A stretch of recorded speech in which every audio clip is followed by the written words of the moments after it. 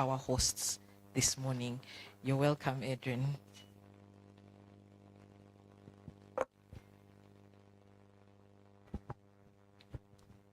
Thank you very much. Good morning, ladies and gentlemen. Yes, our development partners, the invited guests and representatives of the different civil society organizations. I want to take this opportunity to welcome you to yet another engagement, which is very critical for the business and human rights sector in this country. As they've mentioned, my name is Adrian Wanyama. I work as legal officer at CIPESA and also part of the team that have been running this project on business and human rights. CIPESA as an organization is about 20 years old now, 20 plus. And it was founded on the basis of trying as much as possible to catalyze access to information, especially in the age of advancing technology. So since then, CIPESA has evolved to be one of the leading think tanks across the continent that creates a platform for engagement on quite a number of issues, especially ICT as an enabler for improving livelihoods across the continent.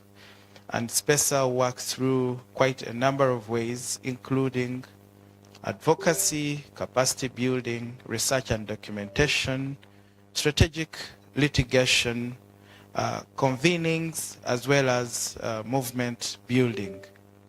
So CIPESA has grown to be part of global networks and coalitions that work towards ensuring that the governments, business sectors, the other private sectors, media, and other players do so responsibly and do not unnecessarily curtail or limit the space within which these freedoms are actually enjoyed. Briefly about the project that has brought us here. This is a project, as you may see from the program that is before you or the agenda that is before you. Our lead partner is Enabel, and it is funded by the European Union, and it is a project which is bringing together a number of players in this country to promote human rights in business. CIPESA specifically is running a project titled Promoting Business, Promoting Human Rights in Business. And our niche of engagement or of penetration into this whole thing is the use of ICT. And we try as much as possible to look at how the business sector, which are the leading players such as telecommunication companies, internet service providers, and other businesses, including those you may think are quite far from digital, say sugarcane producers, for example. We try as much as possible to enlighten the community on how their data is collected and how actually that data should be safeguarded or how they are endangered. So on behalf of CIPESA once again, I want to welcome each one of you to this meeting and welcome you to engage fruitfully, proactively and actively in this engagement such that we can make something good out of it, so that we can come up with some measures that will better the environment within which digital rights are enjoyed, that will inform the business sector players that in light of doing their businesses, they should be centric on human rights and try as much as possible to balance their business interests with human rights, such that in the future, we should avoid instances where business interests are placed way above human rights interests, because our biggest concern is how do we make sure that human rights are respected, protected, and promoted by the business community. With those few words, I want to hand over the microphone to the moderator and say thank you so much for coming, and we're looking forward to hearing from you. Thank you. Thank you very much, Adrian, for your kind remarks and for welcoming us to this meeting on behalf of CIPESA. At this point, we're going to go ahead and have our opening remarks, and these will be from the delegation of the European Union to Uganda. And giving these remarks is Lorraine Comad. So you're very much welcome, Lorraine. Let's give her a hand clap. Be generous with the hand claps today. People are just waking up, so good morning, everyone. Even if the Commissioner Mujuni is not there, he's not here right now. Dear Commissioner of the Department of Equity and Rights, from the Ministry of Gender, Labour and Social Development, the representative of the Ministry of ICT and National Guidance, representative of the Uganda Human Rights Commission, representatives of government agencies, and also the Uganda Communications Commission, and the chairperson of the National Organization of Trade Unions. Dear guests, dear participants to this policy dialogue, it's a real pleasure for me to be here today and to represent the European Union for this important national policy dialogue on business and digital rights. I would like to give here a special thanks to CIPESA for organizing the event and bringing such a variety of stakeholders around the same table for this critical topic. Well, you know already, because this has been mentioned, that the European Union is supporting the implementation of the National Action Plan on Business and Human Rights through this €5 million project that is called indeed Advancing the Respect of Human Rights by Businesses in Uganda. This is a project that is implemented by Enable, but we have 4 partners working under this project, and this includes obviously CIPESA. And this is under the leadership, I would like really to outline that, under the leadership of the Ministry of Government, the Ministry of Gender, Labour and Social Development, and really a special appreciation here to what has been done by the Commissioner himself to make sure that this project will be rolling out. And I'm definitely glad to know that we have been able to allocate some budget to organize this dialogue today. As you know, Uganda is on its path toward digital transformation with a national goal of achieving 90% household connectivity, national broadband coverage, and universal access to online services by 2040. This is a bold and commendable vision, knowing that in 2025, actually, digital technologies are really everywhere. Our phones are an extension of ourselves. Algorithms are used to decide what we see on our social media feeds. They influence our everyday decisions, and more importantly, they affect how we experience and enjoy fundamental rights. Digital technologies are rapidly reshaping how Ugandans learn, access healthcare, conduct business, and engage with government services. As these innovations continue to transform everyday life, it becomes increasingly important that digital progress is grounded in respect of fundamental rights. While digital technologies indeed offer powerful tools to promote efficiency, collaboration, and transparency, they also carry risks of spreading disinformation, attacks on online users, manipulation of public discourse, and breaches of privacy. Government, civil society, and the private sector must work hand in hand to ensure that digital space are safe, inclusive, and rights respecting for all. Business, especially technology companies and digital service providers, yield nowadays a significant influence over the digital information space. Like practices in data governance, content moderation, and advertising transparency must align with human rights standards. We nevertheless recognize the multi-faced challenges businesses are facing in promoting and safeguarding digital rights. Legal ambiguity, resource limitations, infrastructure gaps, limited digital literacy. Small and medium enterprises, which form the backbone of Uganda's economy, are often most affected, yet also the most in need of support to adopt responsible digital practices. And this is where actually this project can help.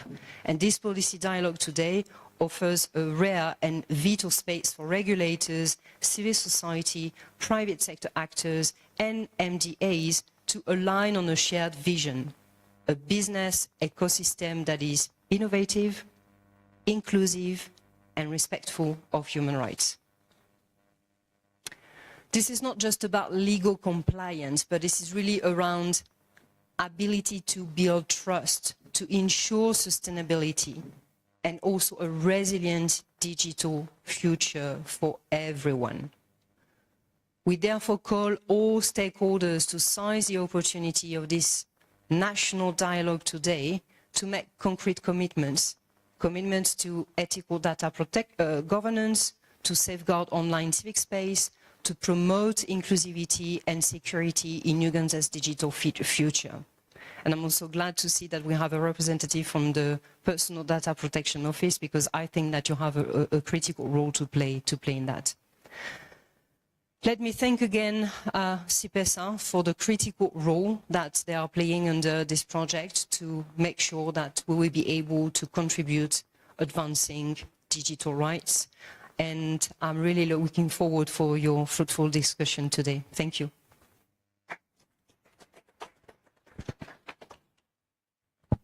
Thank you very much, Lorraine, from the European Union, for your opening remarks.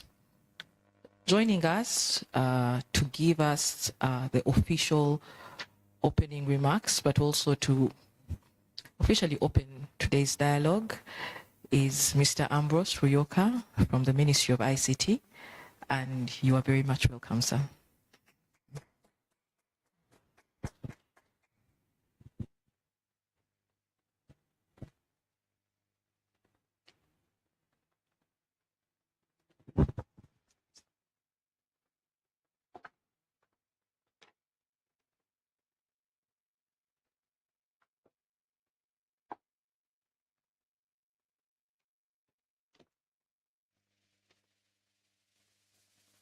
All right, thank you. I had prepared a PowerPoint presentation, but I don't see the facilities available for that. Is it, do you have a screen? Okay, then we'll leave it at that. I will use the, it's okay, just leave it at that. I will use the available facilities. As teachers, we're always prepared to deliver in any environment. I relied on the existing protocol, but at least to recognize the presence of the European Union delegation and all the other distinguished participants. And thanks CIPESA for inviting the Minister of ICT to this important national dialogue. As mentioned, my name is Ambrose Ruyoka. I head the Department of Research and Development, where the innovation docket is also domiciled at the Ministry of ICT and National Guidance.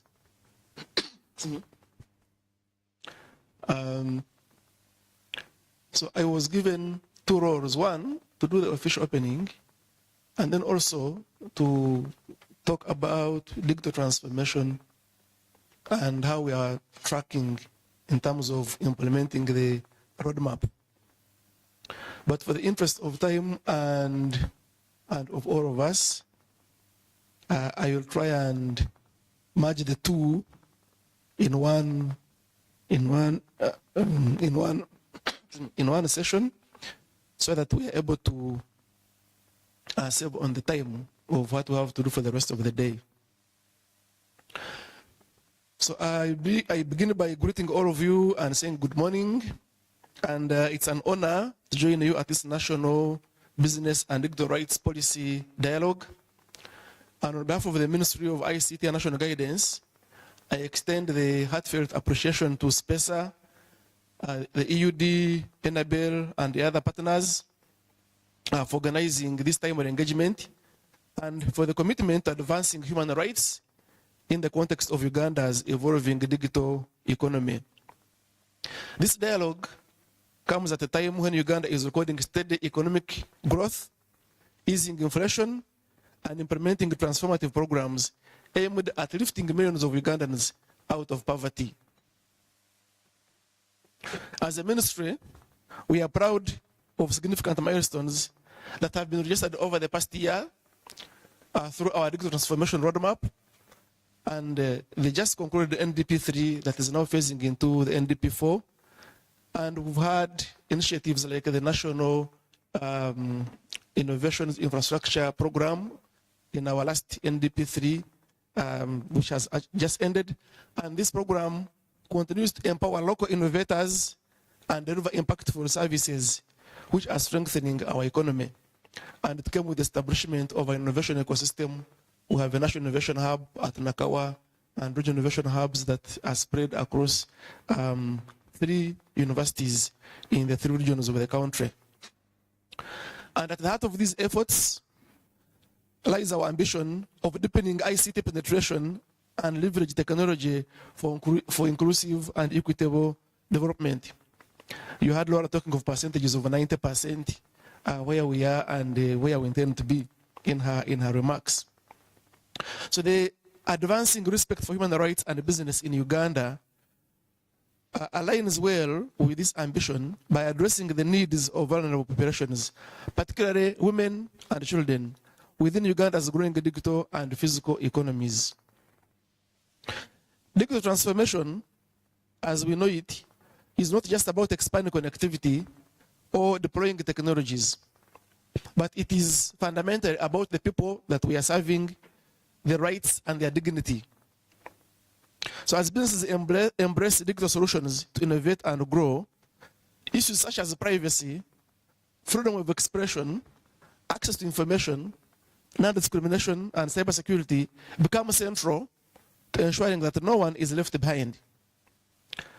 And yet, we must also recognize the vulnerabilities that accompany this transformation, which include limited digital literacy among youth and rural communities. It's a fact, the digital literacy levels are quite low, if at whichever angle you look at it, from our schools and from the communities. So we still have a lot of work to do around that. Increased exposure, cyber threats, online harms, and unequal access to emerging technologies, which risks deepen inequalities. And we had a lot of talking about misinformation and disinformation that comes as a result of the extensive use of our social platforms, which are also good, but then they come with other vulnerabilities. So this is why multi-stakeholder dialogues like this one today are vital, creating spaces for reflection, commitment, and collaboration to safeguard rights in Uganda's digital future.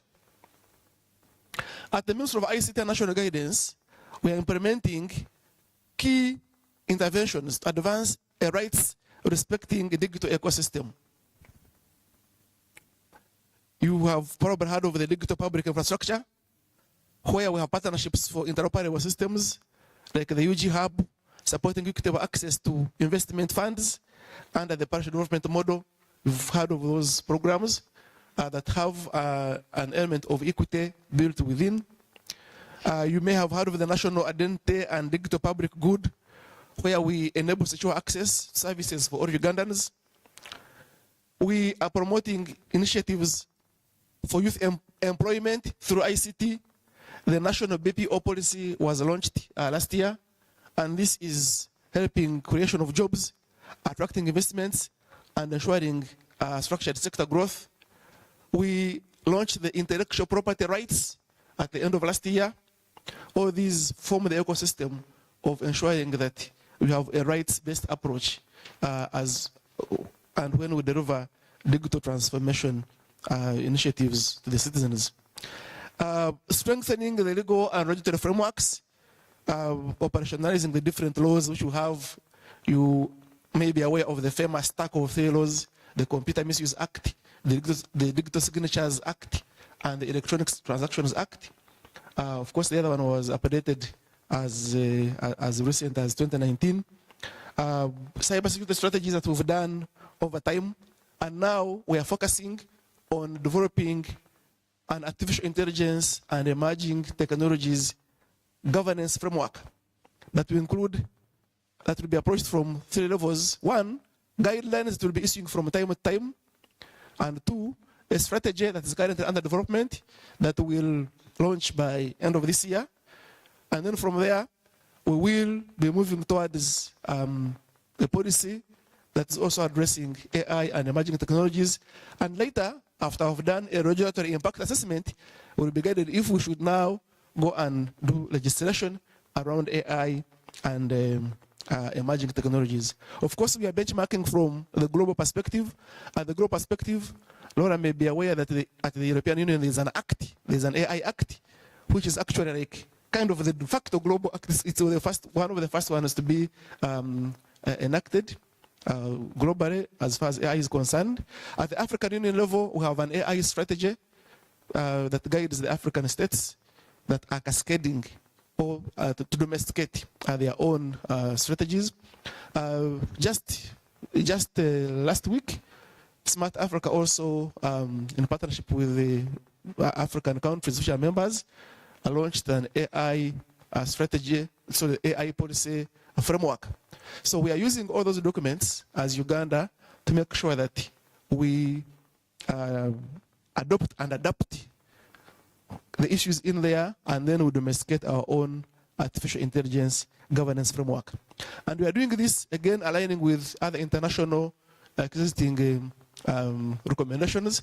We have the UNESCO Ethical AI recommendations on the use of artificial intelligence, working with the academic institutions to also provide guidance on the ethical use of AI within the academia and key sectors like health. And there are discussions again going on with UNESCO on competencies that are required for different stakeholders, right off from pupils in primary school level, secondary school level, tertiary level, and then also the teachers and the tutors. So we are doing a competence framework for artificial intelligence, competencies that are required for each of the stakeholders and the users. So as we do that, we make sure that all the people in the spectrum are taken care of, and definitely that rhymes within the rights-based approach of developing policies. So, and as AI systems become an integral part in sectors like education, healthcare, and finance, they must uphold the principles of fairness, transparency, accountability, and non-discrimination. And this is essential not only for fostering public trust, but also for ensuring that businesses thrive as responsible actors in the digital economy.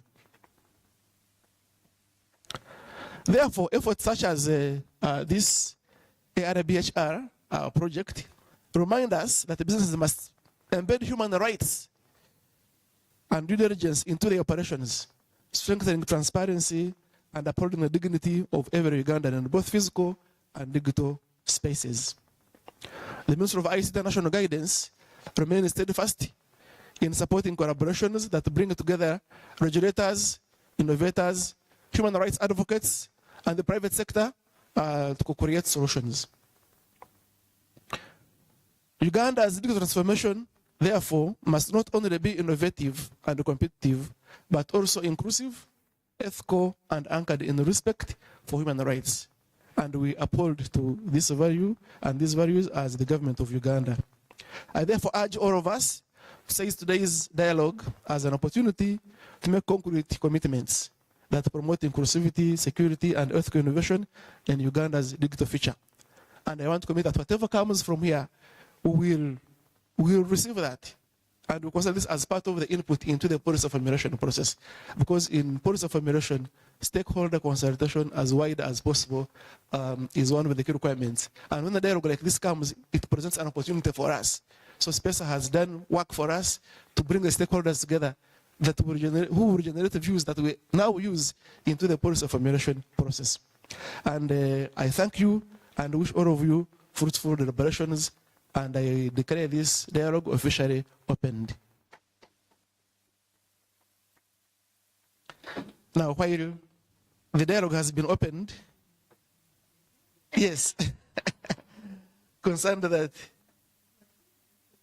okay, yeah. So if you add me 5 more minutes, then you requested me to talk about the legal transformation roadmap and how far we are. Yeah.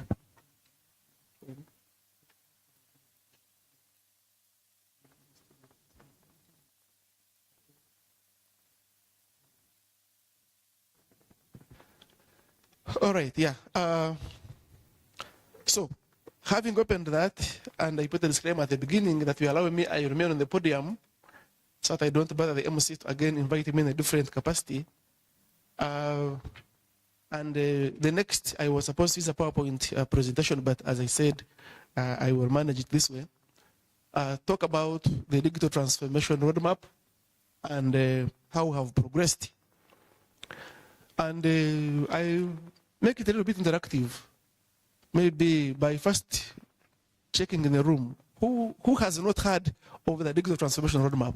If you have not heard of it, let me see by show of hands. If you haven't heard of our roadmap, okay? Yeah, 4, 5. Okay. So for those who have heard of it, of the roadmap, how many pillars do we have? Now the teacher in me is coming out, so don't get. How many pillars do we have in our digital transformation roadmap? Okay, before I go to the pillars, what's the time frame? What's the period of the roadmap that we are talking about? Because you see, a map has a start and an end. A roadmap has a start and an end. When does it start and when does it end? For those who have heard of it. Okay. Anyone knows the pillars? At least any pillar? Well, ChatGPT may not help much. Because I also know the issues to do with ethical use of artificial intelligence. Anyhow, okay, good. So, for the interest of those who have not heard of our digital transformation roadmap, and for those of us who have heard about it maybe in the news or as a headline, you see, in most cases, we see headline in the newspaper, you say this, and then, oh, I know about this, then you carry on, but then the details come later. So the Uganda National Digital Transformation Roadmap was launched in 2023. It's been running for 2 years. And this roadmap is supposed to run up to 28-29 financial years. And it is derived from the Digital Vision Uganda. At least you've heard of the Digital Vision Uganda. That's Vision 2040. So it's from there that we cascade and identify what we want to do in the area of digital transformation. And when it was being formulated, we aligned ourselves, the NDP3, but also having an oversight, having a foresight of what was going to come ahead in the NDP4. So the NDP4 has a complete program among the programs that NDP4 addresses, and one of them is called the Digital Transformation Program, where everything that is to do with digital transformation is planned for over the next 5 years, starting with this year when NDP4 becomes operational. But NDP4 comes at a point where we have run 2 years of our transformation roadmap. So what are these pillars in our digital transformation roadmap? So we have 5 pillars.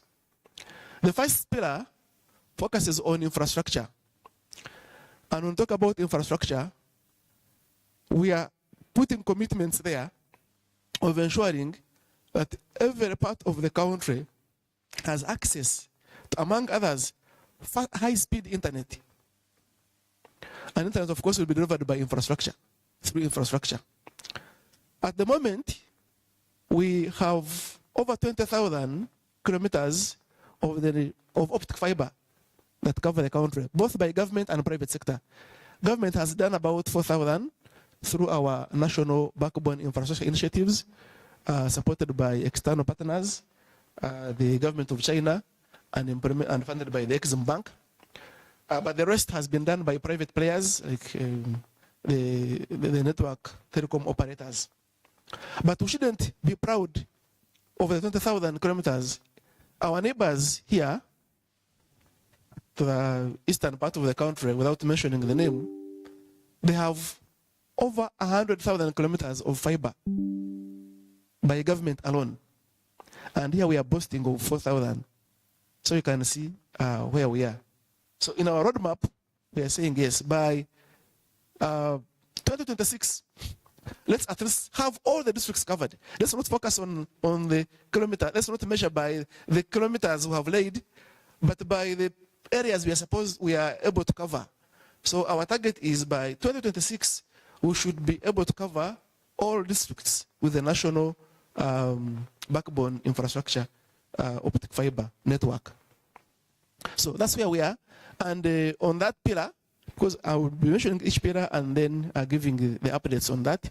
So on that pillar, we have a project now that we are calling the NBI Phase 5, that's going to expand to the remaining 20 districts, and also under the World Bank funded program that is implemented by our partners, by our agency, National IT Authority. We're also going to be extending and expanding this national fiber backbone infrastructure.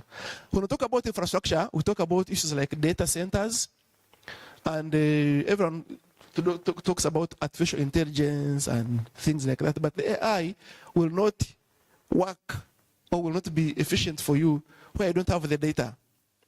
And where is the infrastructure for the data centers? This is what we're also working on as a ministry. So far, we have the 2 national data centers, one of them again going under expansion through the World Bank funded project. And we have plans of doing the 3rd national data center, at least during this period, and expanding this national, expanding and having more data centers that are at a level that is required, so that we can again start talking about issues of data sovereignty.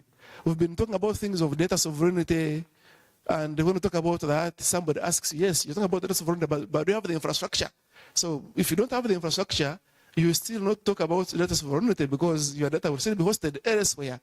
And then the debate of data sovereignty will still go on. But if you expand the data centers and the storage infrastructure, then we can continue the conversation of data sovereignty. That's pillar number 1. So pillar number 2 focuses on expanding digital services, or what you call e-services, to try and make sure that we have as many services as possible online. So today we have over 100 services that have been digitized and can be accessed online. I believe most of you now, if you're going to register a company, you know that you have the ORSB that is by the Uganda Registration Services Bureau. I heard somebody saying that we have somebody from the Data Protection Office. If you're going to get some of the information from there, you have to access some of the services online. If you're paying taxes, if you're getting your driving license, registration. So we have most services in different sectors now that are online. But the issue is, by the end of our roadmap, we want to make sure that as many services as possible that are used from a day to day by the businesses and the people are online.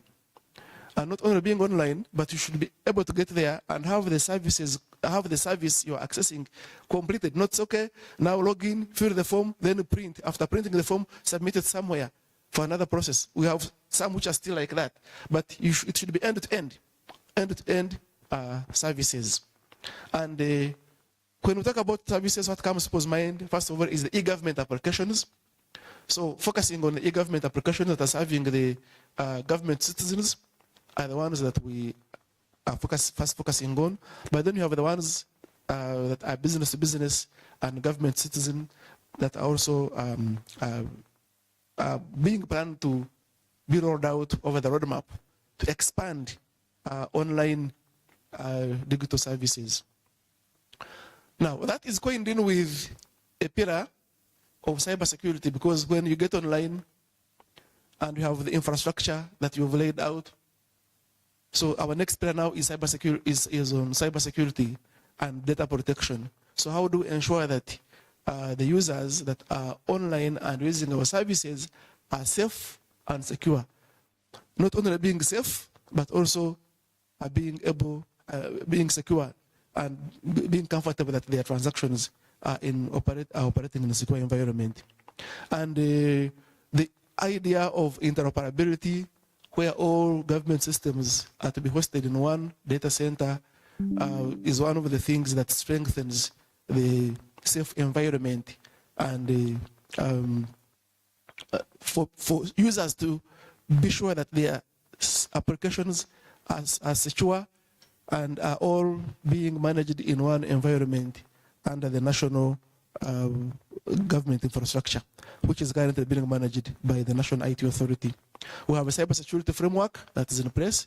We are doing awareness, cybersecurity awareness, again through our agencies, the National IT Authority and the Uganda Communications Commission, through the Computer Emergency Response Teams that we call the SATs.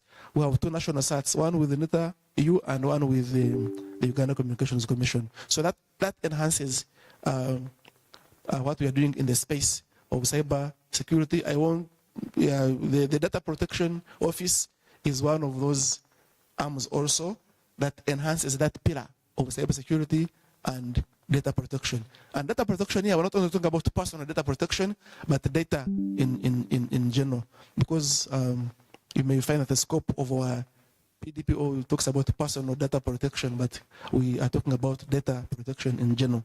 We also have a national data strategy for information that we launched recently. I don't know how many of you have had access to this, but it's a document that's available for you to look at. Now, moving down, the next pillar is on digital literacy. Because if you tell a farmer in Chitagwenda, Chitagwenda district, who knows where Chitagwenda is? In Chitagwenda district, where you come from, you also come from Chitagwenda, so we are neighbors. So if you tell a farmer there in Chitagwenda at the shores of Lake George, or a fisherman that now I'm giving you money for PDM, but you're going to access it through the phone, through the phone, and you're going to apply for this money through the phone, and you're going to be reporting through an application on the phone, then you must have made sure that the literacy levels of this person have been built. So if you are rolling out all these applications, are you also doing it in tandem with the initiatives of building the capacity of the users? Not only the ones that have gone to school, but those that have not gone to school. You are telling them now everything is on the phone, but do they have the skills and the competences to access and use your applications? Everybody is paying taxes. So I may not have gone to school, but I'm a businessman and I'm filing taxes. Do I have to keep on going to third parties for filing my returns? Or I can also have some basic, if I have a phone, I can be taken through some basic things of how I can be able to use these applications. So when we talk about digital literacy, it is quite a wide pillar that we are putting in a lot of effort in the digital transformation roadmap.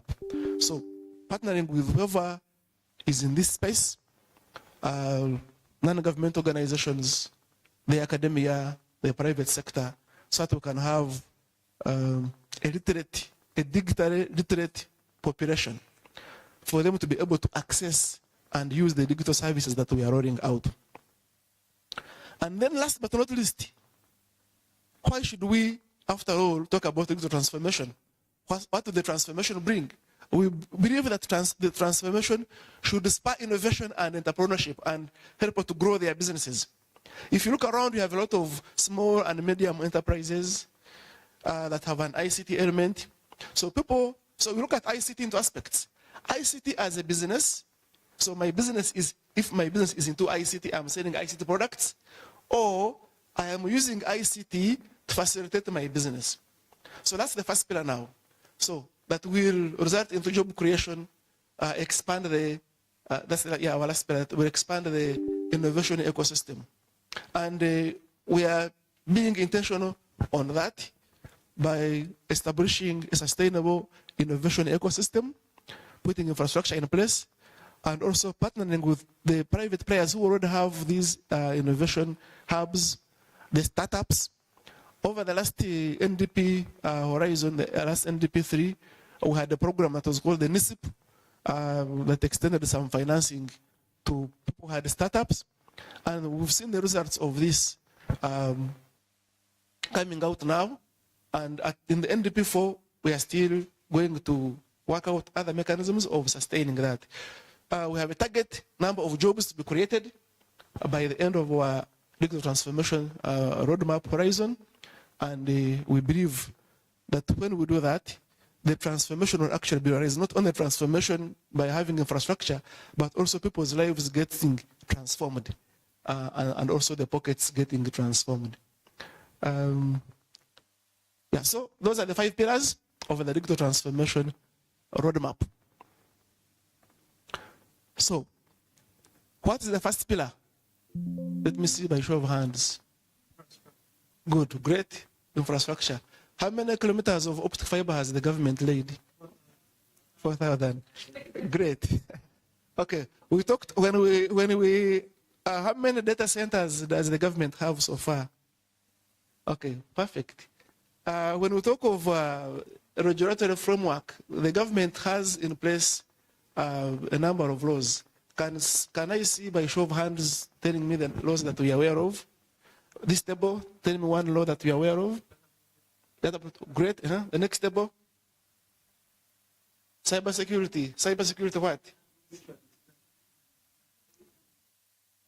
Okay. Yeah, we have a strategy on cybersecurity. I'm talking about the laws now. Okay. This table.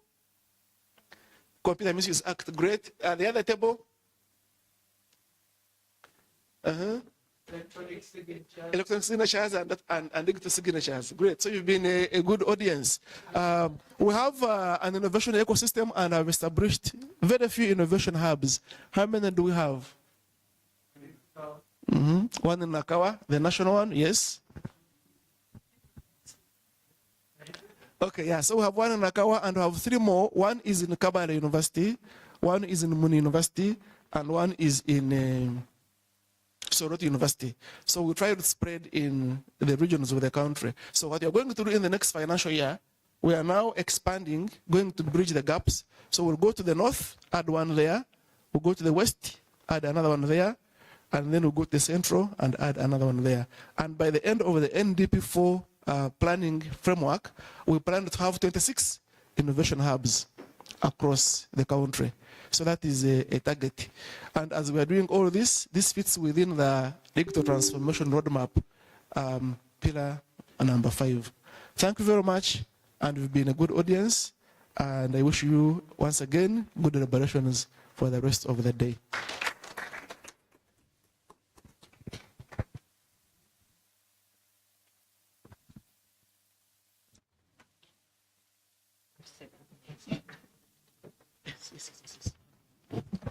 Thank you very much. So I've been telling our speaker that he has about 7 minutes left with us. So is there anyone with a quick question from his presentation? Quick question? You understood? Okay, so we have 2 questions. So very quickly, because he needs to catch an interview. So we'll start here and then come to you. Thank you very much. We can feel how, well, in terms of, because you've been a teacher, so we can feel that very, very strongly. And that's good to have people interacting with you. Just a question on the roadmap. Has it been costed? What is the cost of it? And do you know how much the how much money is coming from the state budget? Just to understand a little bit what would be the gaps from your end based on the 5 pillars that you have described. Where would you see those that will be at the most critical needs in terms of funding? Thank you.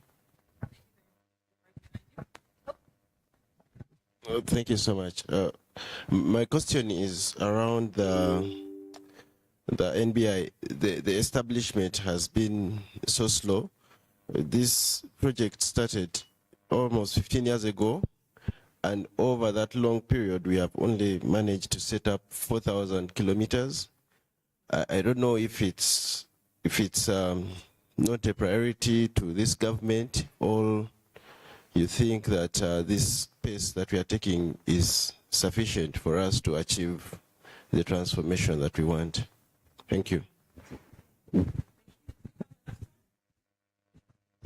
Apologies that I came in late, sorry. I am Faith Lumonya and I work with Public Services International.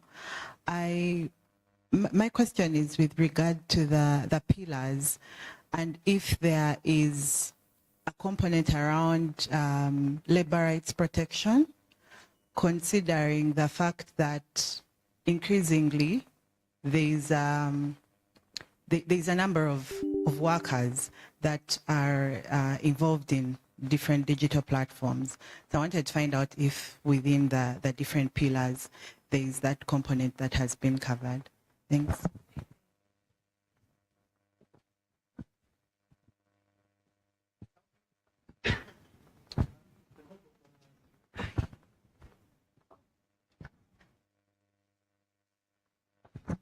Thank you for the feedback. Has the digital transformation roadmap been costed?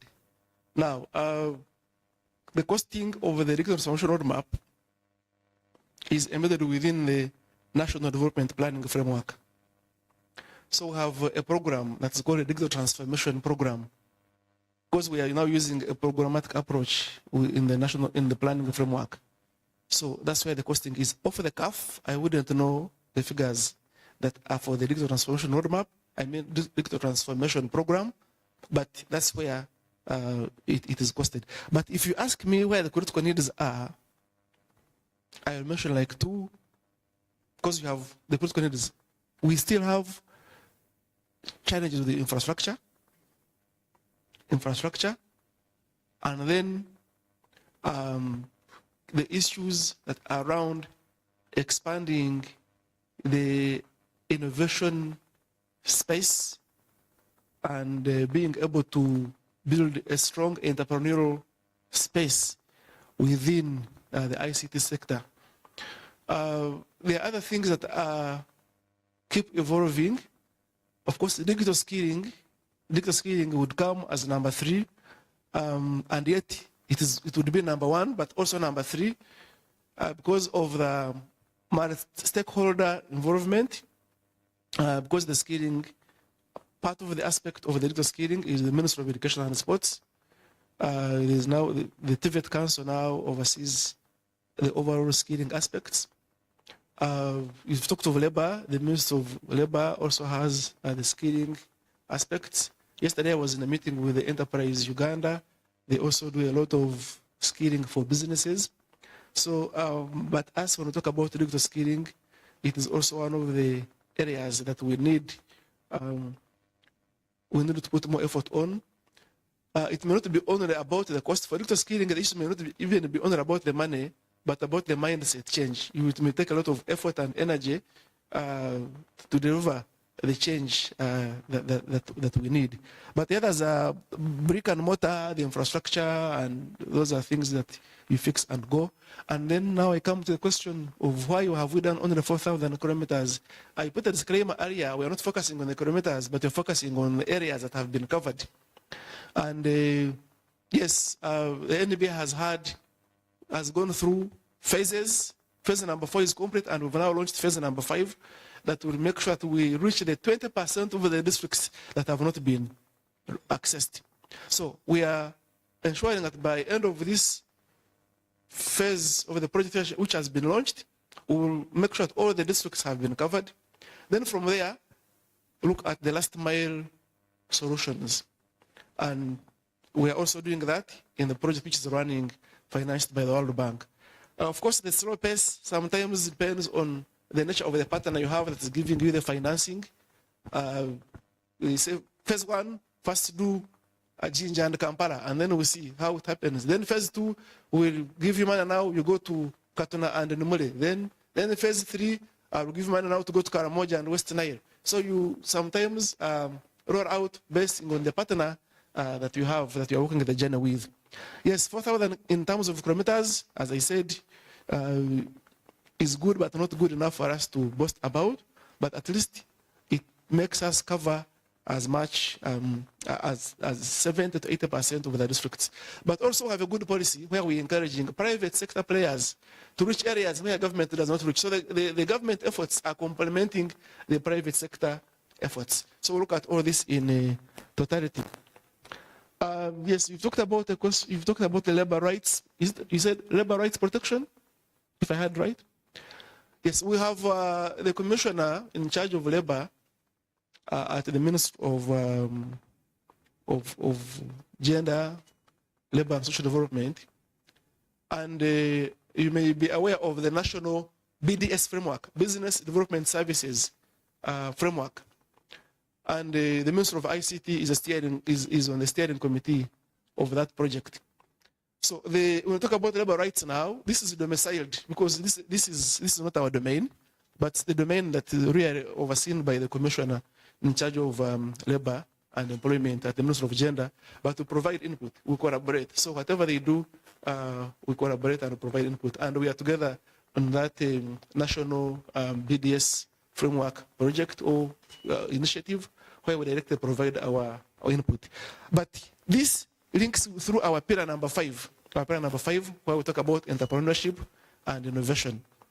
And these aspects, when they come up, then we have to collaborate with our other partners in government. So definitely, yes, we don't have an explicit pillar on this, but these aspects are embedded within our pillar number 5, and we collaborate with the responsible government ministry. Thank you very much.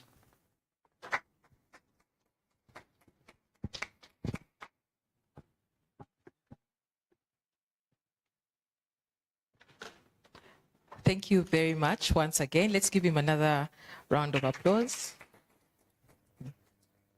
And as he mentioned, he has to leave, but he definitely leaves us with a wealth of information to reflect on. And at this point, we are going to take a brief detour of our program and reflect, because this particular presentation should have ended at 10:30, and we'll still give it its time, even if Mr. Ruyoka has to leave. So whereas he's in the room, I'm going to open it up to the audience to provide or give further reflections that you may have on the presentation. And your reflections could include your experiences around some of the things that have been spoken about. It could also you could also highlight in the work that you've been doing some of the challenges that you might have faced in regard to some of the issues that have been flagged. But also, in the event that there are points for CIPESA and any other partners in the room to note around the area of implementation of the Uganda Digital Transformation Roadmap, this would be up time to have that conversation. In case there are gains that you feel that the presenter missed out, it would also be good to hear your perspectives on some of the gains that have been made around the Uganda Digital Transformation Roadmap, as well as any recommendations that you will have. And we'll have that conversation for the next 30 minutes. And don't be derailed when you see the presenter leaving. Please continue. We are here, and we will make sure that CIPESA finds a way of getting this to him. So I see your hand up. Any other person who would like to go after him?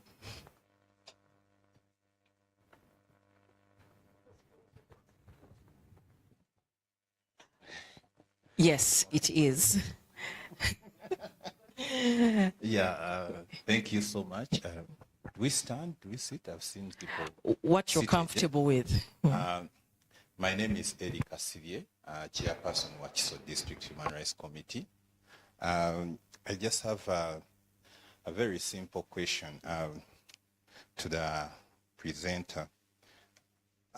When I looked at the pillars, I didn't see the issue of cost coming out very clearly, because as we are doing the digital transformation, the issue of accessibility in terms of cost, when you look at data cost and also the taxes involved to access these media platforms, how is the ministry looking at the issue of cost, data cost, majorly to the rural communities? Because you talked about the person in Chitagwenda, the person may not even be able to afford the data. So how is the ministry engaging in that line to see that there is at least subsidies on data and cost to access those platforms? Thank you so much. Thank you very much. I am Henry Biansi. I am a program manager chapter for Uganda.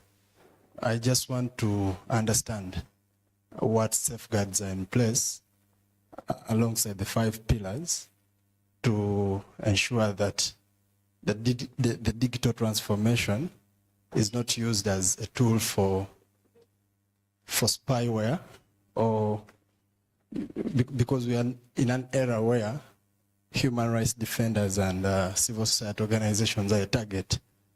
And the more we digitalize, this poses a risk to most of our work. Government can easily track and see our whereabouts, tap our conversations, communications.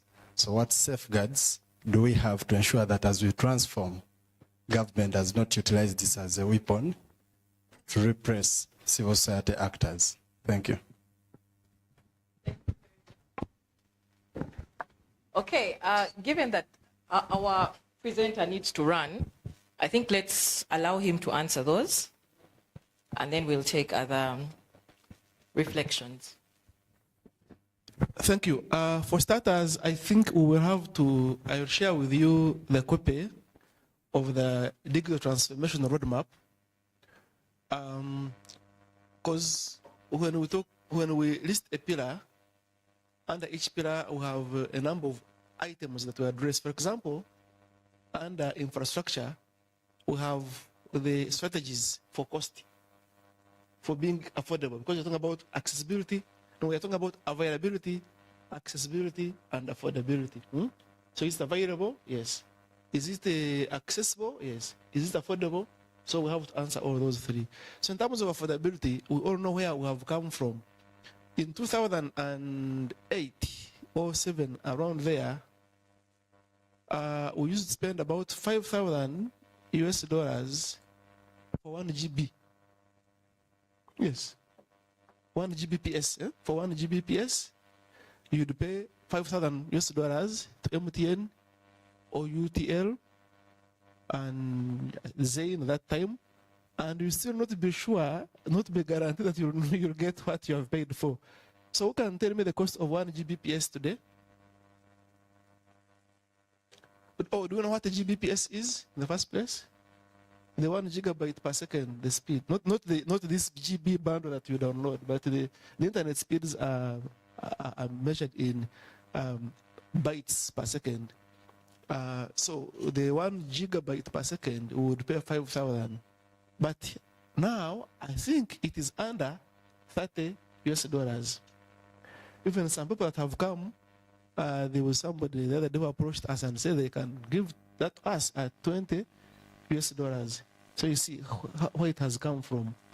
And also we believe that when you bring aspects of competition, the economists argue it better. But also now, with our infrastructure reaching these areas, it subsidizes and complements. So that's why we want to have as much as possible government infrastructure reaching most of these rural communities and the last mile solution coming in place. So cost, that's it. Safeguards, cybersecurity and data protection is pillar number 403, yeah, is a pillar in our roadmap, and there are strategies there for protecting people and persons that use that use digital systems, and the strategies are laid out in there. For now, we have our computer emergency response teams, the SATs, 2 of them that I mentioned earlier. There's a response mechanism. We do awareness campaigns, like for example, now we are running a dismiss campaign, the disinformation and misinformation campaign with the partners like Next Media and UCC, so that people who use social platforms are able to detect. Actually, we call it PDR. You prevent, detect, and respond. We're doing a PDR approach to disinformation and misinformation. Are you able to prevent disinformation and misinformation? Are you able to detect it and then respond to that? So all those are embedded within the pillar of cybersecurity and personal data protection. I thank you.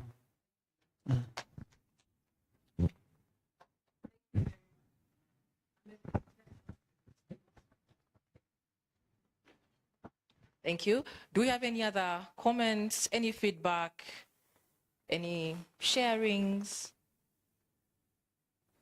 Or do we do a quiz? I took so many notes. Yes, any comments? Yes, not a question, the presenter is leaving, but comment. Yes, we don't want to be the people who kept him here. Good morning, everyone. My name is Zaina Nachagaba. I am representing KTA Advocates, in particular Mr. Kenneth Mohanji, who is a partner there. Comment would be, I think the work is commendable. I think we are taking slow but sure steps to where we want to be. I think the other comment would be on awareness. I think there's a very serious lack of awareness about some of these things. I think we are all stayed here very comfortable, but the layman does not understand that there's a roadmap in place, that there are steps being taken by the government. So I think there's a gap there. But that's it. Thank you so much. Thank you very much, Zaina. Any other person with a comment?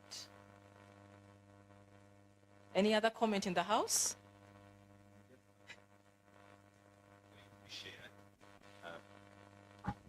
I think Zaina mentions a pertinent issue of awareness, and I'm just appreciating that the roadmap is going to be shared. How I feel that if it is shared, it is actually reshared to the partners down, so that in our engagement, some of us are lucky to be implementing this project, part of this project with SPESA, and would want to popularize the roadmap more to even the local communities, so that they can at least appreciate some of the few things that are being done in that roadmap. Thank you. Just to throw something on the table, but we all know that the state, and this is not just Uganda, this is everywhere, there are budget constraints. Then there is a worldwide financial situation that is very bad. So meaning that as donors, we're going to less and less budget funding available. Is there any experience, or could somebody share positive partnership with the private sector? Because actually, I mean, this is what is also interesting, public and private partnerships. And more we see in other African countries, as this has been able to be a leverage when it's about connecting people, not just on digital, but since this is the topic of today, that would be interesting to hear if you have been able, from where you are and the organizations you're working in, just to understand if this is the kind of partnership that has been developed, or if this is something that we need to be developed, because this is perhaps a way of dealing with the constraints. I'm sorry, but I'm fully convinced that we should not expect everything from our governments. And here I'm French, so I'm talking about my own government. As citizen, we have also to be able to engage with the private sector and just to be able to develop that kind of relationship for socio-economic development locally, at least. Thanks. Thank you. So anyone who would like to? I'm not going to take it. They are going to. So anyone? So I also know some of you. I can decide to win the bonus. Stay based on the work that you are doing here. But yes, you should. Anyone who would like to share that? See? Yes. Okay, I can reflect. So I think that the digitalization, the digital economy, is quite complex. And we find ourselves in a situation where our governments don't, particularly us in the global south, developing countries, our governments don't own or have a say when it comes to the technology. And also we rely on quote unquote goodwill business for the transfer of that technology. And so I think that the role of the private sector is important. However, I think that it must be approached in a way that is not extractive. And that's why one of the conversations that we need to have is the idea around collective ownership.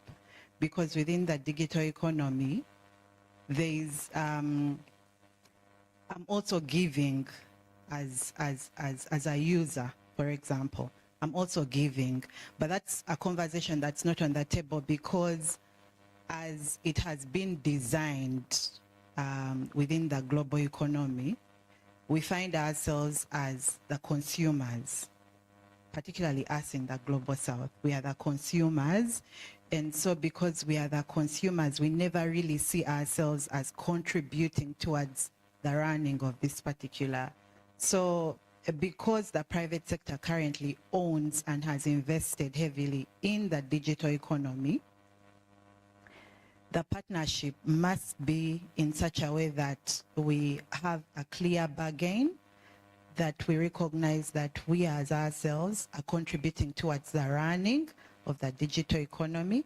And so collective ownership then is a critical part of that. But to share more broadly in terms of whether public-private partnerships have worked, we've seen that, excuse me, particularly within the health sector, education, it has really not worked. We've seen in electricity how, for example, in our case here in Uganda, the privatization of that particular sector came with its own problems.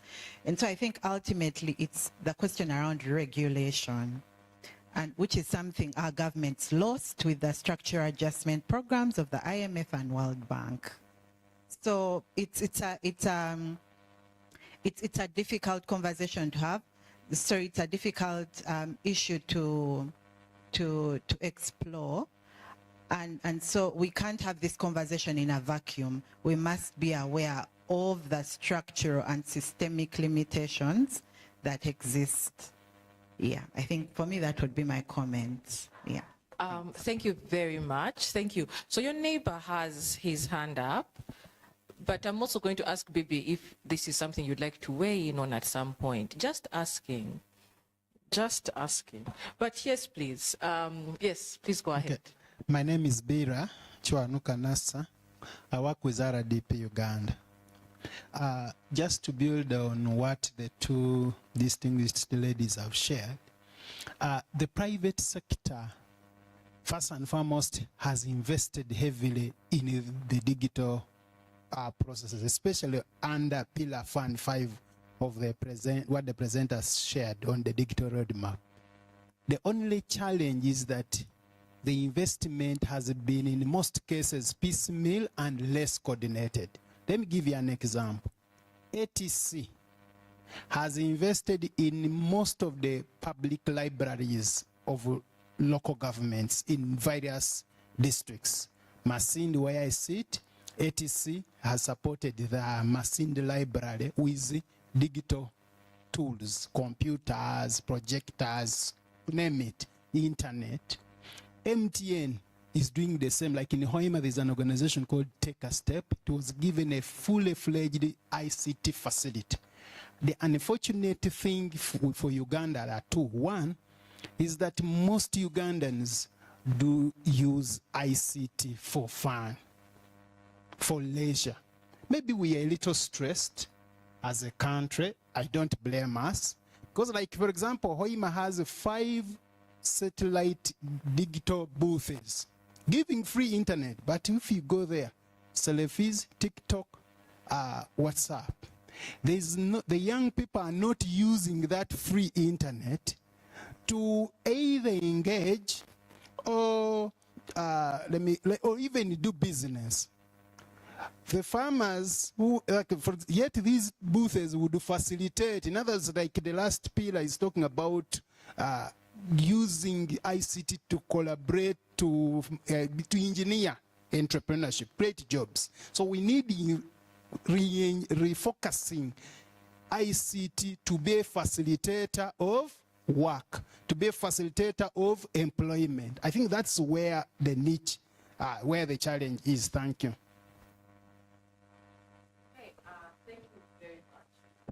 Thank you very much for sharing on that. I don't know if there's anyone who would like to have a rejoinder on that. And at the beginning, there was a conversation at the opening. Today's discussion was contextualized around the aspect of human rights or within businesses.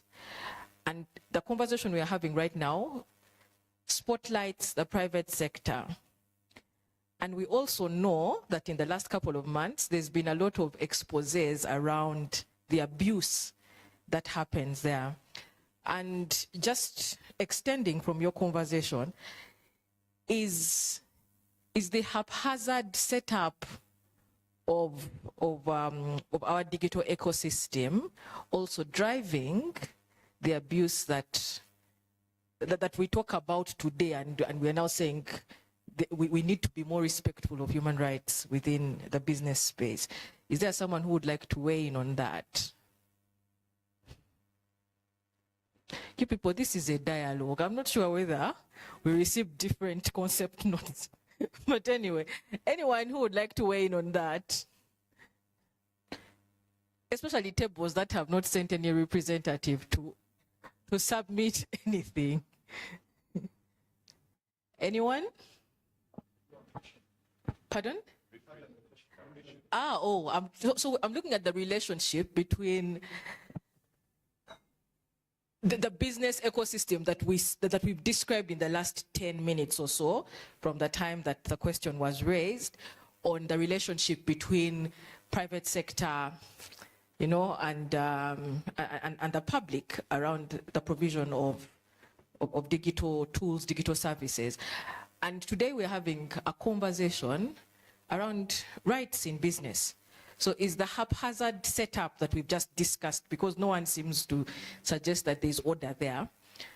So is that haphazard setup probably one of the driving factors around the abuse that causes us to then have a conversation about actively pushing for rights within the business community?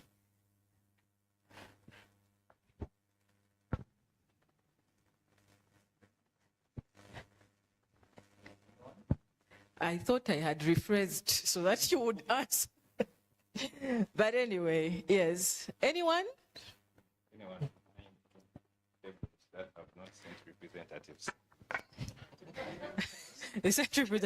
Okay, and also as you respond, I will then throw another question to chapter 4 as a rejoinder to the question that you asked around surveillance, and say, is that structure then the reason that we are even having this conversation actively around protection of HRDs who you represent, quote unquote, in this meeting. Yes, please. Thank you.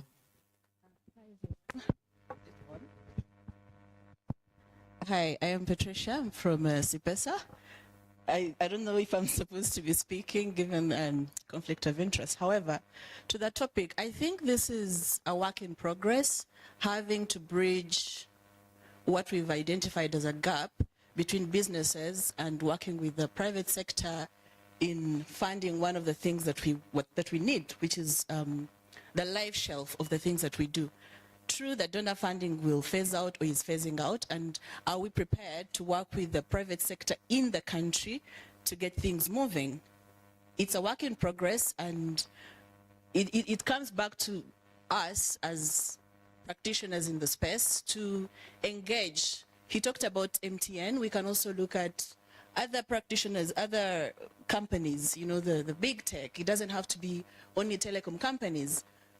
They also have the CSR, right? So we could look at, maybe it's beyond writing proposals, it's doing courtesy visits, it's showing them what you're doing and how you can engage them. They do have the money, the private sector, there is money in the private sector, but we have to look at how to engage them, how to keep the interest once we have them, right? Because in the end, they're looking at numbers, they're looking at businesses, they're looking at profits. So we have to move away from just writing proposals, showing them what we can do with their money, but also showing what they can get after supporting us. Thank you. Thank you very much. The microphone is coming to Chapter 4 here. And as Chapter 4 responds, I'm going to circle back to the question that brought us to this conversation around what those partnerships look like, and to ask if there's anyone in this room who is actively seeking such partnerships or such conversations away from the weight on government, because clearly looking at the 4,000 kilometers of government, we may be waiting for long. Yes, over to you. Thank you, Isabella. You see, the issue of surveillance is very critical. Whereas digital transformation is very important for a country's economic, social, and maybe political progress, we have to be very keen on how this technology, if put in place, is used mostly against people that are human rights defenders, pro-democracy actors, and other activists in their several spheres. I attended a launch of a report yesterday by the Unwanted Witness, and this was what we're discussing in the room. If government can afford to access information on my phone, even without my knowledge, and they are going through private businesses like a telecommunication company, if they can be able to access my call log for the whole week without going through the procedures established by law. Because as we speak, we have procedures. If you are to obtain my data log for the week, call logs for the week, there is a procedure you have to follow. But because government at times has a hand in some of these businesses through private partnerships, because we have a big challenge in Uganda, the private sector, the businesses that at times hold out to be private are not private. Someone comes and says, I'm here to support government to produce a drug, maybe to fight malaria, then starts constructing a factory, then in the middle of construction runs to government, and government passes a supplementary budget. Someone comes to construct a hospital and does not even put 1% of his or her money in that project, and it's entirely financed by government. So at the end of the day, if government wants to acquire information of a patient that is being treated at that hospital, what chances do we have that that hospital will say no to such a request? That's why, as we advocate for digital transformation, we as civil society actors, as lawyers, as activists, we need also to push that there be safeguards for protecting mostly the people that are at risk, those ones that they look at as defenders and people who are there to speak about some of these transgressions. Thank you. Okay, thank you very much for submitting on that. Yes, your hand is up. Is that to answer my last question? No. I actually just want to make a point in regards to the key question that was in place in relating to the relationship between the public sector and the private sector. And unfortunately for me, Mr. Ryoka is not around, but it would be really good to hear his thought about it. And when you think through the roadmap and all these good things that the government keeps speaking to us, they forget one key thing, and that is the skilling. They don't put a lot of emphasis on digital skilling. They think that if we run this fiber cable to the different districts, it is enough for us to, to tick a box and say that, okay, we have achieved so much.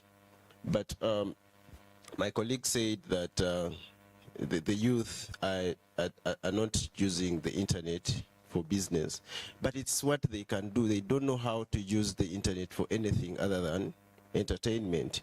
They do not know how to trade with the internet. They do not know how to market their products. They've not been told how to do it differently. If you go to the schools and ask yourself how many schools, government schools, have ICT as a key, a key pillar of the curriculum or what they teach the students, you will be shocked to understand that actually there's a very small percentage or even none. So the truth is, and government keeps hiding itself, its head in the sand, but they've not done enough to push out the ICT skills to the younger generation, to the children, and to the people, to the people who need to utilize these skills. So as we think through the roadmap, it is very important to look at the digital skilling as the key aspect of the roadmap. It's not just infrastructure, because even if you put it there, you put the booths there and the people will just go to take selfies on them. And it will still not achieve the ultimate goal that we want them to achieve. So digital skilling should be top priority. At least people, if you equip me with the knowledge and the skills to use the internet, to probably to innovate, to create, to do research and all that, I will find a way of getting my own internet to apply the skill. If you give me the infrastructure without telling me how to use it, I will still go and take selfies and do a TikTok dance on it, and it will still remain the same thing. Thank you. Thank you very much, and I'll come to you. And there's a part of me that is saying, if Gen Zs were in this room, they'd be judging us. They'd really be judging us, because I was in another meeting last week, and content creation is a real money maker. So maybe there's actually money being made right there. But I'm going to come to you. Was your hand up? So we'll take Faith, then we'll go to Bibi, and then we'll come to you. Okay. Thank you. I wanted to say something about the social contract. And for me, it's based on the idea that government has no money and that private sector has the money. And I think that is something that we need to rethink, because the social contract, a social contract exists between us and the state because we pay taxes. And so we can't, we do not have the luxury of helping governments, defending government that they do not have money. I think part of what we need to begin to question is, why is it that they do not have money? Are there loopholes through which money is being lost? And what is government doing to close those loopholes? So, because every time we talk about private sector filling that gap, it means that we are allowing for profit-oriented individuals, because, I mean, they are inherently seeking profits. We are allowing them to come and then be able to determine how and how much we would have to pay for a service. I think one of the things that the speaker highlighted was that a lot of public services are moving into the digital platforms.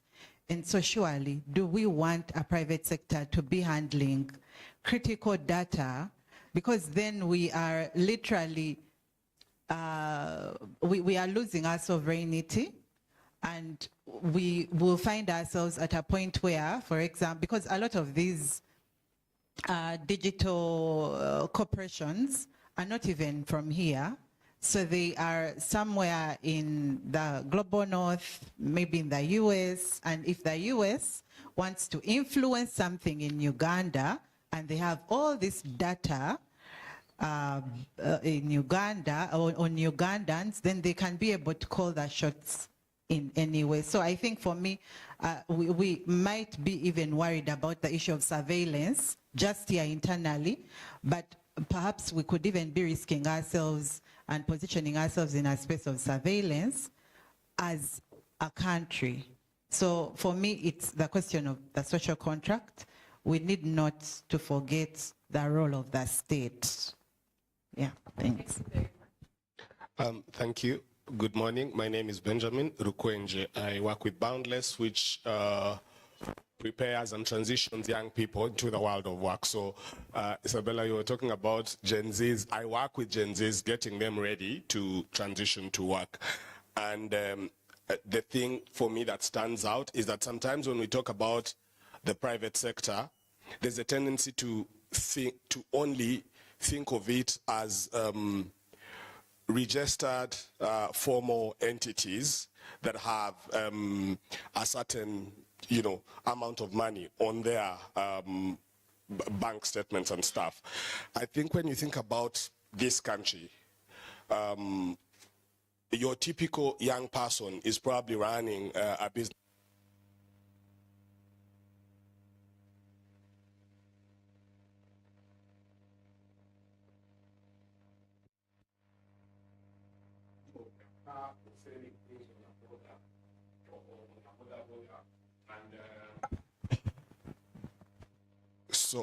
So it's easy to ignore them because they are, individuals with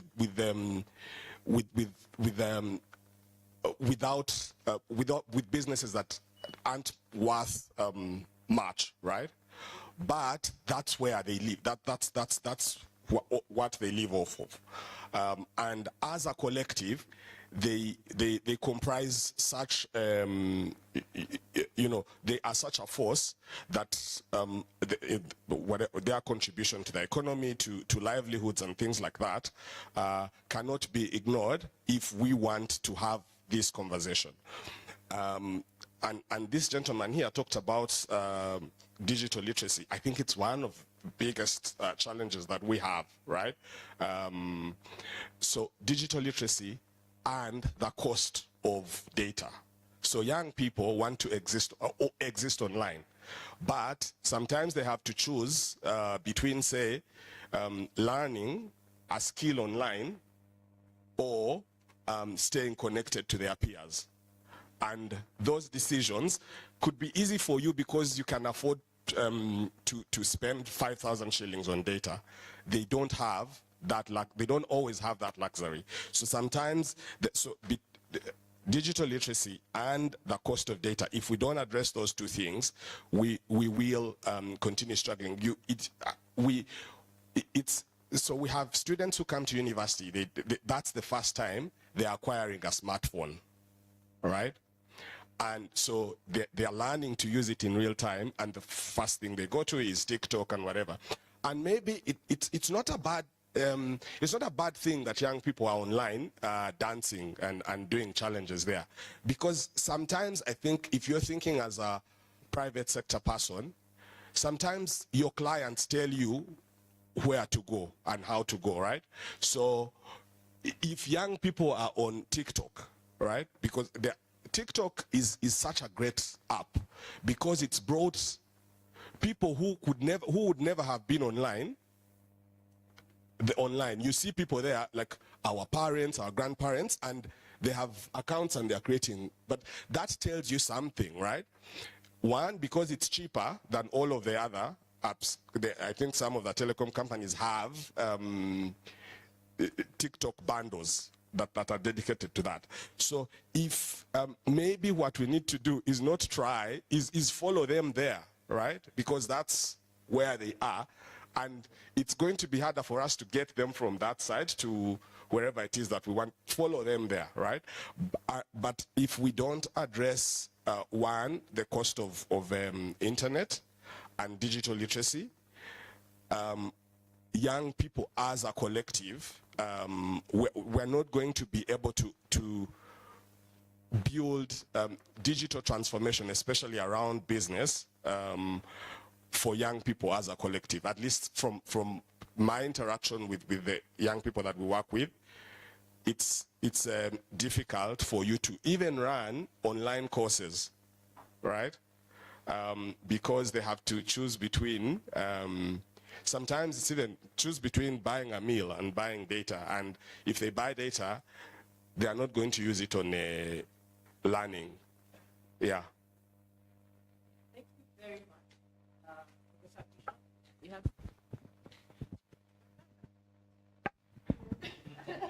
okay, so we'll take Okay, thank you. My name is Jackson Wandela from ISA, Initiative for Social and Economic Rights. I think I agree with, I forget her name, on the government, being in the central place here. When you look at the theme for our budget, let me just get it here. The recent budget that was read, they will tell you that full monetization of the Ugandan economy through commercial agriculture, industrialization, expanding and broadening services, digital transformation, and market access. But when you get into the details of the allocations, you'll find that only about 197 billion Ugandan shillings is going to the digital transformation sub-program. And for NITA, it's, for the estimates, current estimates, it's non-wage allocations, about 30 billion Ugandan shillings. Only that. And we are talking about a full monetization of the economy through digital transformation. And so, to recenter the government's position in this, I think one of the things that are emerging, several things that are emerging here through awareness, through also supporting capacity of these entities that are directly driving the digital transformation agenda. And so I agree that when we talk about the social contract, we have this unique relationship with the state that we've entrusted to govern us, and so increased funding for the sector, especially in oversight, is very necessary in this place. Thank you. Thank you very much. Thank you. Good morning. My name is Stephen Mugabe from the Personal Data Protection Office. I'll talk about two things. One, the biggest concern around having ICT services, but they're not being utilized probably for the right purpose. I think we need to challenge ourselves and do a bit more research. If you find I'm putting up different posts on TikTok and social media, how sure are you I'm not doing anything extra? How many of us do put our business contracts and everything on social media for everyone? Let's not look at the face value. There could be something extra that is a little more private that can't go online for us to see. We need to do a little more research before coming to this conclusion. Secondly, I don't know how many of us know how much people are earning as TikTokers, influencers and all that. When you're organizing functions that you need to have very many people, you end up paying an influencer who has a big following. So I don't think it is entirely bad for people to be online and have that presence. We need to know, take a bit of more interest. What else are they doing apart from what they are posting that we can see? I can confirm that many of us, once something private, work or anything comes up, you never put it online for everyone. Even me, I would have an issue from the privacy perspective if you did so. Again, the other point that we need to think critically is, how do we then help? How do we come in? If government has put up infrastructure, it is in an area, and we believe there is literacy lacking in terms of how to better use the facility. I would think we look at how can we come in to use the facility that is probably not being used to better use. We could come up and say start a training program that can be supported. If the facility is there, I'm sure government would be able to avail it for use and train people, charge a modest fee for training because the infrastructure is in place. If we wait for government to put the infrastructure and follow up with the training, we are not helping ourselves. The other bit that we need to focus on is the amount of data that we send out through the use of some of these social media applications. I think we need to come up and help the nation.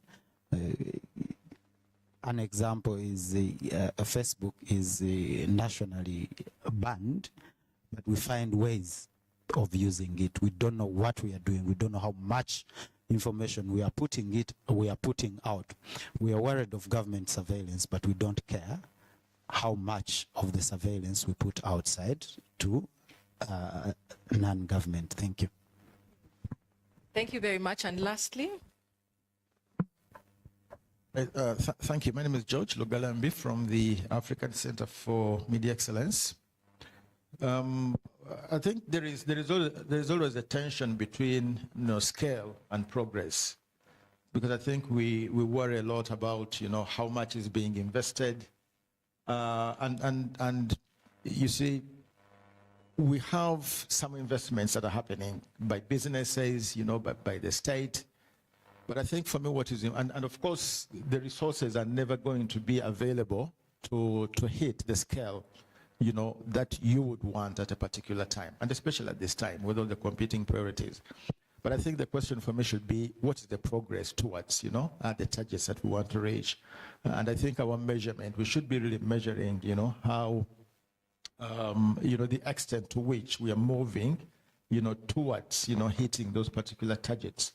But I think the question of scale, and we get really frustrated all the time when we are thinking only about scale, but I think I would like us to think a lot also about, progress and the investments that really need to be made, to keep us rolling. And then the other thing is about content production. I think it wouldn't be fair to say, and I agree with the gentleman from PDPO, I think there is a lot of production of content that is going on. And sometimes I think if the content is not to our taste, we tend to dismiss it. But I think when these technologies are emerging, I'm extremely happy to see all the stupid things, you know, taking place on TikTok, because you need people to play with these technologies, with these tools, because in playing, you know, with these tools, you know, people begin to master them, and you begin to see differentiation. And if you spend enough time on TikTok, like I do, perhaps too much time, for my own good, you really begin to see the differentiation in quality. You begin to see, you know, who is doing what, who is, you know, and personally, I'm extremely actually happy to see, you know, different, you know, people, young people, older people, you know, taking these tools and using them, you know, in many different ways. And there is lots of, you know, very good, you know, productive stuff. But I think we need to allow and actually encourage people to play. That's why sometimes I also get disappointed with the state when they really come and you know, try to clamp down on these spaces, you know, because I think experimentation is good, and people are going to make mistakes.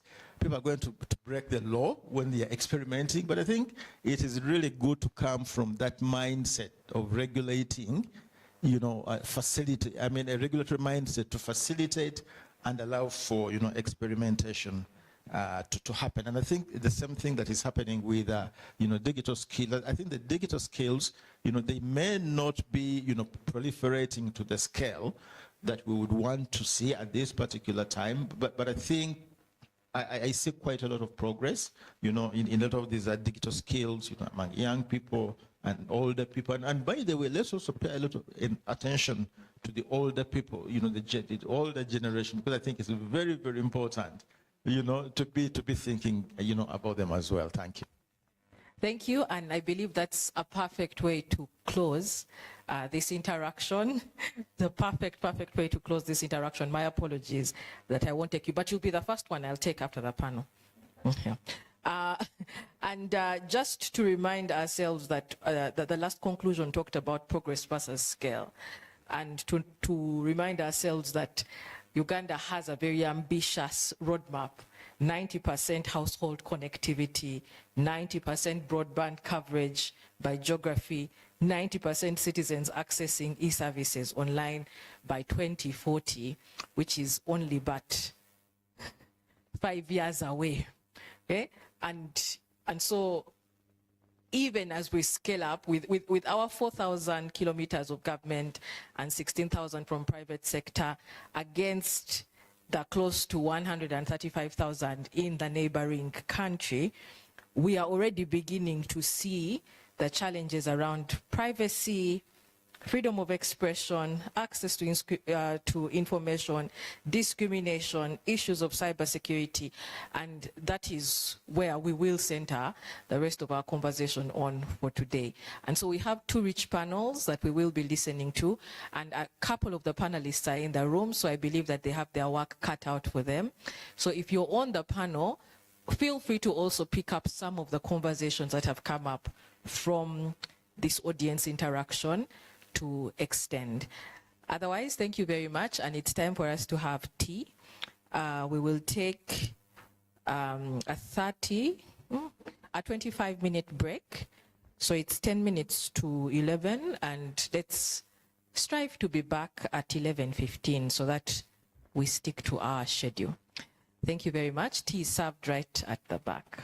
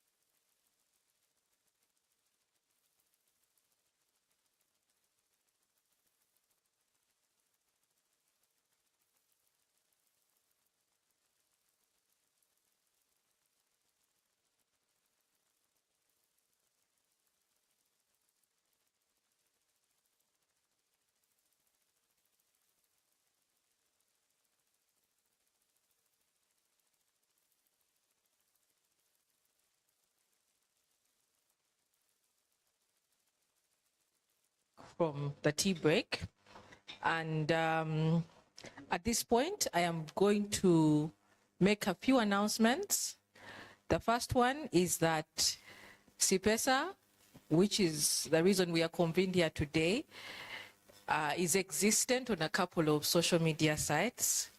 CIPESA is on Facebook. That someone said we don't know how people reach Facebook, but CIPESA is on Facebook. CIPESA is on the X platform, also known as Twitter, and CIPESA is on LinkedIn. So if you're on any of those platforms right now, please search CIPESA and follow them. Also, this event is being streamed live on YouTube. So if there's a colleague of yours that you wish was here but is not here, please feel free to share the link with them so that they are also able to follow us online. For those of you who have notebooks and those of you who have been keen, there is a hashtag on your notebooks. There's a hashtag on a couple of the IEC material in the room, #BeraSharp. And if you open your notebooks on the second page, there is a small detail, and it starts with a question: do you know your digital rights? And it highlights what the BeraSharp campaign is about. It's a campaign that is being run by CIPESA. And the BeraSharp campaign has a fact base about businesses and online rights in Uganda. And the fact base highlights the freedom from surveillance, access to information, consent and control, transparency, be forgotten, affordability, security, equality, and there is a detail explaining each of those. And so today, as you tweet anything you're tweeting from this meeting, if at all you are, while protecting people, please use the BeraSharp hashtag, and we will be grateful for that. Also, as you use it, don't forget to tag CIPESA with all the tweets that you are making. Lastly, don't forget to share your thoughts, both physically here, but also virtually, if you have no problem with that. Without wasting any time, I would like us to delve into our panel. But I see Zoom is frozen, so let's just give it a minute while we all settle.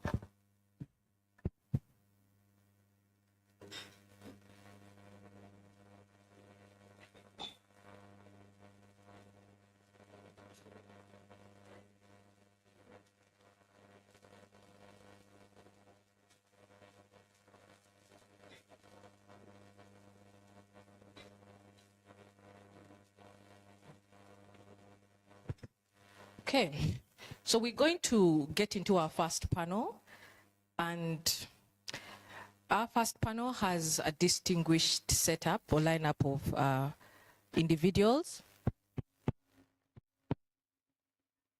And the panel is around understanding the legal and policy framework on digital rights and businesses, highlighting or exploring the gaps and opportunities that exist. Joining us on this panel physically include Dr. James Nkubi from the Network for Public Interest Lawyers. Please join us, sir. Also joining us on the panel, Mr. Chindi from the Uganda Human Rights. Please join us on the panel. The reason these people are not coming.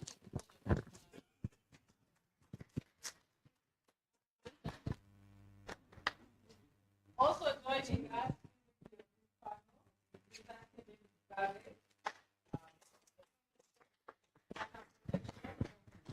much welcome, sir.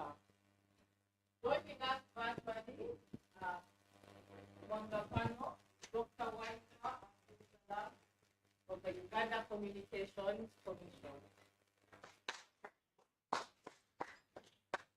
Hope you have had this.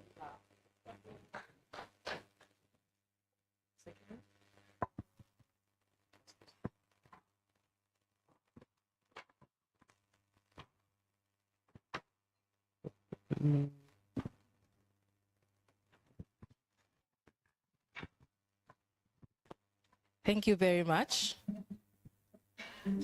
The fourth chair is for Dr. Waiswa. So we might find his picture and put it there, but for now it will stay like that. Yes, but this is our panel, and we will dive straight into the conversation. Like I said, conversation today is around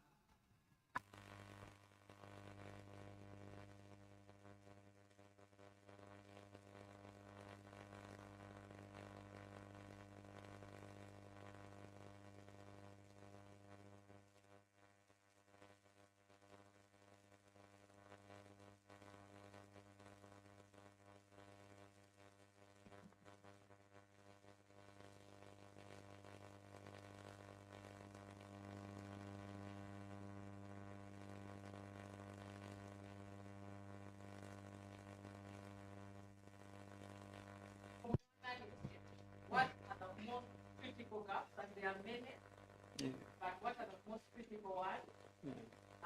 Uganda's legal and regulatory frameworks that limit the full realization of constitutional rights in the business context. Okay, thank you so much. Like, I don't know whether Abdul can yes. I can hear you loud and clear. Great. Good morning. Okay, as I say, my name is James Nkubi. I work for Network for Public Interest Lawyers. We do some litigation, some research on such matters. Currently, we are undertaking a study on securitization and moralization of content creation in Uganda. Could we just wait a little bit and have the magic sorted out? Okay.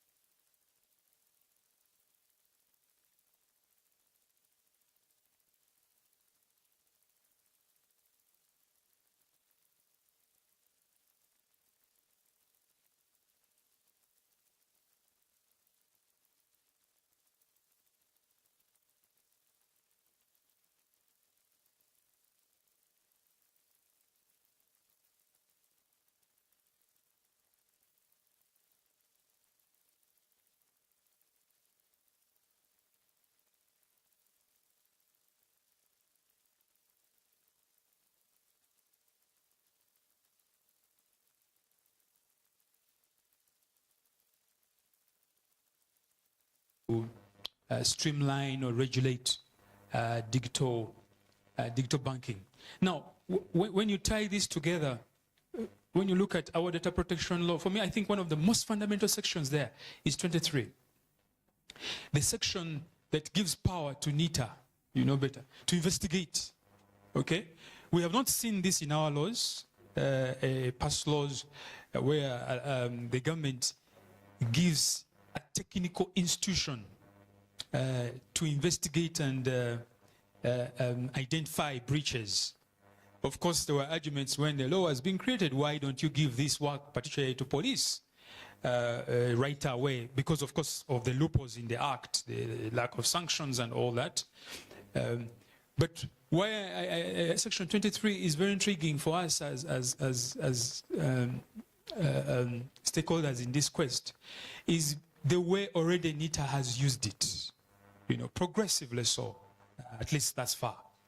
Many of you remember the safe border phenomenon, the breach of data with safe border, and how NITA really used that section, not only to still not only to find out the reality surrounding the breaches of self-border, but also the quite progressive way it adopted as constructionist, reformist kind of agenda, informed again by that law.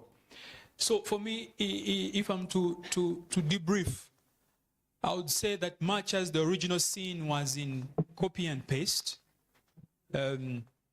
we have very interesting working provisions in there. Number two, much as the original scene was not necessarily in recreating a law that is born of organic problems we face as a country, the fact that most of our people are still in the illiterate era, the fact that even Africa itself is still in the pre-AI era, or not yet fully digital. Ideally, one would argue that a law that grows with its people, or a law that grows its people, facilitates its people to grow into a revolution, not necessarily a law that has worked elsewhere, but when they are far ahead of us. Okay, I put a disclaimer that there's nothing wrong with best practices if we create them organically, but I also note that when you look at the current data protection law, it is extremely progressive, especially if you tag it together with the most recent guidelines from Bank of Uganda, particularly, which guidelines were so much homegrown in nature, because I think Bank of Uganda had realized that most people live check to mouth and they survive on loans, okay? And the fact that a huge chunk of people were now going and branching into digital loan taking, there was need to guide the players on the market, the businesses on those markets, on the online digital loan apps that we have. And then I've also mentioned, for me, from a practitioner's point of view, Section 23, which I think is extremely empowering when it comes to oversight and accountability in terms of business and then data protection. Thank you for now. Those are my views after the ambush. Thank you very much for submitting on that. And at this point, I'd like to bring in Mr. Mugabe. And from your position, the previous speaker has highlighted the effectiveness or the progress around the Data Protection and Privacy Act.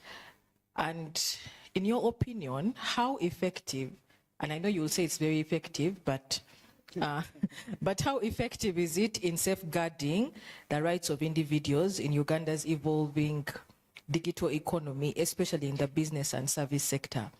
And whereas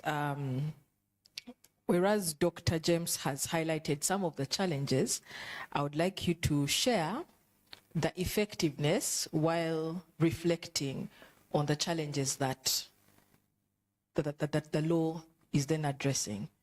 Over to you. Okay. Thank you. I'll briefly say something about the law, which is in place to protect the privacy of individuals and personal data by regulating the way the data is collected and shared. And here we are talking about personal data. Personal data is the information that can be used to identify a person. And we are talking about a living person when we go to the legal side. Now, the law clearly provides for one, responsibilities of you and me who collect personal data. If you're an organization, you're a business, and you're collecting personal information from your customers, your suppliers, it provides for guidelines on how you're supposed to handle that personal information. If, for example, I'm applying for a job, I'm giving you my personal information strictly for the purposes of giving me a job. If you don't give me the job, don't throw away my application papers to the dustbins where someone is going to pick them. Number two, it also provides for rights for the data subjects. You and me are data subjects because one or two organizations or people are collecting personal information from us. So the law provides exactly what our rights are. I have a right to know what personal information you have of me in your organization, in your possession. I need to know and confirm that that information is correct and accurate. I don't want scenarios whereby because I'm balding and I'm going for my NSSF, but the record at NSSF says I'm 22 years. So it is your duty to keep the information correct, and it is my right to know what kind of information that you have. And then the law further establishes an office, the Personal Data Protection Office, to do the implementation and enforcement of the law. Now, you know your rights.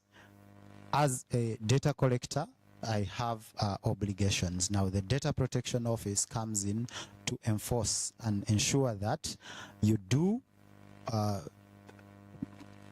handle the personal information as required, and the data subject's rights are protected. Now, in terms of effectiveness, I'll quickly walk to a few of the things that have been done. One, in terms of investigations, the law, section 23, like Doctor says, mandates the office to investigate data security breaches. I'll talk about the security breach that has been investigated by the office. This happened at Uganda Securities Exchange, where a hacker accessed information of people doing transactions with Uganda Securities Exchange. Without the knowledge of the exchange, thousands of records were out, and 10 days down the road, the exchange did not have any information. Now, through investigations, we were able to uncover quite a number of findings. Number one, I'm talking about this because it is public information. The report is available for every one of us to see, or on the office website. But I want to bring out the responsibility that we hold when we have personal data. Now, the exchange had information of its clients and entrusted this information with a third-party service provider. Now, the service provider experienced a data security breach, and this personal information was exposed. Now, in terms of responsibility as provided for by the law, me and you who are trading with Uganda Securities Exchange, this information is supposed to be protected by the exchange. We don't know about the third-party service provider. So whoever the exchange picks as a provider needs to implement the securities as required.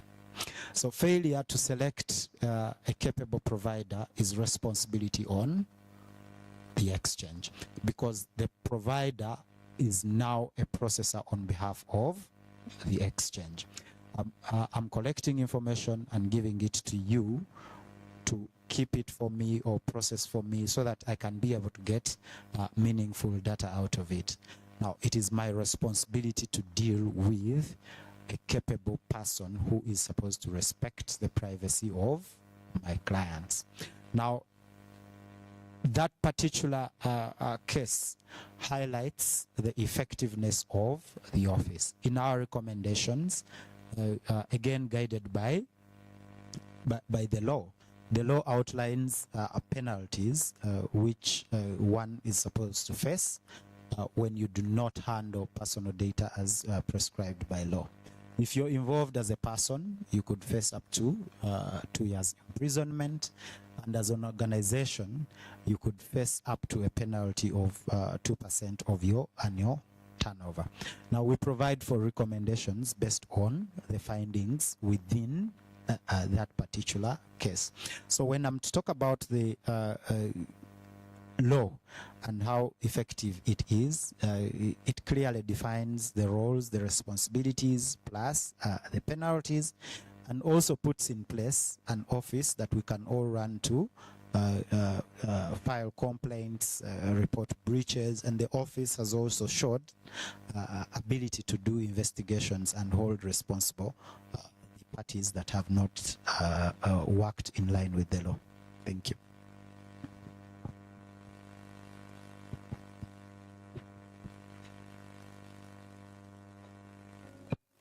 Thank you very much. And for those of us who are in the audience, I hope that you're taking notes, because during such important conversations, the mind tends to forget everything it needs to remember and remember everything it needs to forget. So please take notes so that we have an interesting engagement after the panel. But at this point, I would like to invite from the UCC, Dr. Waiswa Salam. And to you, Doctor, the two previous speakers have talked about breaches, challenges, and highlighted digital platforms, you know. How does UCC balance between regulating telecoms and other digital platforms for businesses while ensuring these businesses respect their freedoms such as privacy, access to information, and their freedom of expression?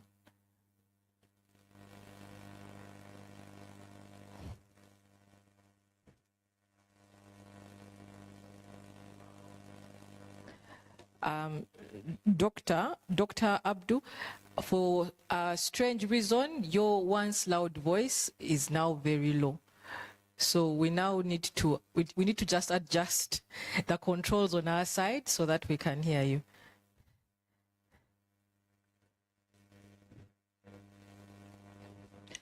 I think your microphone is fine. It might be an issue on this side.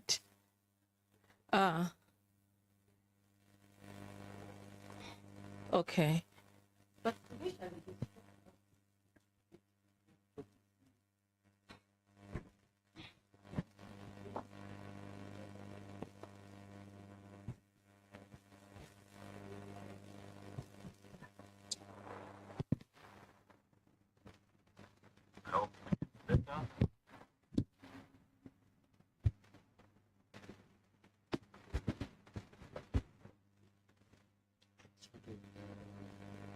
the assistant.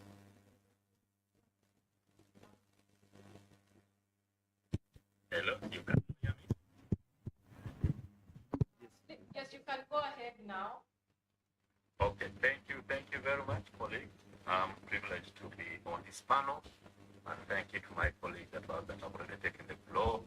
I've attentively listened to the conversation right from the start, but of course, because of connectivity, I've missed some bits of the debate. I hope my discussion will be in proper context. But from the UCC perspective, one, I must first of all thank CIPESA for choosing this topic, because like in my view, it's timely. Many times as regulators, the lot that we're doing in the background, we're doing our best effort to ensure that the public gets to know all the main activities and initiatives we are put in place to ensure that they enjoy and thrive in this competitive digital environment. But not everything that we do is probably received and known by everybody. So when CIPESA and other civil society organizations join hands to create a platform of this nature for us to further discuss and rebroadcast these issues, we are happy that this is happening, and we want to call upon all other stakeholders in attendance to continue with the spirit of sharing information. From UCC perspective, we are very much aligned to the legal and regulatory framework governing this country. We are aware that under our constitutional dispensation, Article 27 guarantees every person the right to privacy, including their communication. This we take very seriously, and we ensure that one, all our licensees in the communication sector are committed to adhering to the rights of the users by ensuring that there is no compromise to their privacy and that their communications are not intercepted and or accessed by any unauthorized person. In fact, when you look at our licensing framework and the license terms and conditions, which are, by the way, published on the UCC website, we put very clear provision committing all licensees to ensure that they have in place systems and processes that guarantee protection of their users' rights. In addition, when you look at Section 8 of the Uganda Communications Act of 2013, Cap 103, it even makes it criminal for a telecommunication company or any other communication service provider, including the employees. It is criminal if they participate an activity that compromises the privacy of communication of their customers. And if anybody is caught disclosing or intercepting unlawfully people's information, the penalty is quite big. Somebody can even be charged and be prosecuted and sentenced to up to 5 years in prison. So we take this matter very much seriously. But also, as many people are aware, in 2022, the government amended the Computer Misuse Act and inserted more provisions that further reinforce the right to privacy. And specifically, Section 11 of the Computer Misuse Act is very detailed as against any person who tries to either unlawfully record, intercept, or share information from a user of a communication service. It is interesting for all of us to note that under that section, even a discussion like this one, it's not by mistake that when I logged onto this Zoom first asked me to give consent as to whether I should join this conversation, aware that it is going to be recorded, because under that law, it is illegal for anybody to record either a voice call or a video call with any other person without obtaining their consent. And if you go ahead to do it without getting consent, then that is a breach of the law for which you, the person responsible for the recording, you can be reprimanded, and the penalty is quite serious. You can be sentenced to up to 10 years or ordered to pay a fine of up to 15 million. Now, all these are, in my view, legal measures and safeguards against abuse and breach of people's privacy. Now, in the business environment, it is unfortunate and also important for us to note that on the communication platforms, there are many applications that have been developed by people that enable, for example, recording of conversations and discussions. These applications are developed by people beyond Uganda and are made available on our digital platforms. So people download them, and sometimes, unfortunately, without a lot of thinking, they end up utilizing these applications. As UCC, we continuously sensitize our users to ensure that even when they download an application, they pay attention to the legal requirements within the country, such that if, for example, you download an application that has capability to record conversations, you do not activate it and you don't use it unless you've told the person that you're calling that the call is being recorded. We've had a few cases of people complaining, and on investigation, we discover that actually the recording that was shared in the public wasn't done by government, not UCC, not telecom companies, but an application that was installed on one of the parties' phones, and that's how the recording was made. Whenever such cases happen, we try to guide the parties, but also where the victim is indeed aggrieved, we can even advise them to pursue criminal and other legal measures against whoever is behind such. So what I can say at this point is that indeed the legal framework in Uganda is quite clear. It respects the rights of businesses, both individuals and companies, to ensure that they use communication platforms in a safe way that does not compromise their rights to privacy and also encourage free speech. As UCC, we are very much aware that communication services cannot bring the benefits that they should bring to everybody unless they are trusted by the population. So protection of privacy, confidentiality, and all other related rights is critical, and we have so many activities that we're undertaking to ensure that people know about these issues, including sensitizing the public, guiding stakeholders on what their rights are, but also at UCC, we receive and investigate complaints regarding communication service. So my brother James commended the government for including the investigating power in the data protection and privacy law, but even in the UCC Act of 2013, Parliament had already made that provision in Section 51J, which among others empowers UCC to receive, investigate, and arbitrate complaints regarding communication services. And this mandate was further reinforced in 2019 when we got the Uganda Communications Consumer Protection Regulations of 2019, which further detail how a consumer of communication services can complain to the service provider, but also to UCC for necessary regulatory investigations and interventions to protect their rights in case there is any feeling that they have been compromised. So I hope that answers the question. There are many issues that came up in the previous discussion, especially on data prices, on the measures we are taking, fears of cyber intrusion. I don't know if at this point it will be okay for me to provide some further context, because I felt some of the comments from the participants were coming from the point of lack of clear appreciation of the context under which we operate. It is also important for us to note, my brother James noted that there's a lot of copying and pasting of these frameworks and laws, but this is not really a mistake per se.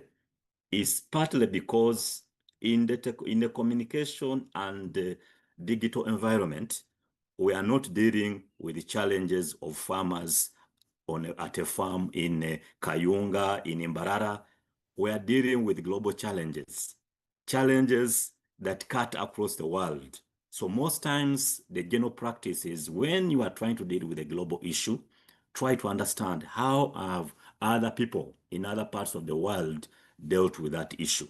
And then based on the global practices, you try to look at your local circumstances and domesticate the global practice into your own framework or laws to suit your unique challenges. And this, I think, the government has been very clear and very good at doing this. And that's how we see a lot of consistency in the approaches that we use to regulate the communication sector, the digital environment. Many of these things are not happening by mistake. They're happening because there is a lot of studies going on.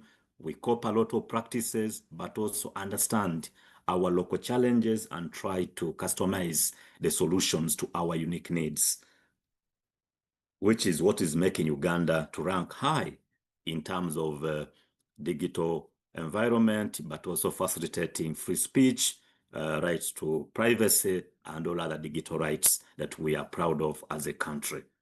So I thank you for now. I can pause there. If you allow me, I could give some more context on the other question that had been put forward by the other members during the discussion. But I'll pause at this point. Thank you very much.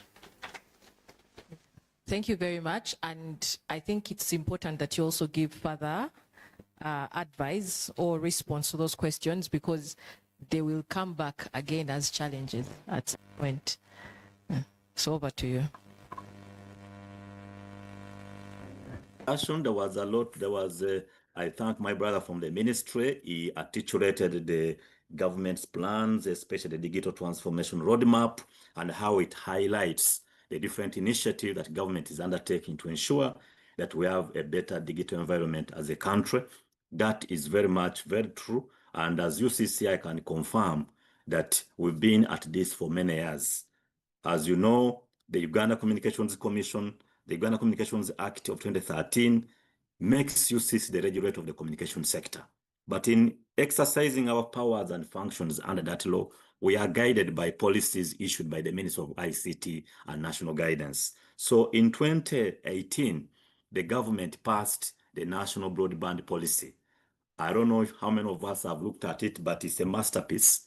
It gives the strategic direction that the government wants to take in terms of broadband access, and recognizes the fact that broadband access is a critical infrastructure and a critical service that almost every person should have access to if they are to enjoy the digital environment and derive the expected benefits from the digital environment. So because of this, government was very categorical in that policy to ensure and assign specific responsibilities to the different agencies of government, but also to the private sector.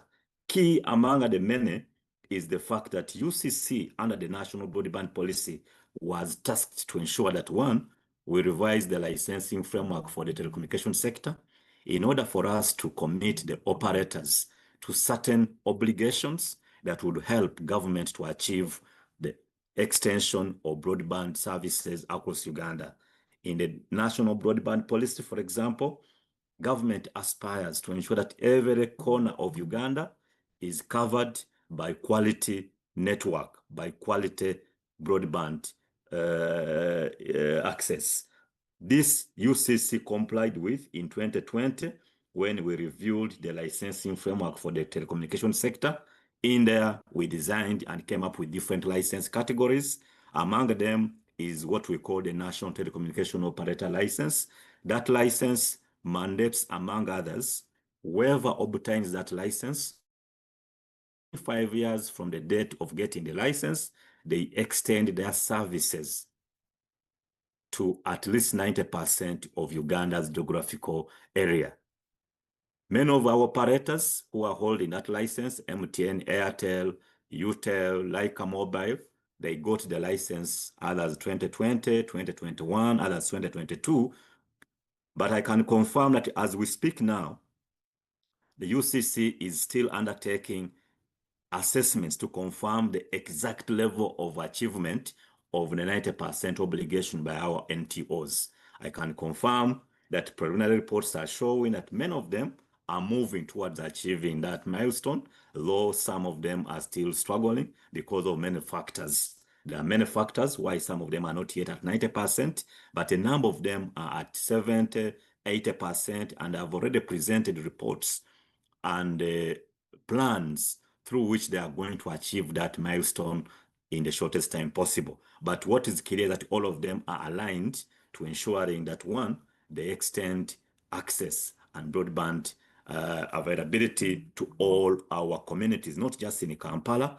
Before that framework was developed, telecom operators were largely guided and motivated by business. So most of their services were focused on the urban centers where you and me live, because their assumption is, I mean, we're the people who need the internet. So why should they be extending fiber cables, towers in the rural communities where only a few people are able to connect using the few smartphones in the country?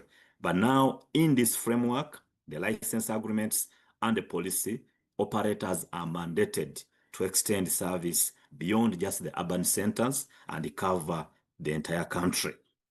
The key challenges that operators have faced in achieving the 90% that I can highlight is the issue of opposition from landowners. You know, before a company can build a tower, there must be a piece of land on which the tower will be built.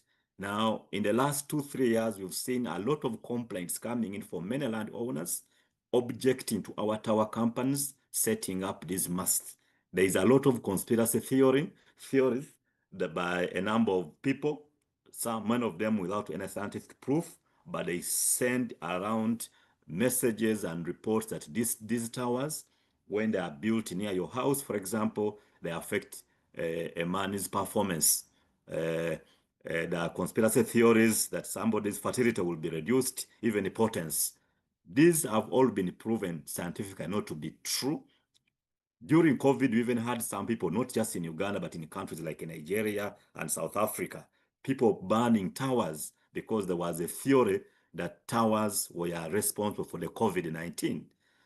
These are not scientifically proven, but people still have those fears in them, so much that increasingly we are receiving a number of objections from communities where telecom companies are trying to build the towers. This is a very big problem, and I want to use this platform to call upon all of us in our communities to sensitize the nation that whenever you see a tower coming next to your house, next to your business, be happy that you are going to enjoy better communication services. If you block the construction of that tower, then in a way you're saying that you're okay with your poor internet, because without a tower, you cannot have internet.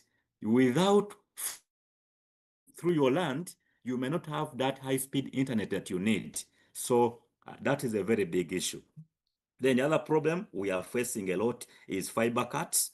The number of people who are vandalizing these towers. Some of them do it for economic reasons. They want to sell the material, the steel, the batteries, the fiber. And as UCC, part of our work is we investigate but also prosecute people who offend communication laws. I can speak authoritatively that in the last 1 year, we've prosecuted over 15 Ugandans who have been caught cutting down fiber, stealing batteries from towers. And this is a big problem because when it occurs, it affects businesses that are relying on the towers to provide services. So when you run to your ATM and it is off, or if you are trying to watch your TV at home and the network is not as clear as you thought it should be, sometimes the reason is not because MTN, Airtel, Leica, UTEL, or UCC are sleeping on their duty, but it's because somebody in the neighborhood or brought down a tower. So let us all be vigilant to ensure that whenever we see these cases arising, we report them and we have these culprits arrested. There is a campaign going on at the moment in the media saying Tochigeza. It is intended to ensure that we sensitize people against fiber and telecommunication infrastructure vandalism. Then the other issue about, there was a cry about the few kilometers of government fiber rollout.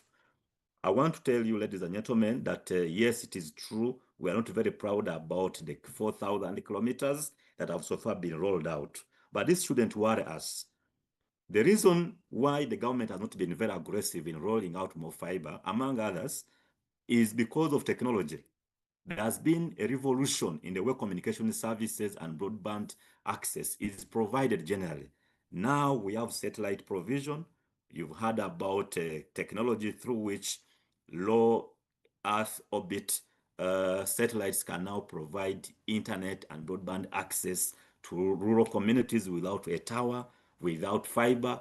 These, you've heard about Starlink operating and applying to get a license in Uganda. Now, because of these revolutionary technologies, we are having a thought as to whether we should continue with the earlier thought of rolling out more fiber, or rather embrace new technology through which people can be covered with better quality services without necessarily investing in fiber and building towers, which, as you know, are very expensive, hard to maintain, but also open to many other challenges, like I've already told you, the cost of land, leasing, but also objections from the community. So now we are trying to use all possible technologies to ensure that broadband access is made available to our community. So please do not so much worry about the few kilometers of fiber rolled out by government, but the private sector and other innovators are coming up with different interventions through which they can make services available. And then lastly, on the issue of the cost of data,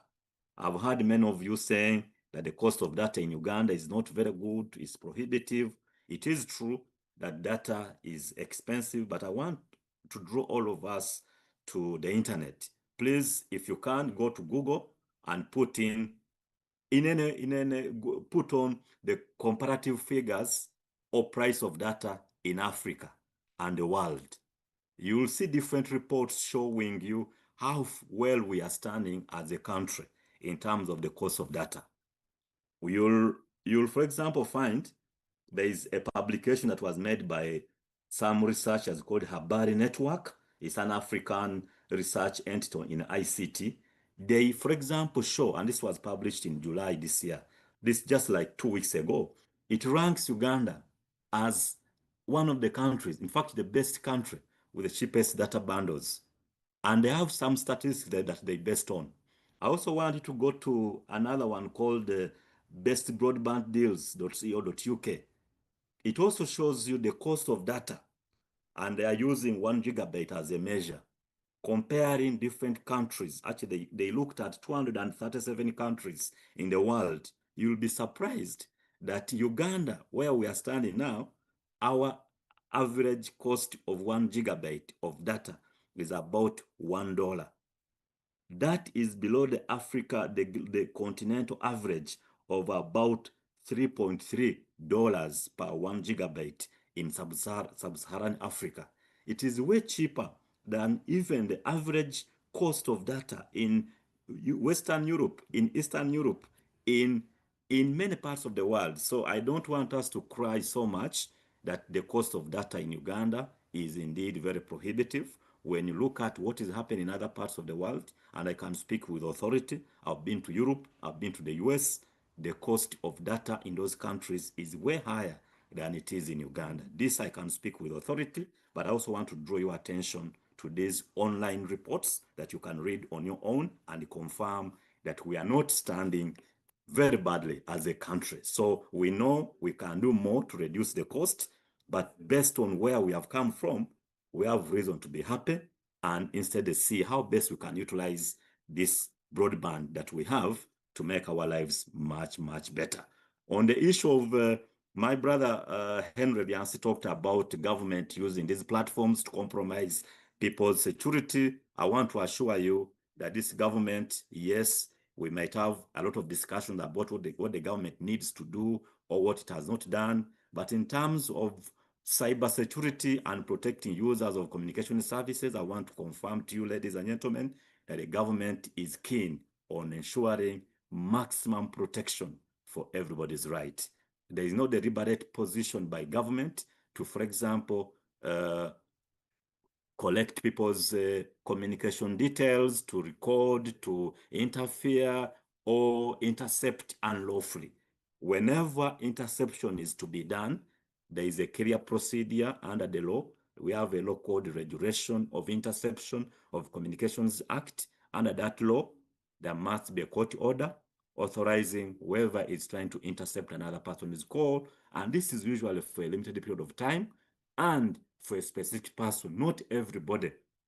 And even this is for not everybody, but people that are suspected to be, for example, undermining or threatening the peace and security of the people. And as you know, right to freedom of expression and the right to privacy under Article 27 are not absolute rights in our constitutional dispensation. So just like many other rights under Article 43 of the Constitution of Uganda, it is permissible in certain exceptional circumstances for government to override your individual right in order to achieve the wider public good. So just want to assure you to enjoy communication services without a lot of fear that the government is really listening to your calls.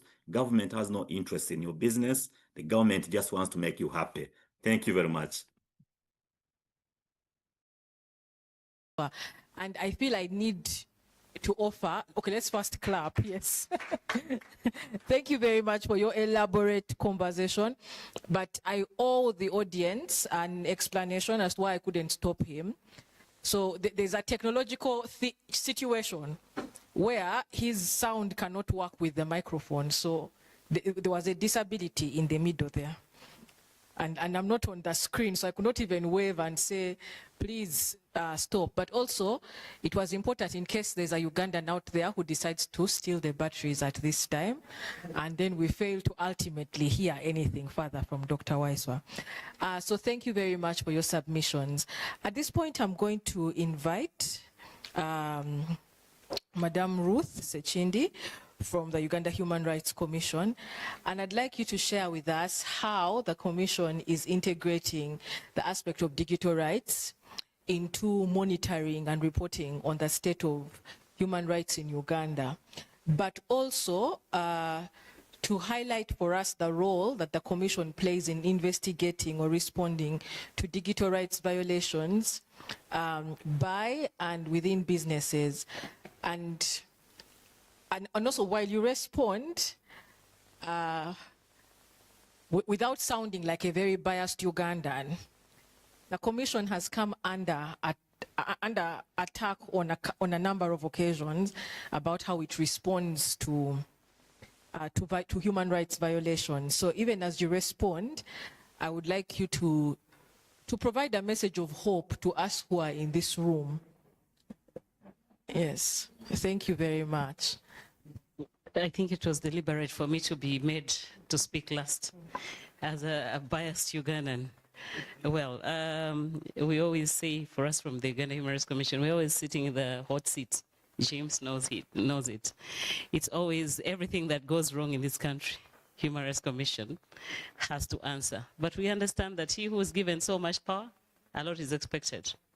And the people are right to question, because if you look at the Constitution, this is the institution that is given a lot of powers and a very wide mandate, bigger than any government ministry, or, you can't be doing everything, because everything is human rights. So because of that, the public has to question.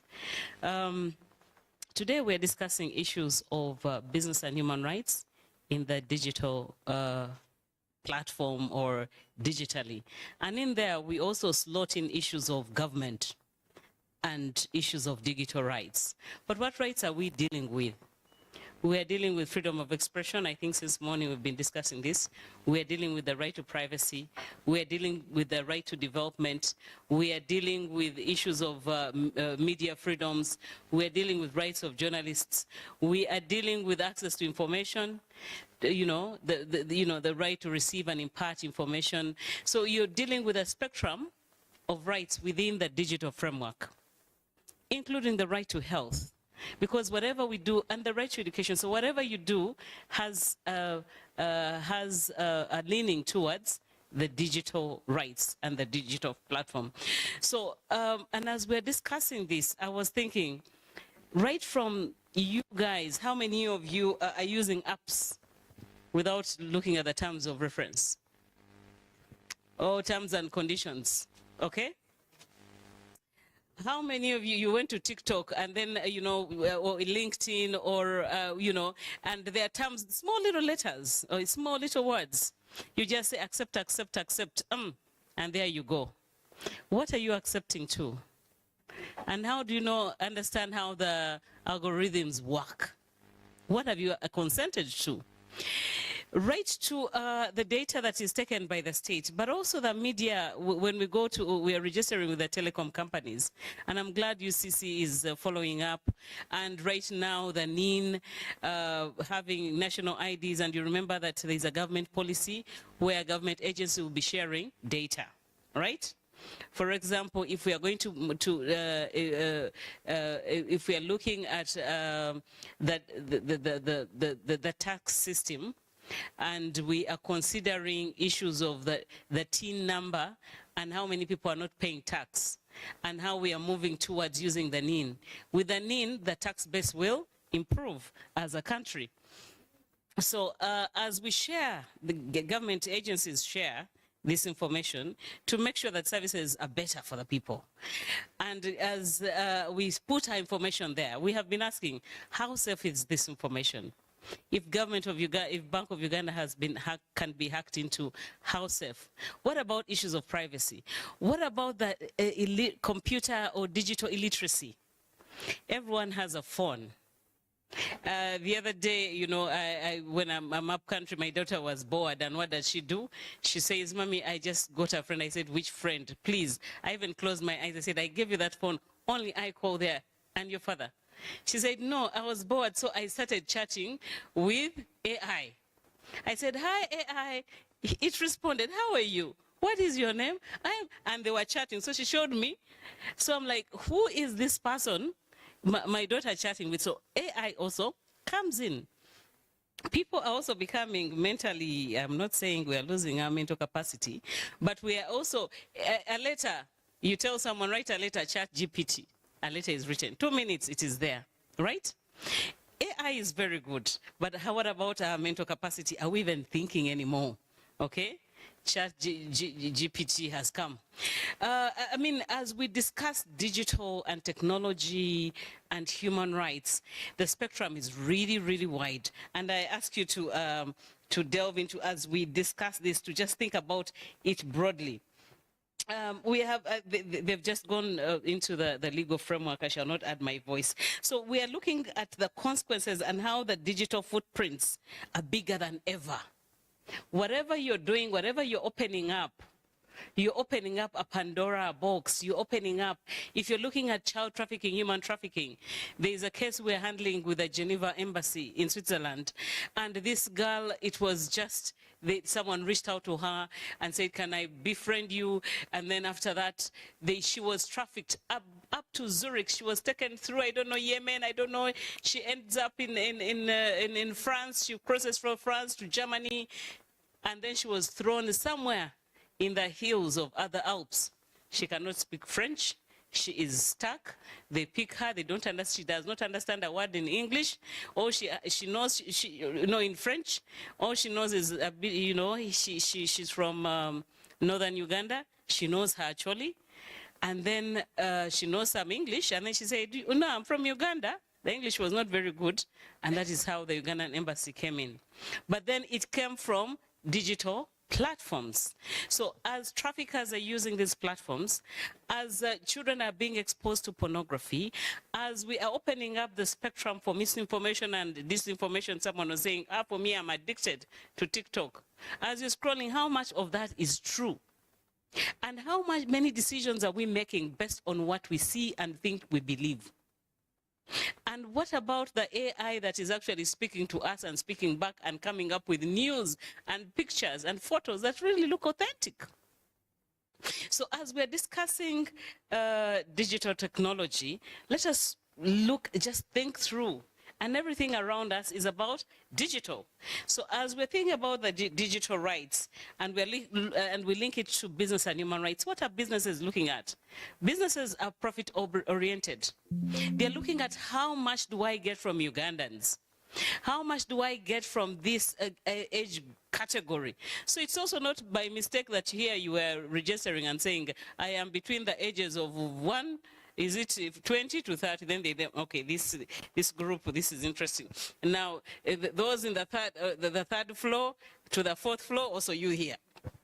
5th floor and 6th floor, those ones are starting to get sleepy, so they also give them. So the information that is out there that the businesses are also using is also dependent on your age group. That is why LinkedIn, I don't know, when it's your birthday, you're getting so many birthday greetings and you're clapping.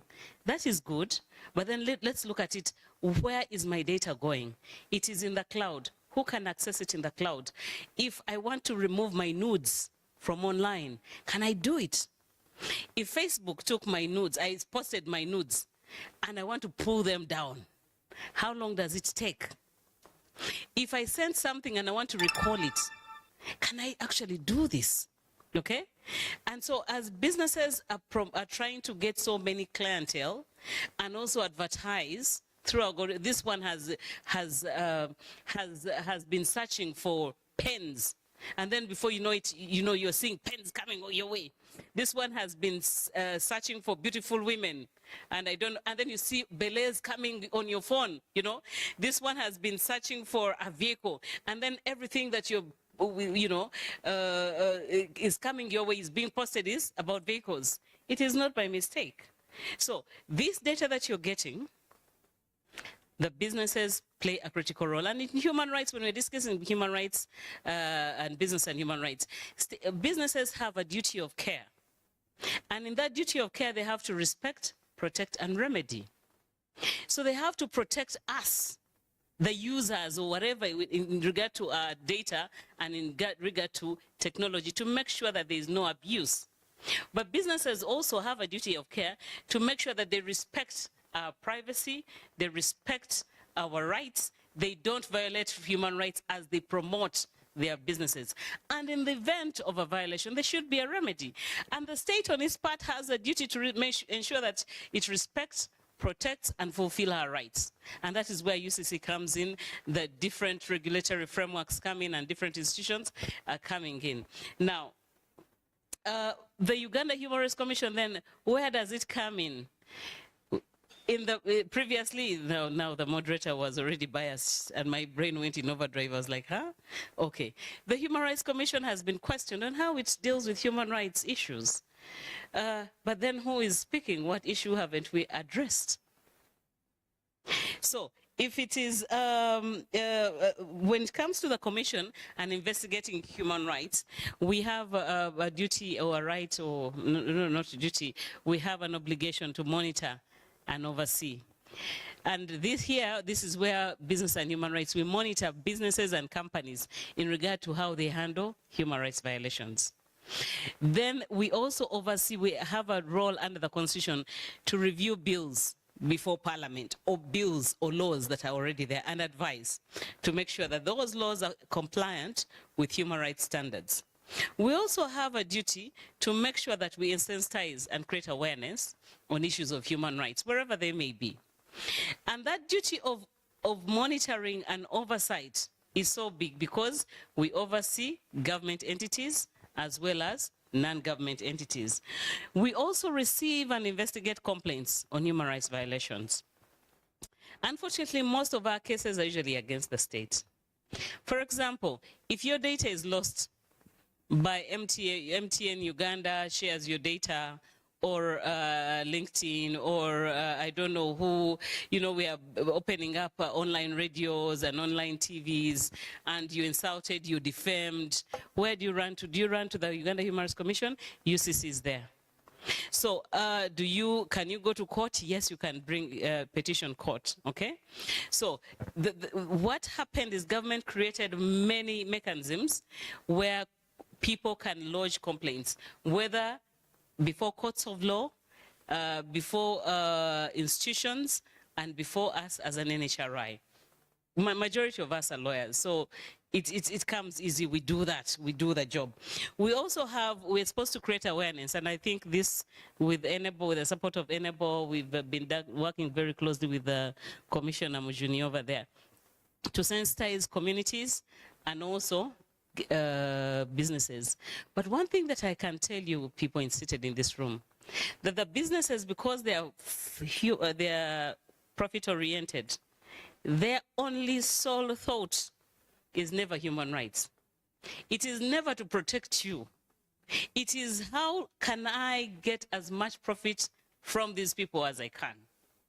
So what they live along the way, whether it is lies and deceit, whether it is people dead, whether it is children exposed to pornography, whether it is children exposed to harmful practices, they really do not care. Because for them, they're looking at money making. And that is where UCC and all the other frameworks come in. The other thing about businesses is they also don't know human rights. Because what is in their focus is, I have paid my tax. So as long as they pay taxes, for them, they feel that they have fulfilled their obligations. But we are reminding them in the discussions that we've been having that you have a duty of care towards every person who uses your service, even if you're selling soap, okay? And you see online that there is something that is this soap is harmful, recall it. If it is a drug and someone complains, recall that drug. Let those, and all that is digital, it is data.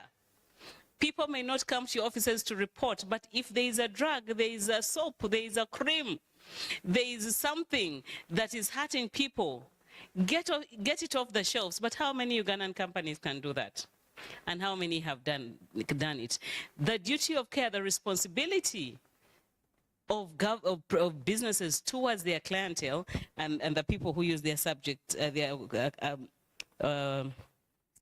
products is immense. The other thing that I have noticed is issues of gender.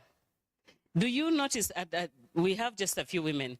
When it comes to digital rights and using of technology, who are the people behind cameras? Who are the people who mainly channel? Isn't it the men? Ladies and gentlemen, ladies.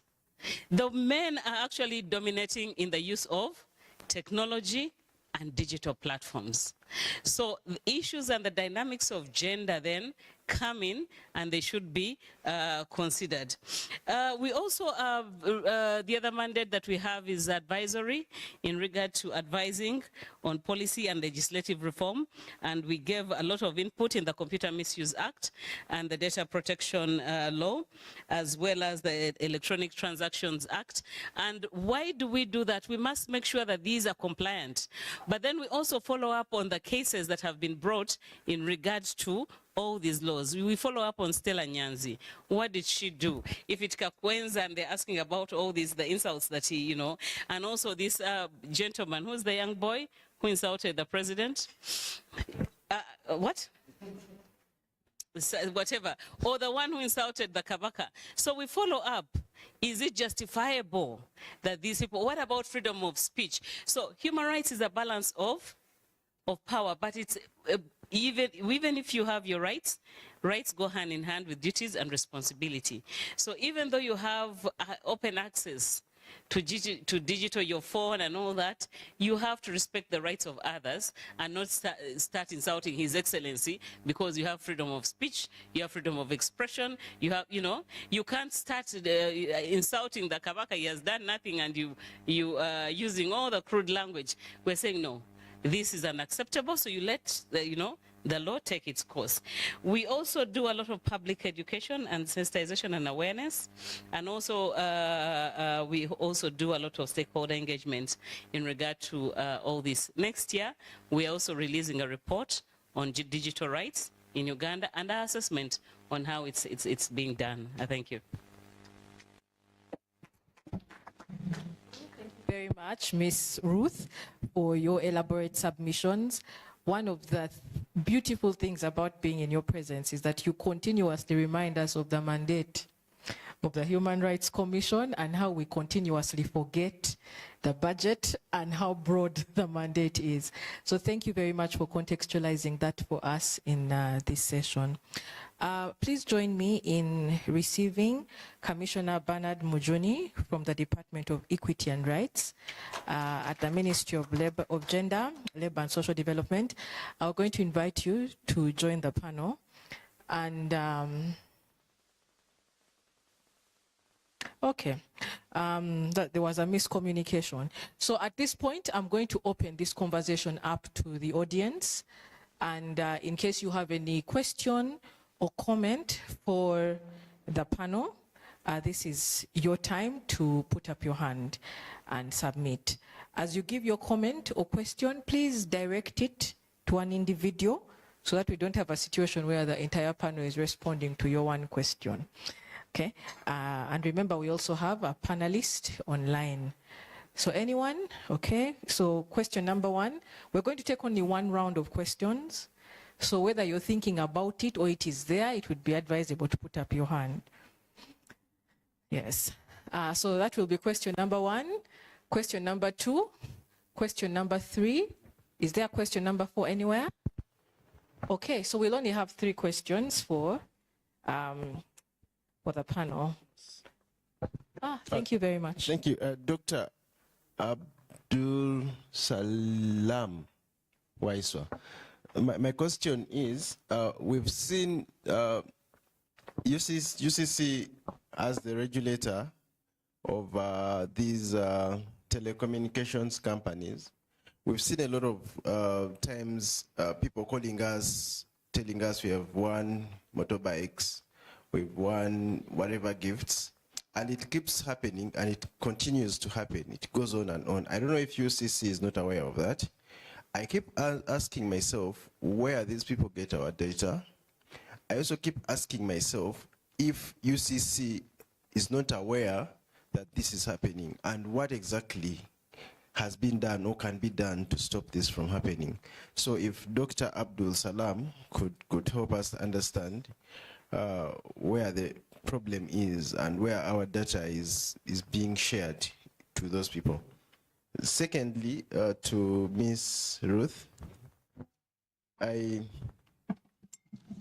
note strongly the way you emphasize how we need to be careful on interacting with information on the internet, but I see severally big people in this country using the internet to insult and abuse other people.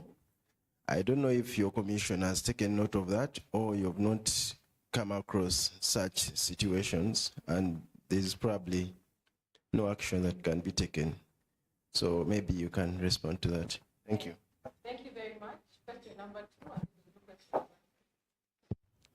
Thank you very much. First of all, we give an applause to the panelists for giving us information in line with the policies. I just have a, first of all, question to Salam, that is the online panelist. Yes, we commend the government for the work that they have done to have all these policies written, and my question is, how effective is the stakeholder accountability mechanism in Uganda's framework? Or does it just stop on conferences or symposium? This is an area that I think we need to understand. How do we hold our business owners or operators accountable in our country? Just to comment on what Ruth said, the issues of gender, we need to take into account the issues of gender in digitalization, or even speaking about business. Many women are denied access. Some of them do not even know the smartphone.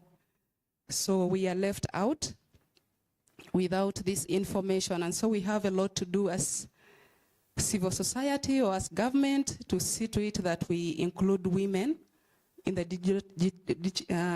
digital environment, or as we grow this business. Lastly, we have the National Action Plan on Business and Human Rights. And as we know that the symposium is underway, we are already planning for the 7th annual symposium. I would like to ask, this could be a general one to all the panelists, but I think James could be, not James, could be Salam again, having to respond that what are some of the barriers or what are issues that have slowed down the implementation of the National Action Plan on Business and Human Rights since the launch of 2021. This will inform our discussions in the upcoming symposium, that we have to look deep into it, but maybe for now, just an overview. Thank you very much. Thank you very much.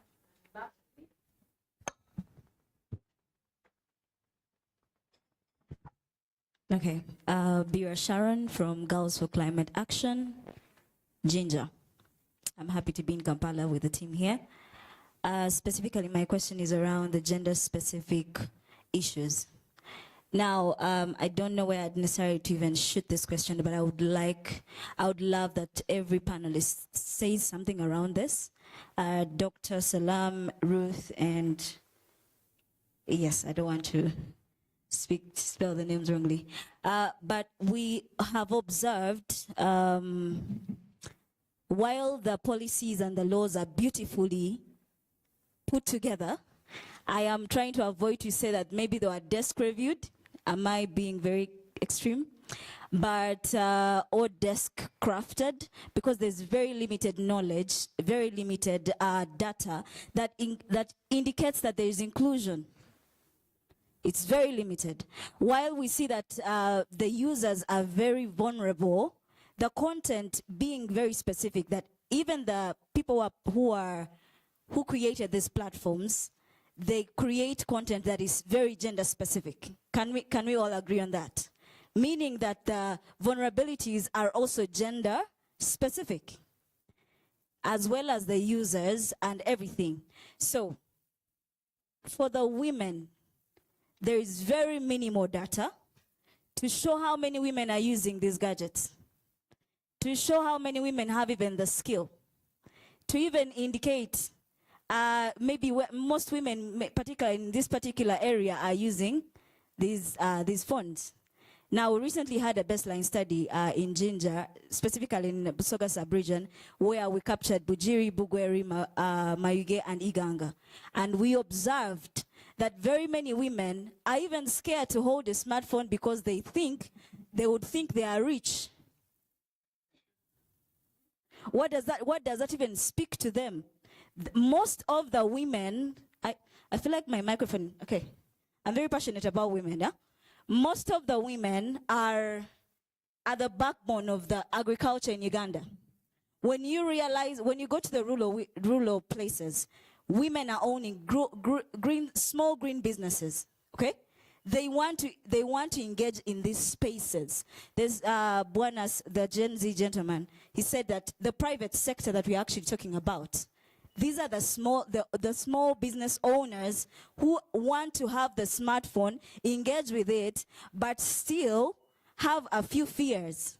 How do we even get to them without knowing their gender-specific data and the gender-specific approaches that the government has put across to enable them?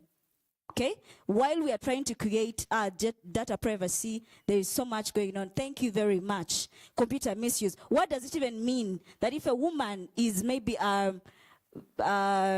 bullied online, what is the penalty the same as a man? Okay, so those are some of the things that we need to actually look at. Please, is the data there? What has the government done? If it's there, please show us. Show us. We need to speak to these women. We want to see them engaging on the platforms so that we can meaningfully grow together as rural women. Okay, thank you very much for your submission. And we're going to bring the conversation back to the panel. We'll close with Dr. Salam because I can't speak more. So we'll close with Dr. Salam. But bringing it back to the panel, we have quite a number of questions and comments towards Ms. Ruth, so we'll start from there, and then we will move on to DPO. So in case there are any aspects, thank you. In case there are aspects within the submissions that you'd like to respond to, please do so. And then we'll come to Dr. James. And Dr. James, there are a couple, I think there's one or two that were directed your way. But also given the fact that you are very reserved when you are answering your first question, I would like to ask that you speak to some of the reforms and recommendations that you would recommend to existing provisions that can be able to reflect some of the principles that we are talking to today. And then we will close with Dr. Salam. You're welcome. Well, thank you. The first question, I think, was big people were using the internet and insulting others. What has UHRC done? For those TikTok users, for the longest time, I was like, I can't manage this platform. It is just too crazy. And they were like, oh, but you monitor human rights. How can you not be on TikTok? And when I uploaded it, I was like, what? So this is when I'm learning people, and I'm like, hey, full figure is venting. I don't know who. I shouldn't be using names. And I was alarmed. I'm like, the language, it goes against some of, there's freedom of expression. And we promote freedom of expression, freedom to receive and impart information, all those things. But there's some language that shouldn't be accepted in a democratic and responsible society, where you can't respect others. And you're like, and people are saying, oh, moral degeneration, it is bigger than that. So, and that's why we say rights go hand in hand with duties and responsibilities. And I'm like, this one is a presidential advisor. So you're seeing ministers also saying whatever they want. And as we are monitoring and following up, I like the young lady, when you're talking about gender and the shaming, if you look at TikTok and what it is pushing, there is the shaming of the woman, and it has gone back to putting women in particular places, the spaces that we thought, now we are doing better. It is going back to making women more commodities. And we are giving platforms for, according to what we are picking, the platforms that are really garnering a lot of support of the men, how to suppress and whatever, and the women must be homemakers. Now the movement where we're saying, women, you're as bright as the men, you're even better than them, you actually can go ahead. As we are dealing with data technology, and we don't want them censured, we're also seeing irresponsible use. But we have also argued that the irresponsible use should not warrant the limitation of a right, okay? We can deal with sensitization, creating more awareness, and responsible use of the media platform. So what have we done? I think a number of MPs have been summoned by us. Unfortunately, we don't publicize this. There was one who, during Balalo the other year, and then we summoned them and said, you can't really say this. You can't do that. There was another who attacked, that one was from Central, who attacked and was claiming and abusing everyone from northern Uganda. We said, you can't do this. And they sent out an apology. We said we want a public apology. So as we are tracking and following up, we don't want the freedom of expression to be gagged. We also don't want the space to be gagged, but we want responsible use of these spaces. And that is what we've been calling for. But also UCC, Dr. Abdu, you'll speak to this because I know you have handled some of these matters. In regard to the NAP on business and human rights, I don't think Dr. Abdu should be the one speaking about it. I think it will be Commissioner Mujuni. Because we have on issues of what are the barriers of implementing the NAP. We have championed the NAP. We drafted this NAP. We have been screaming about business and human rights for the longest NAP, and the NAP is our baby. We gave birth to our baby elephant. So it also gives us pride that it is coming into shape and is growing, but a lot is being done around that. I will not take Commissioner Mujuni's thunder. I would really want him to speak about that. In regard to gender limitation and inclusion, I'm glad you raised this. As a woman, gender, the men still top in issues of issues of digital technology, and generally in technology. The men lead. They're the owners of radios, they're the owners of TVs, they're the owners of smartphone, and even if you carry an Apple phone, my phone, I think the next man will say, which man bought it for her?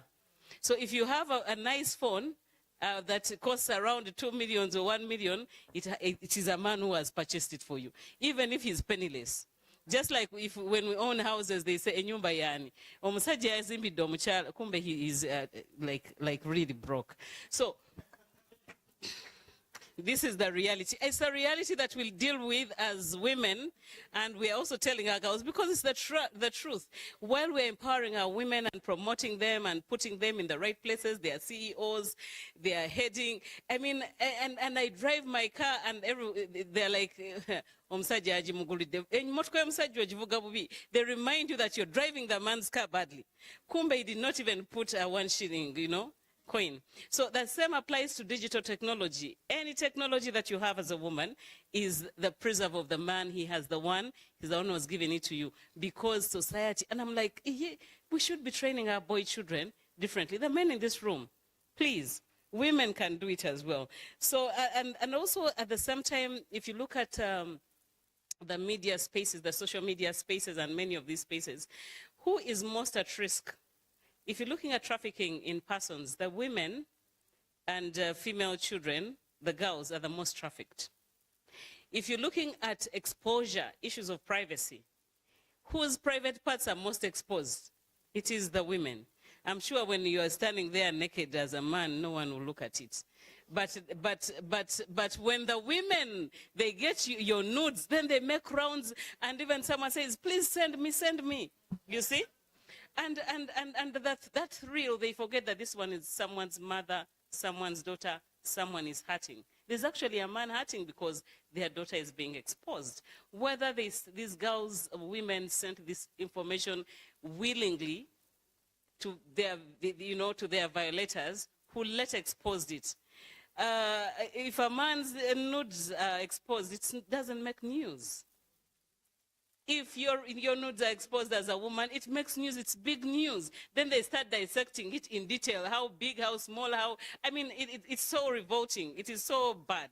So it is the women that are most targeted and insulted. Even the companies, they mainly target women. Women are presumed gullible. They are easily convinced. They're easy to think it is truthful, or whatever is out there. So there are things that, however, we cannot put in the laws because the laws are gender neutral.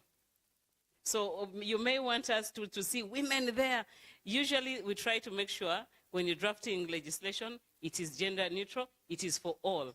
But then in the penal code, you find an extra for if you, or if you're a judge or you're a magistrate or a judge and it's a woman, then you can use other mitigating factors to make sure that she gets better redress and justice. Finally, when we're talking about businesses on phones, we also note that there's a lot of businesses that are also thriving on phones and on the internet and all that. People are now evading taxes. They are selling wigs, women's clothes, shoes. You just post and say, are they paying taxes? So as the taxman is going from shop to shop, the Ugandans have found an alternative of not paying taxes, and they are shopping and they're using TikTok, where they're saying, and when you say, can I buy this? They say, come to my home. So they don't know where to find them. But now with the NIN and all these things that UCC is coming up with, I'm sure this is, will be addressed. Thank you so much.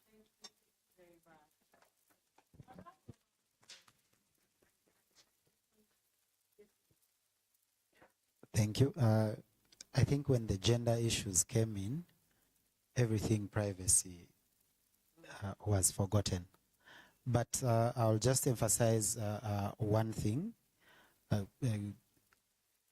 In our quest to do the implementation of the data protection law, we've done as much localization as possible. We have developed compliance toolkits. We have developed guidelines that speak to different sectors. We are doing codes of practice that are going to cover journalists, bloggers, and TikTokers, so that that particular specific area is guided by a specific code of conduct. And the guidelines in place are also to help, particularly if the law requires you to have a data protection officer in place, and probably your budget doesn't allow as an organization, we put these guidelines that simplify the law and the requirements for your implementation and where to quickly get support. So I think when you talk about the inclusion, I'll not go the gender inclusion way, but rather stick to what the office is doing to try as much as possible to ensure that everyone, wherever you are, however big the organization is, however small, or whatever area you're dealing in, we are trying to break down the compliance requirements into codes of practice and compliance toolkits that someone can be able to help. These clearly define the rights of the persons, whereby you can quickly read and understand, as opposed to the legal jargon that is usually in the law and the regulations. That's what I can add. Thank you. Thank you. I think as we you know, after Salam's wrapping up, what will remain outstanding for some time when it comes to this contestation is whether the law and what kind can be an arbiter in this war for data. Because this war is going to continue, albeit at a more accelerated, heightened speed. Everyone wants a piece of you. You want customized services. You are lured into customized services, so you must give more.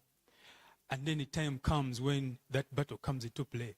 So the question, can the law and what kind will be able to settle that? Two, when we talk about business, the current tendency for us, especially in Africa, is to contextualize the known big company businesses.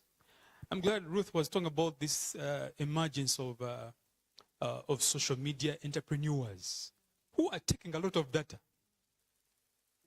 A lot of it. Some of you give PIN numbers to them for delivery. Okay, delivering a week. Okay, you know, and someone comes up to your door. Okay, up to your door and retains that information. So as social media platforms which were for entertainment metamorphose into business platforms, how has the law widened the spectrum of businesses from the contemporary MTN, Airtel, you know, the big culprits whom we are always focusing on, you know? CIPESA is undertaking a very interesting study, and all of these things are coming to emerge. How, you know, people are talking about all these so-called social media companies that are investing too much because they come with this level of trust. DNM, I mean, you are in their inbox. And then you release all sorts of things. What colors do you want? What wig should I bring? Give me a pic of you. And you take a pic to see if you know, this wig will fit. You know, what artificial nails should I add on this wig to complete you? Then you take a pic of the nails. What I'm talking about, we have seen in these studies. You know, and the current law is either silent and consciously, or we had not envisaged the evolution or the metamorphosis of social media as now a business platform.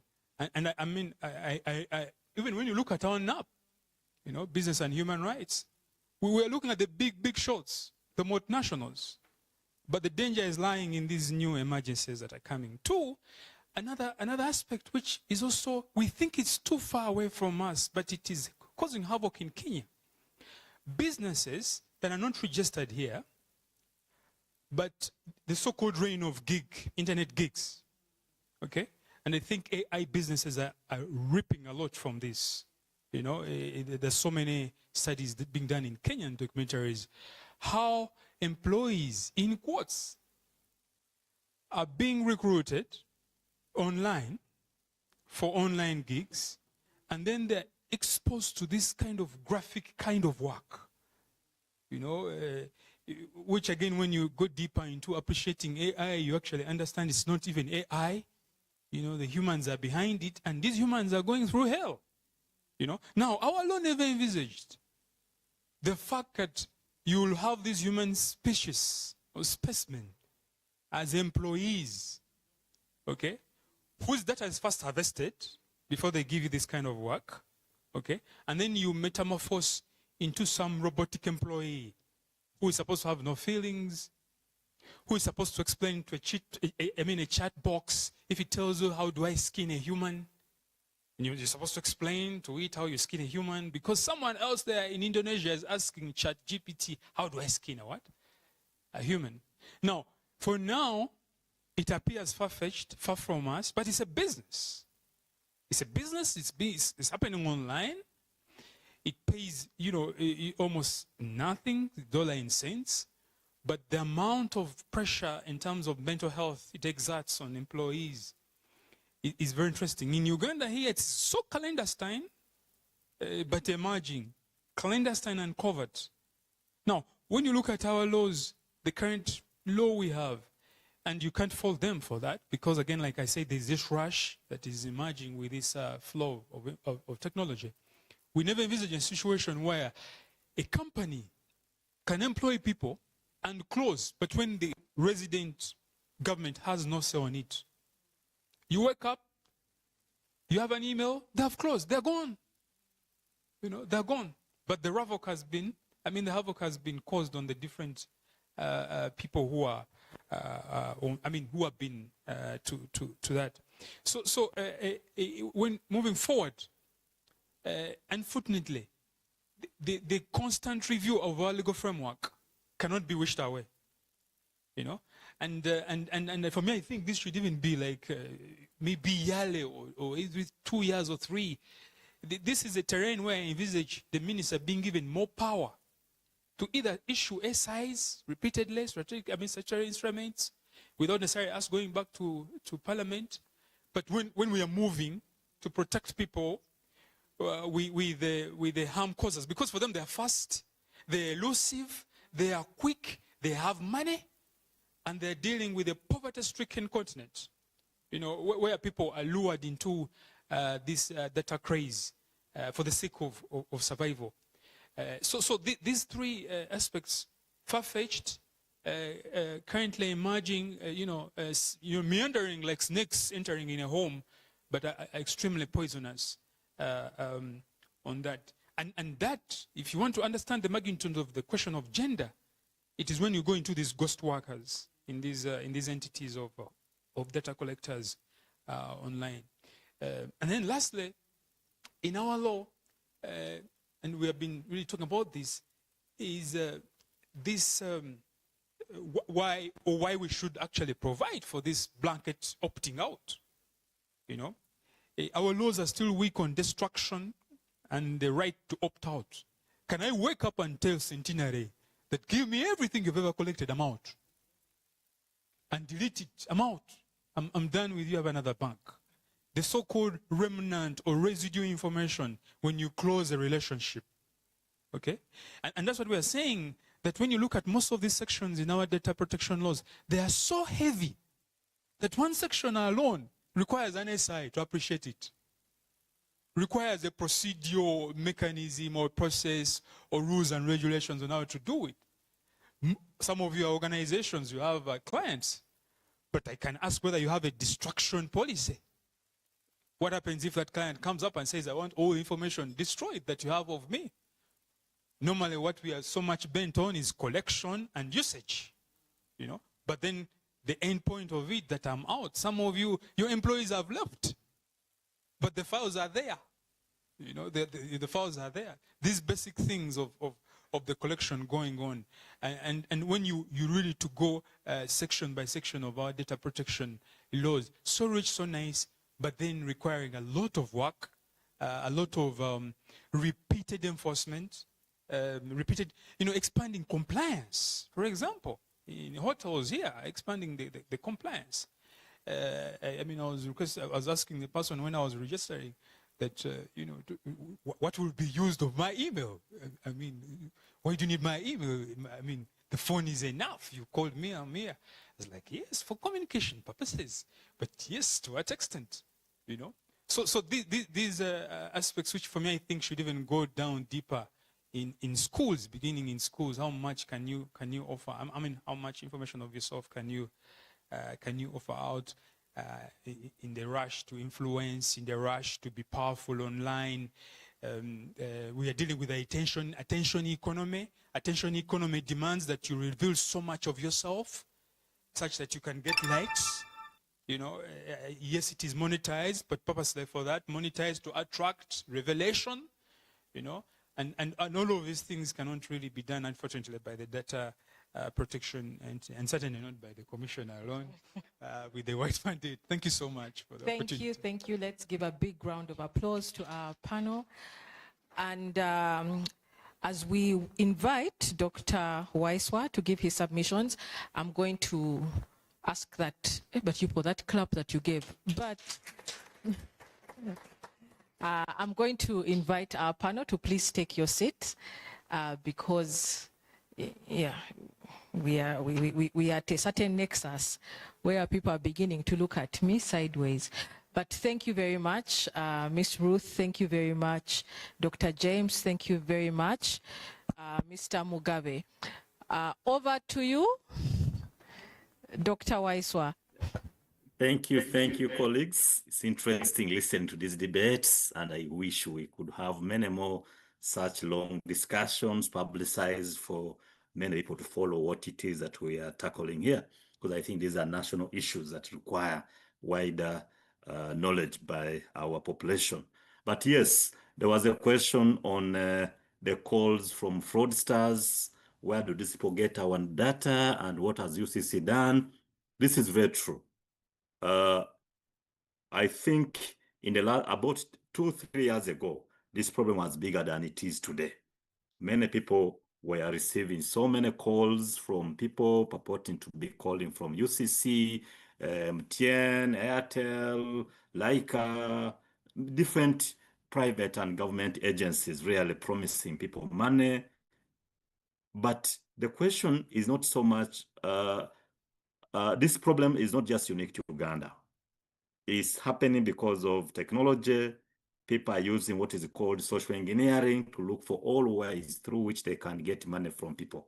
Those of you who have gray hair like me, you remember that some years ago, we used to have these pickpocketers on the streets who would find you, mug you around, and then take a bit of your money. These days, people have learned that we no longer walk with money in our wallets. We no longer have money in our pockets, but all our money is on digital platforms. So what are these fraudsters doing? They are targeting us using the digital platforms that we've opened ourselves to. We open emails, we attend meetings, we share our numbers, we attend wedding meetings, we attend events like this one where I'm sure they have registered and taken your number, your email. Sometimes they'll even ask you where you stay, your age group, what you do. Now, this is the information that fraudsters use, and they social engineer you, make calls to you purporting to be calling from CPESA, because today you've registered as a participant at a CPESA event. So next week, somebody could call you saying, I'm so-and-so from CPESA, I'm calling you, you've won some money, we thank you for attending a meeting last week, please send me 100,000 so I can send you 1 million more. But all these calls are unfortunately resulting into people losing money, partly because of one, ignorance, two, greed. People want and expect free things that they have not worked for. So at UCC, we've done so many things. One is that we set up an anti-fraud committee which receives complaints from consumers and customers that receive these calls. So when you receive these calls from fraudsters, we encourage you to call your telecommunication company and report that call and the number as a fraudulent call. Once you report, there's a team behind the scene that will look at that number and determine how frequent has it been calling other people and for how long. And then once they confirm that indeed this number is being used to call people in such fraudulent ways, they will block this number. After they have done some bit of preliminary investigation to confirm that indeed this number was legitimately involved in a fraud. Because again, we can't just block it when you just complain, because some people will also using that to block other people's calls because of social disagreements and other illegitimate issues. So because of that, we undertake some bit of preliminary investigation to confirm that indeed there was a fraudulent call with that number. Two, if we find that indeed this person is a repeat fraudulent caller, UCC, we work with Uganda Police to investigate, track people, and prosecute them. We've prosecuted so many.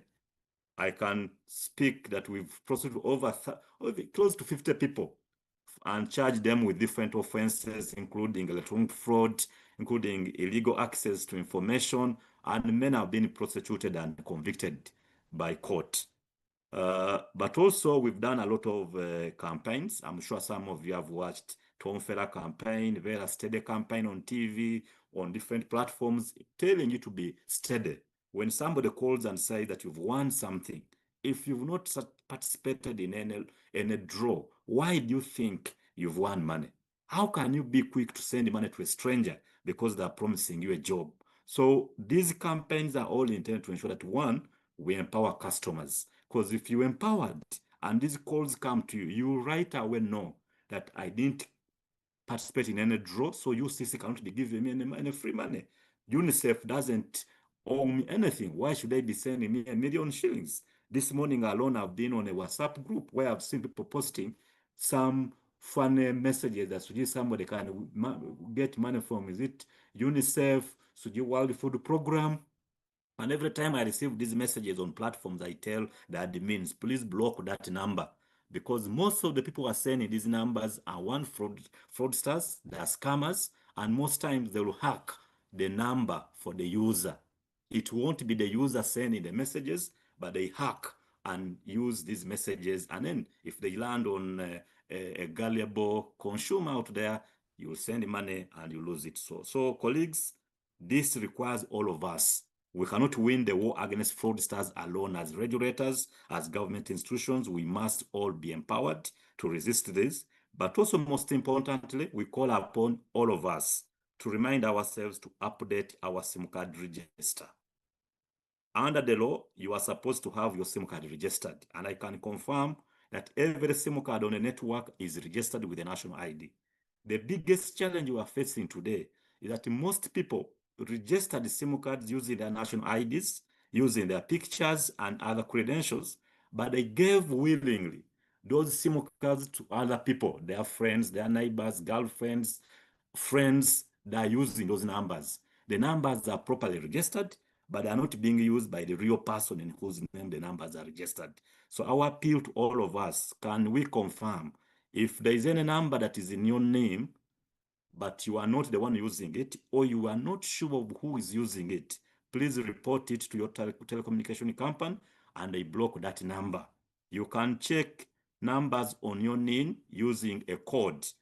Please, all of us, let us get our phones and put this code, *197#, *197#. When you put that code, it will prompt you to put your name, and then it will show you all the SIM cards registered on that network using your name. If there is any number you are not aware of, please report it. It will be blocked, and then whoever is using it will be required to go to the service center with a national ID to re-register that number from the current registered user into their name. And if they cannot produce a national ID and prove that they are the people using the number at that time, the number will be completely blocked, churned, and given to another person who will register for it properly. Because if we do that, the fraudsters will be dealt with, because most people don't want to commit fraud using their name or using numbers in their names. In fact, many of the people we have arrested, we find that the numbers they are using are for other people, whom unfortunately most times we end up arresting. By the time they will prove that they are not the ones that were using the number at the time, they could have spent a few days in police or even sometimes charged. And under the law now, it is even illegal for you to use another person's SIM card illegally. There is a law, there is a regulation called Regulation of Interception of Communications Regulations 2024. Those regulations have detailed procedures on SIM card registration, validation, churning, and all other processes. And in there are many offenses. One of the offenses is it is illegal for you to use a SIM card registered in another person's name for any illegal purposes. So please, I invite all of you to share this information to your colleagues to protect them. On the issue of how effective is the stakeholder management framework, what I can say quickly on this is that as UCC, and I know many other government agencies, before we develop our frameworks, regulations, bills, and laws, most times we do public consultation. We do calls, we invite people to share comments on what it is that we've drafted as technical people. The biggest challenge, though, is that many times when we publish calls for comments, many of you become too busy. You don't read. When you read, you don't share any comments. So the time will pass without receiving any significant comments or views from the public. And of course, if you cannot share comments, the process will continue. And then 2, 3, 4 years later, when the framework, the policy, guideline, or law is passed, we hear people saying we were never consulted. But most times, you'll be able to pull out the records showing that there were public consultations, but with minimal participation from the public. So I call upon civil society, researchers, academia, but also consumers. When you see these calls for comments, please share your comments, because that is your opportunity to improve whatever it is that the government is trying to develop to protect you. We do all this not for our benefits, but for the benefit of the country, and we rely on your expertise to give us further insights into whatever we are doing. And then on the issue of limited knowledge of the frameworks and the law, it is true people don't know about these issues. But again, you ask yourself a question: what more can we do? At UCC, I can speak without fear of contradiction that we participate in so many such public engagements where we publicize our initiatives, our frameworks. We have a very active website with a lot of information, a lot of public records and reports. When you look at how many people visit our websites to download or read these reports, it is so disappointing. You write a report and then you see after 1 year, only 10 people have read it. Then you wonder, what are the rest of the people doing? So we will continue using all forms of communication, media, social media, and mainstream media to publicize these initiatives. But again, we call upon all of us, civil society, to invest in public engagements and sensitization, but also encourage people to read widely and use the internet as a source of information. Our websites are updated regularly with a lot of reports that can be useful in understanding what it is that we are doing. There was a lot of discussion on women, how far and to what extent do we involve women. I can't tell you, ladies and gentlemen, many of us love women. I'm a husband, I'm a father of daughters, I have mothers, I have sisters. I love women generally. And indeed, many times when I participate in these discussions and I hear women saying, we need better protection, I hear you. And indeed, we need to do a lot of protection. But it's important for all of women on this platform to learn that there is a limit to which government can also protect you. Even you as women, we call upon you to also take charge and ensure that, one, you receive information about events and initiatives that the government is taking to ensure that they make your life better. Because at the end of the day, we can speak, but if you, the women yourselves, you are not getting these reports, you're not reading, skilling yourselves to prepare yourself for this digital revolution and ensure that, one, you are protected. Because many of the breaches of data, many of the cyber harassment is committed against women. But most times, and I've investigated a number of them, you realize women are also making themselves further vulnerable. In addition to being just women, they also open up a lot. You share your nudes online. You share a lot of personal details with people you just met online. Whoever is promising you a job, whoever is promising you a relationship, you easily give them your nudes, your pictures. I mean, be mindful about who it is that you are chatting with.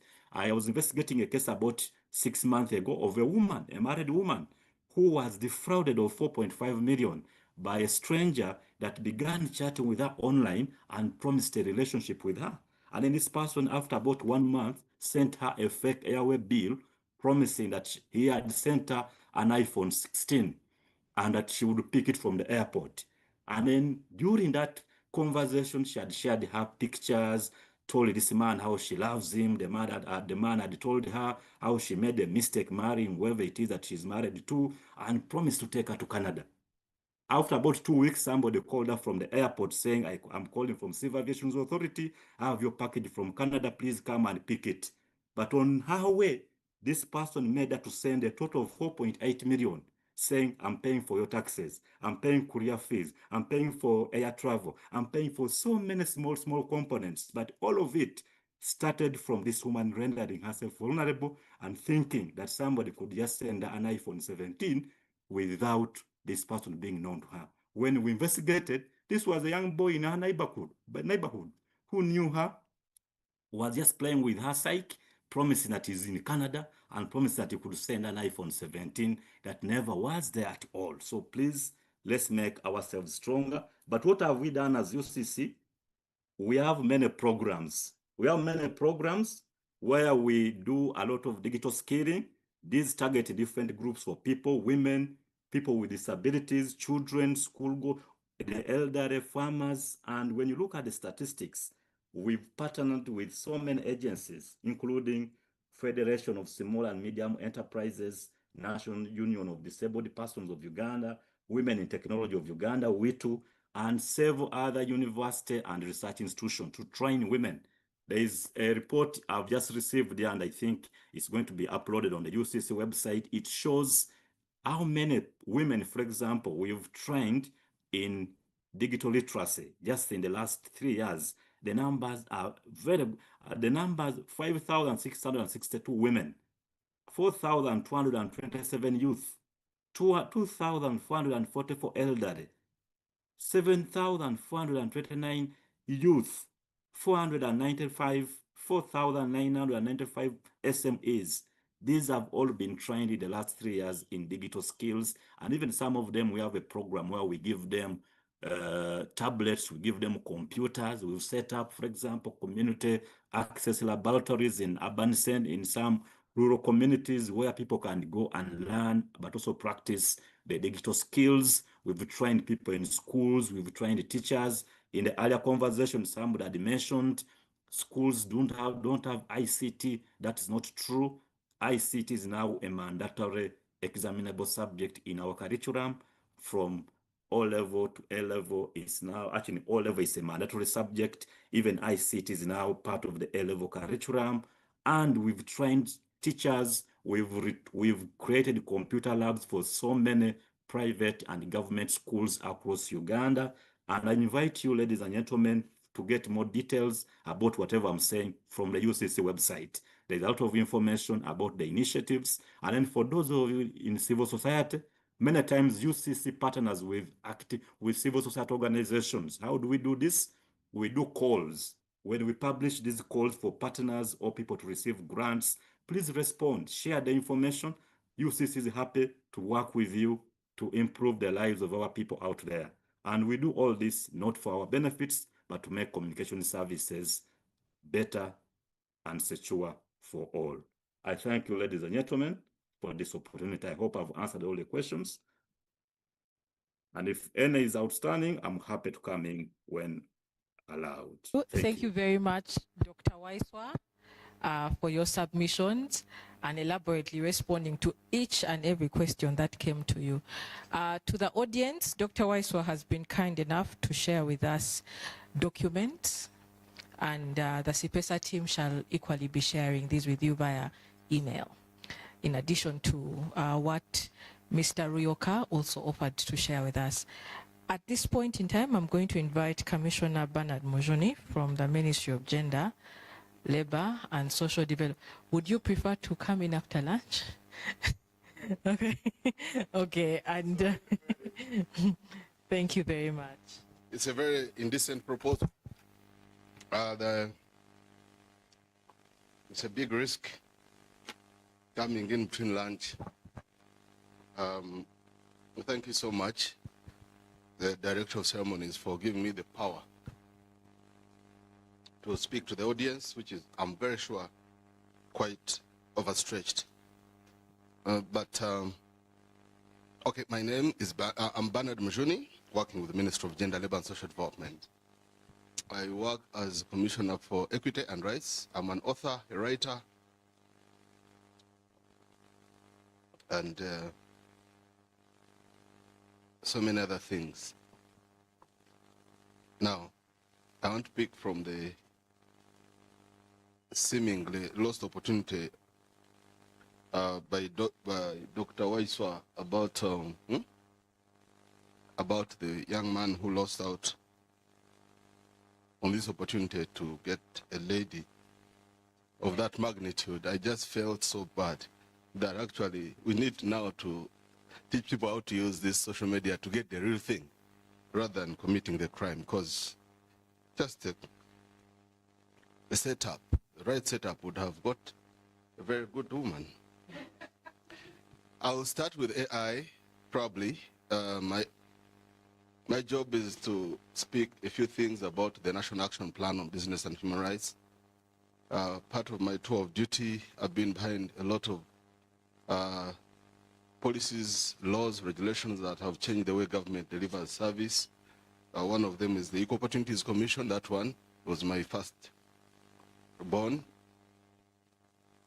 Since then, I've had second, third, and one of the last borns is the National Action Plan on Business and Human Rights.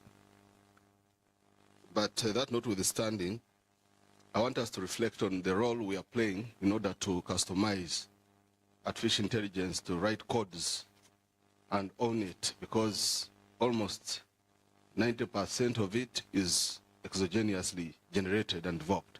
and the recognition of features and all that might leave us out of this entire framework. So I think there is a big call for us to own our own data.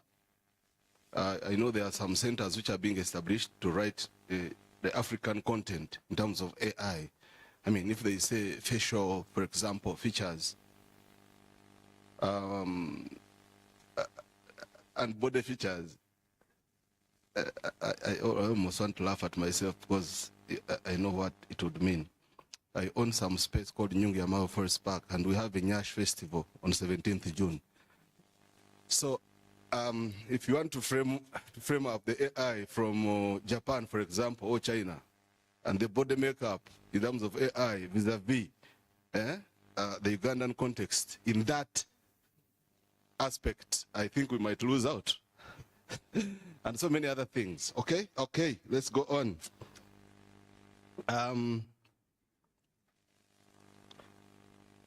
Digital rights. Digital rights is a big thing, and I've seen it before the cabinet, before the president, even the letter reaches the intended person, it is already on social media. We don't know whether it's because of the hijackers alongside the value chain in terms of document flow in government. It is extremely threatened. Actually, it's a national security, because even directives, which are purely, and even they write secret, but somehow how they end up on the social pages is a big challenge. So we need to stretch and see, is this really, how do we use these existing referral pathways to ensure that not only business, but the way we conduct entire value chain in terms of service delivery is protected. Later on, hacking into the data of different agencies. Access to internet and the digital media has been, I mean, we lost it maybe during the COVID, because then it became a fundamental human right. I thought we achieved a lot during COVID, that we shouldn't have let this low-hanging fruit go under the shelves, because then without access to internet, as the Dr. Salam from, they talked about this, but then we want to see how do you, I mean, go to America now. Elon Musk is deploying Starlink to make sure internet is as cheap as almost free. But of course, we have different interests here. MTN and all these American towers and all that, they still want to rip off the wananchi.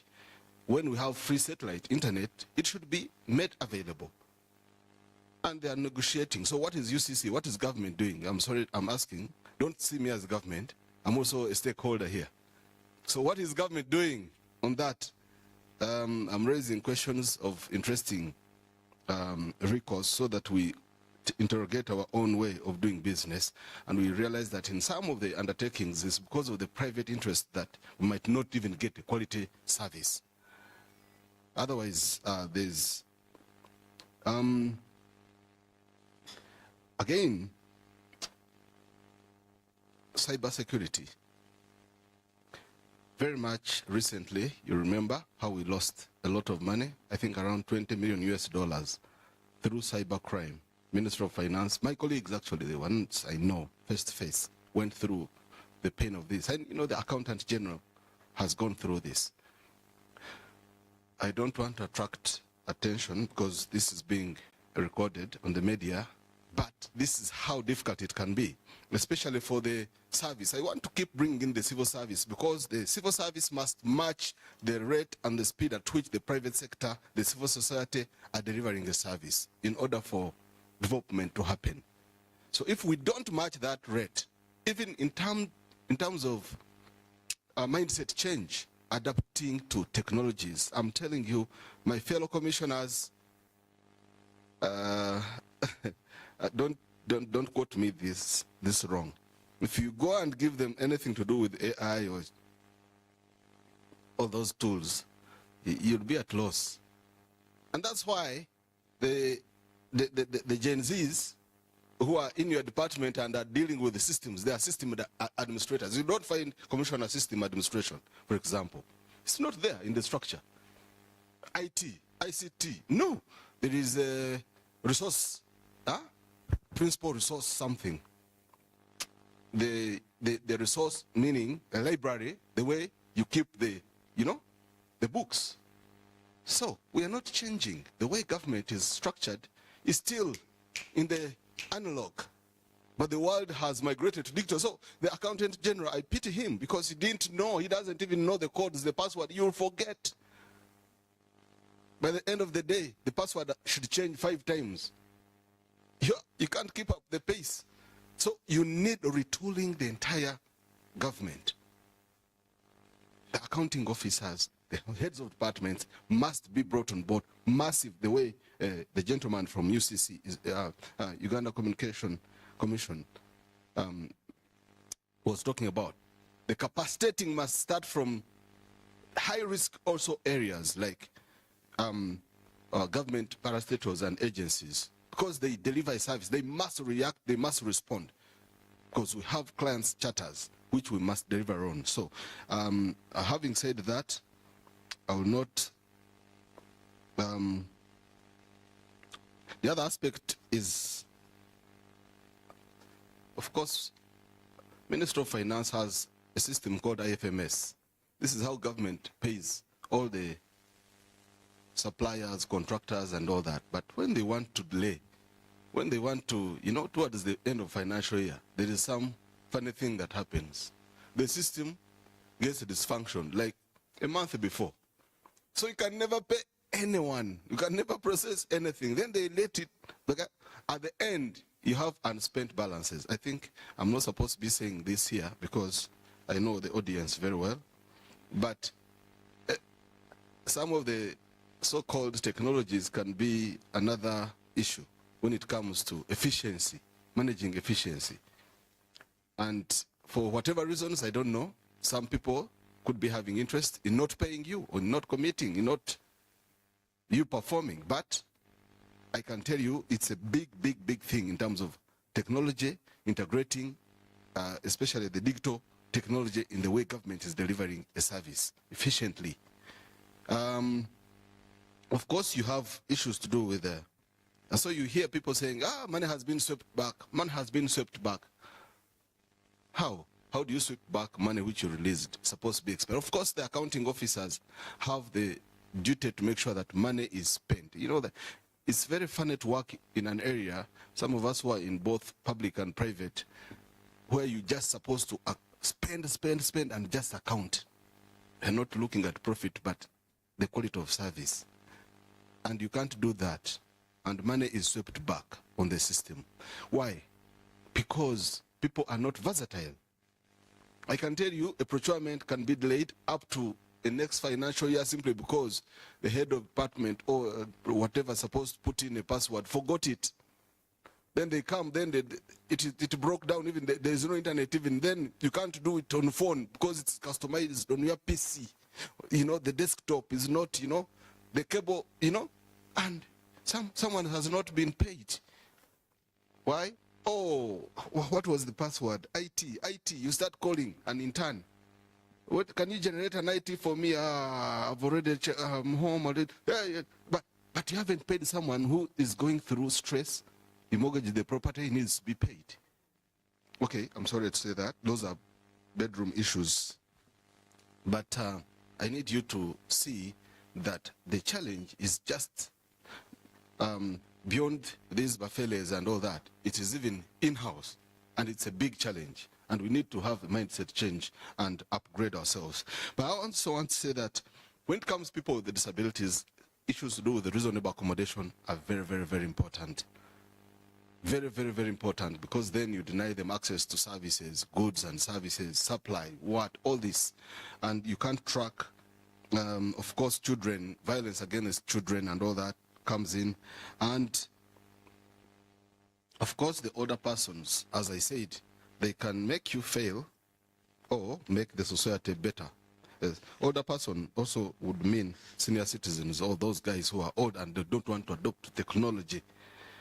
We have issues to do with hacking. Just yesterday, one of our transport officers' phone was hacked at the ministry, on the chat group. This is going on everywhere. I think it's the most common thing. And guys had already taken around 3 million shillings for the entire. Now, I don't know how they, but Nazarias, I'm sorry, I'm revealing him. He is the person who got an accident while on his way home. So he has been down. I think when they hacked into the system, they found issues of vulnerability. Say, I'm not feeling well now. Can you send me 100K? I'm not doing. So they were just tapping on guys who knew that actually, yeah, he had an accident. I don't know. But people were sending. I almost sent before disabling. So I think UCC has something to. And of course, hate crime. You remember during COVID, the famous reporter. Which media was that? You know?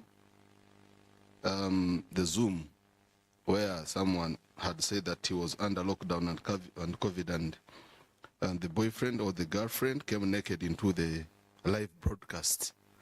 You know? Some of these things are as good as it's interesting as interesting. Yeah? So some of these, we have had people bullying. Personally, I've been a victim because I write poetry and I'm critical of the society. So if you take me on any chat group, you know that you're going to get things which are very, very disruptive. Because I'm not the average person to be on the chat group and just keep quiet. So I better exit. I either share my content and that's it. If you feel you're not comfortable and you are the admin, that's it. I will exit. But I don't exit without a fight. And normally, the popular people on the chat group will support me.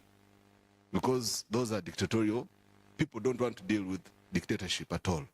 Admins, I don't know. I think there should be qualifications for admins on chat groups, because they can be overwhelmingly dictatorial. You feel you belong to an obese group, but someone is overtaking and, you know. Hey, you're giving me extra minutes. I know people have bad love. Let me just cut my talk now. Yeah, so bullies, relationships, psychosocial support is very, very important, especially our children. They go through this. As you realize, the child can go through a lot of torture and trauma. I've had pastors who are using this to just get into the brain, especially of ladies. I don't know why men are not falling victims too much with pastors. I don't know why. Why? There?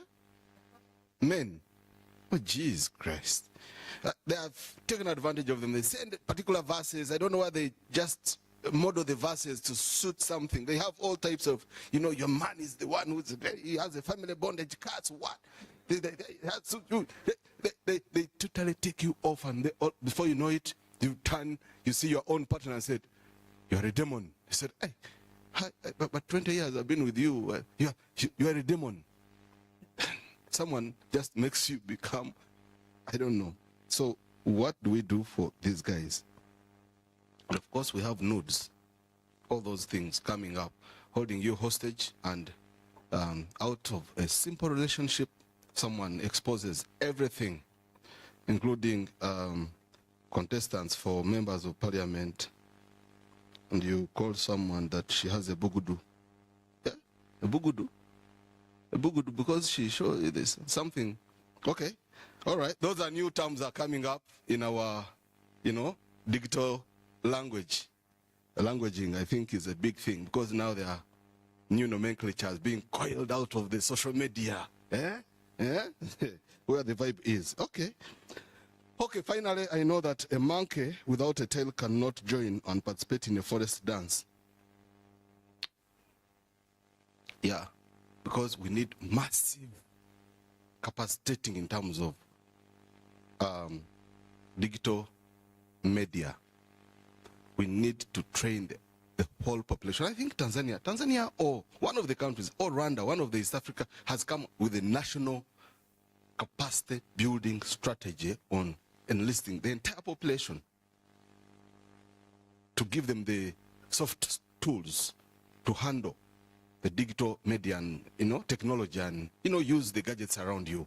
Household, the way you did census, I wish we did it during census. Wouldn't it have even taken 1 more month?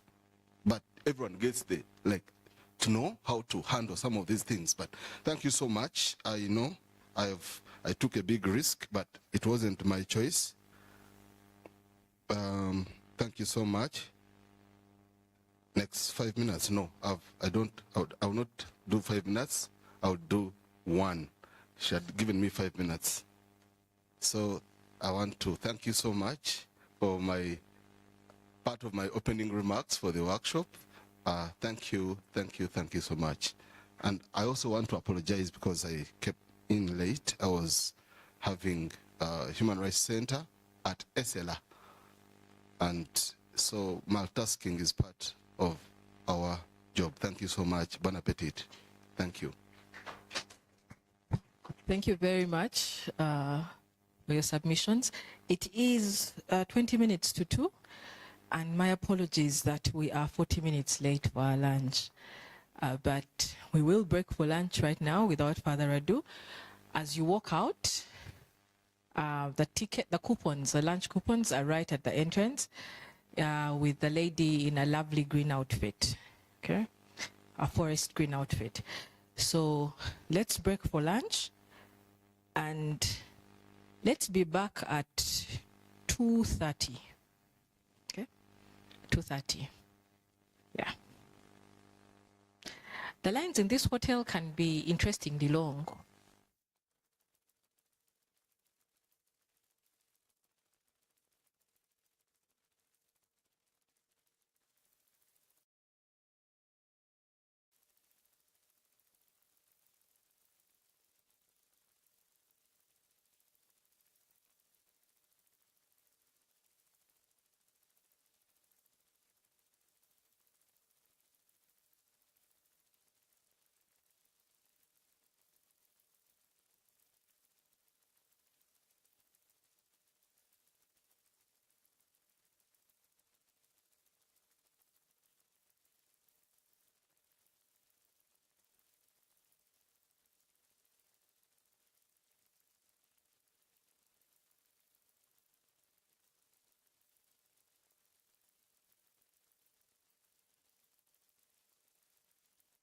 Unions.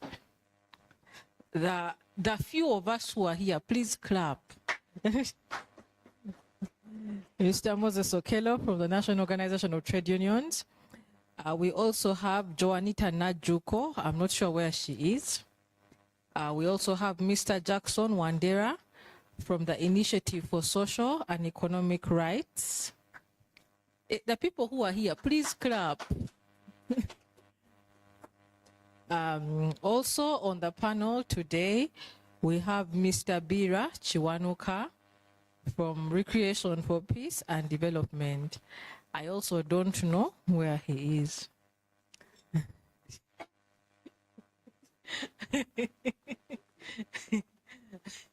I am not sure where the members of this meeting are, but I would like to encourage people from CIPESA to please look for your participants so that we can start.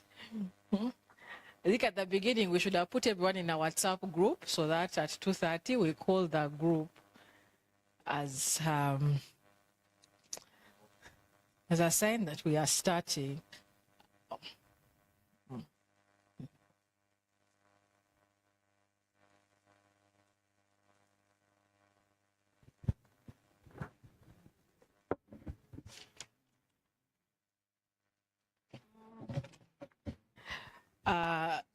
So she's part of the panel. Your fellow panelists are already seated.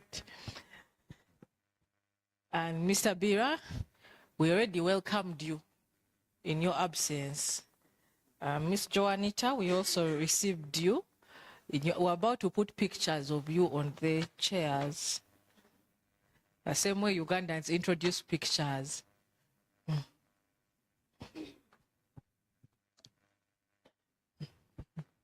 Okay, so this is our esteemed panel, and we are going to dive right into the conversation around emerging trends in business and digital rights in Uganda. And the idea is that the panel that we have today should be able to explore a couple of themes, including but not limited to emerging digital platforms and how they are reshaping labor, also looking at the extractive sector and how it can leverage digital tools, also looking at digital risks posed by businesses in Uganda today, also look at issues of structural barriers, and lastly, looking at how there's been how the awareness campaign is going on among businesses in the country. And to start us off, I'm going to invite Mr. Jackson Wandera from ISA. And I know ISA does a lot of work with market women, but also, no, you're not the ones who do work with market women, but you do a lot of research-related work. And so in submitting in making your submission, I'd like you to explore pressing digital rights risks posed by businesses, but also provide any recommendations on how we can strengthen legal and policy frameworks, but also as someone who comes from the civil society space, how civil society can play its role in ensuring that businesses adopt a human rights-based approach as they design and implement their work. Over to you. I can give you this.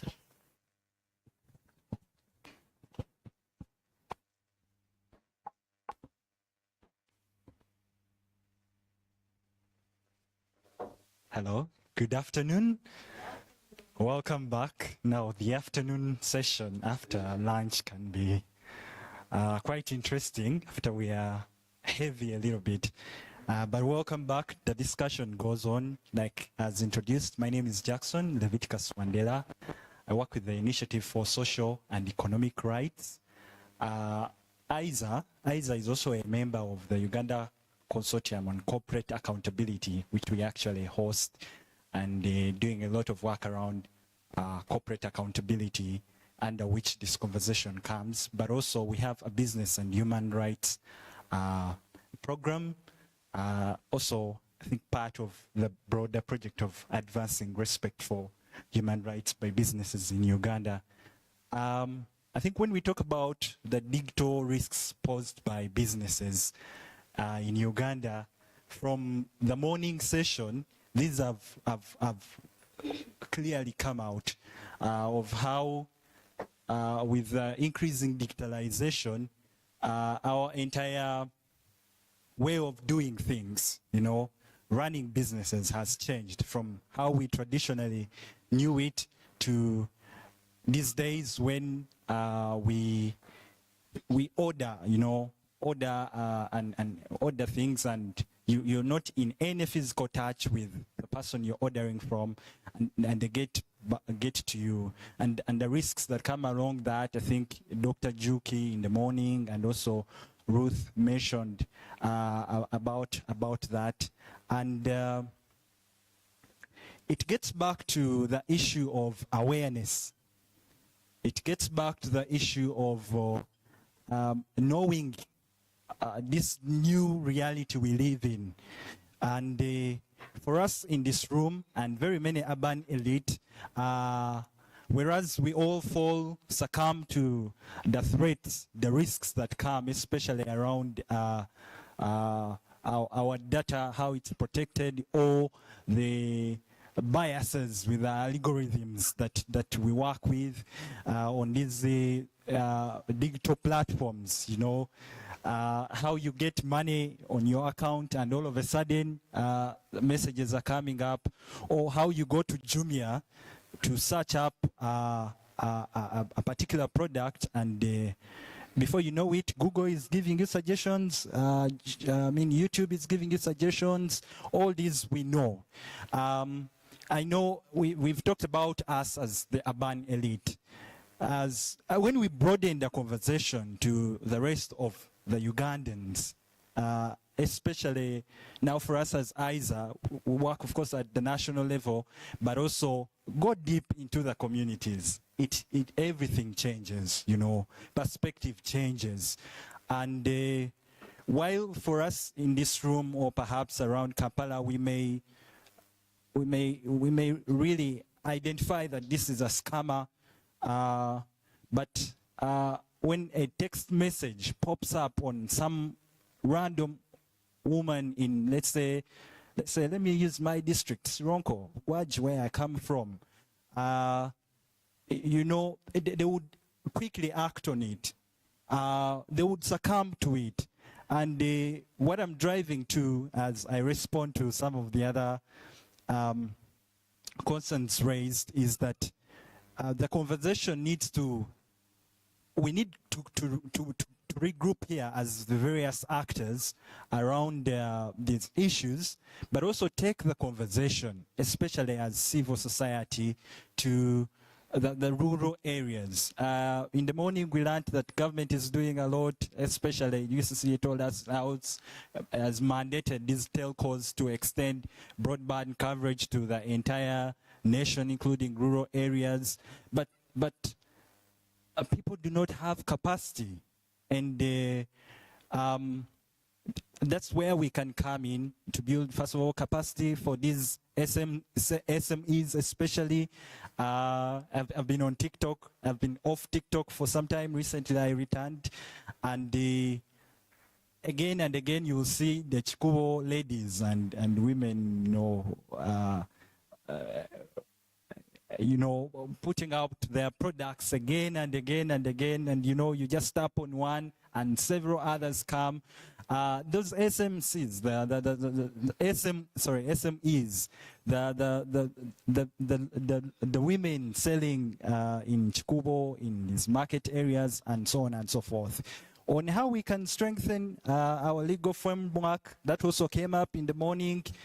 I am particularly, maybe I'll speak to two things. One, it's been, I think one participant mentioned that in the morning, that it's I think 4 years now into our main, when we talk about business and human rights in Uganda, our main guiding policy document is the National Action Plan on Business and Human Rights. But when you look at it, you begin to see how, whereas it speaks to labor issues, the environment, labor rights, the environment, and so on and so forth, you'll be keen to know what does it say about these emerging things we've been talking about.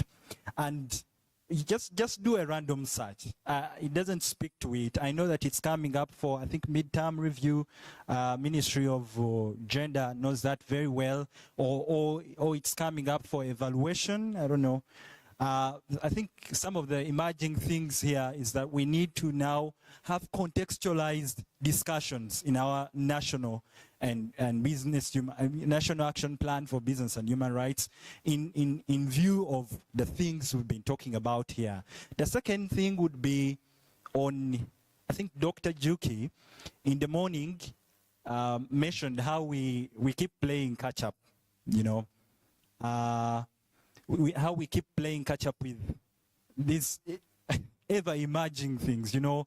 Every day there's a newer version coming out, a newer version of an app coming up, and which calls for increased regulation. You realize that we do not have anything. I think SPESA has done work on this, on our framework on AI.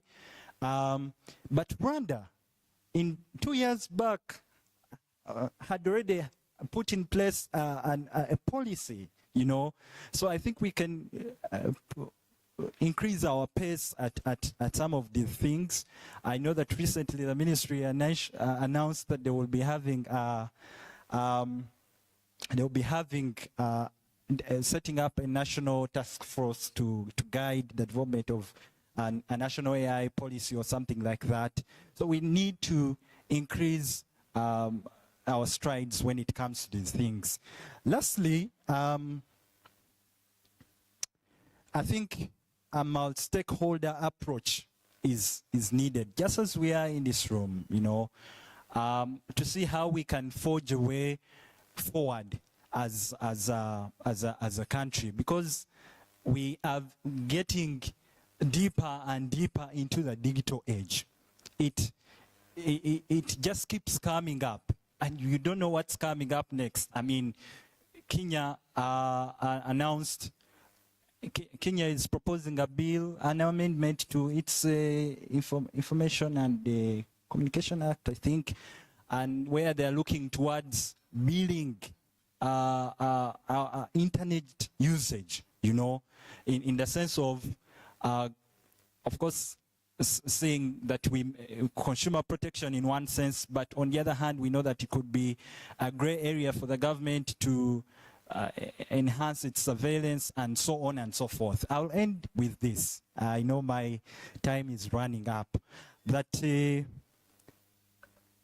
from either's perspective, once again, that all this that we are talking about goes to the conversation around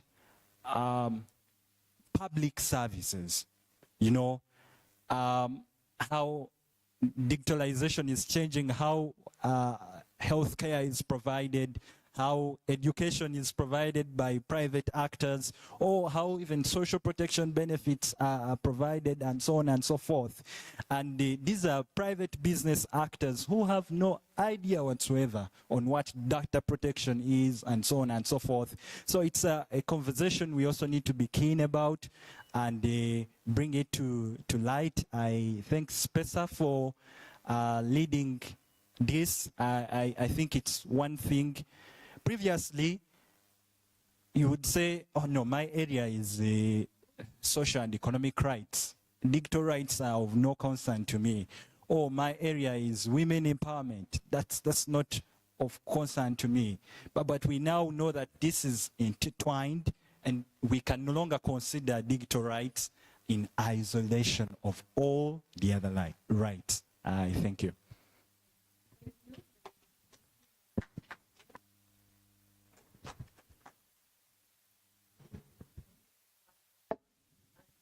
Point, we will go to Mr. Moses Okello, who is right beside you and represents the National Organization of Trade Unions.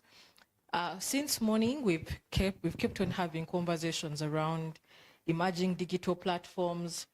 Also, we've had a sneak peek into gig work, the automation that is shaping labor and employment. And from your perspective, how prepared are we? How prepared is our legal framework? And I know that those questions have been answered by previous speakers, but very importantly, what role do you see NOTU playing in shaping this collaborative framework that ensures business innovation within a digital economy, and making sure that that does not come at the expense of workers' rights and at the expense of workers' protection, given the invisible, should I say, the barrier that the digital playground, how should I say it? Anyway, the barrier that it creates with the emergence of digital work and digital platforms. Over to you. Thank you very much. Good afternoon, participants. I want to begin by thanking SPESA for this invitation, which came just yesterday. But nonetheless, I'm here. Thank you very much for coming at short notice. I am from the National Organization of Trade Unions, which is a labor rights organization. We have under us 40 labor unions, both in the public service, private sector, and informal sector. Over the years, the workers' movement has concentrated on the fight for labor rights in the traditional way, to the extent that what is coming up now is almost catching us off guard. Yeah, I'm going to be very honest with you. I've been sitting here since morning, and the discussions are so deep that I'm asking myself, how many generations behind are we? It looks like we've been left very, very far.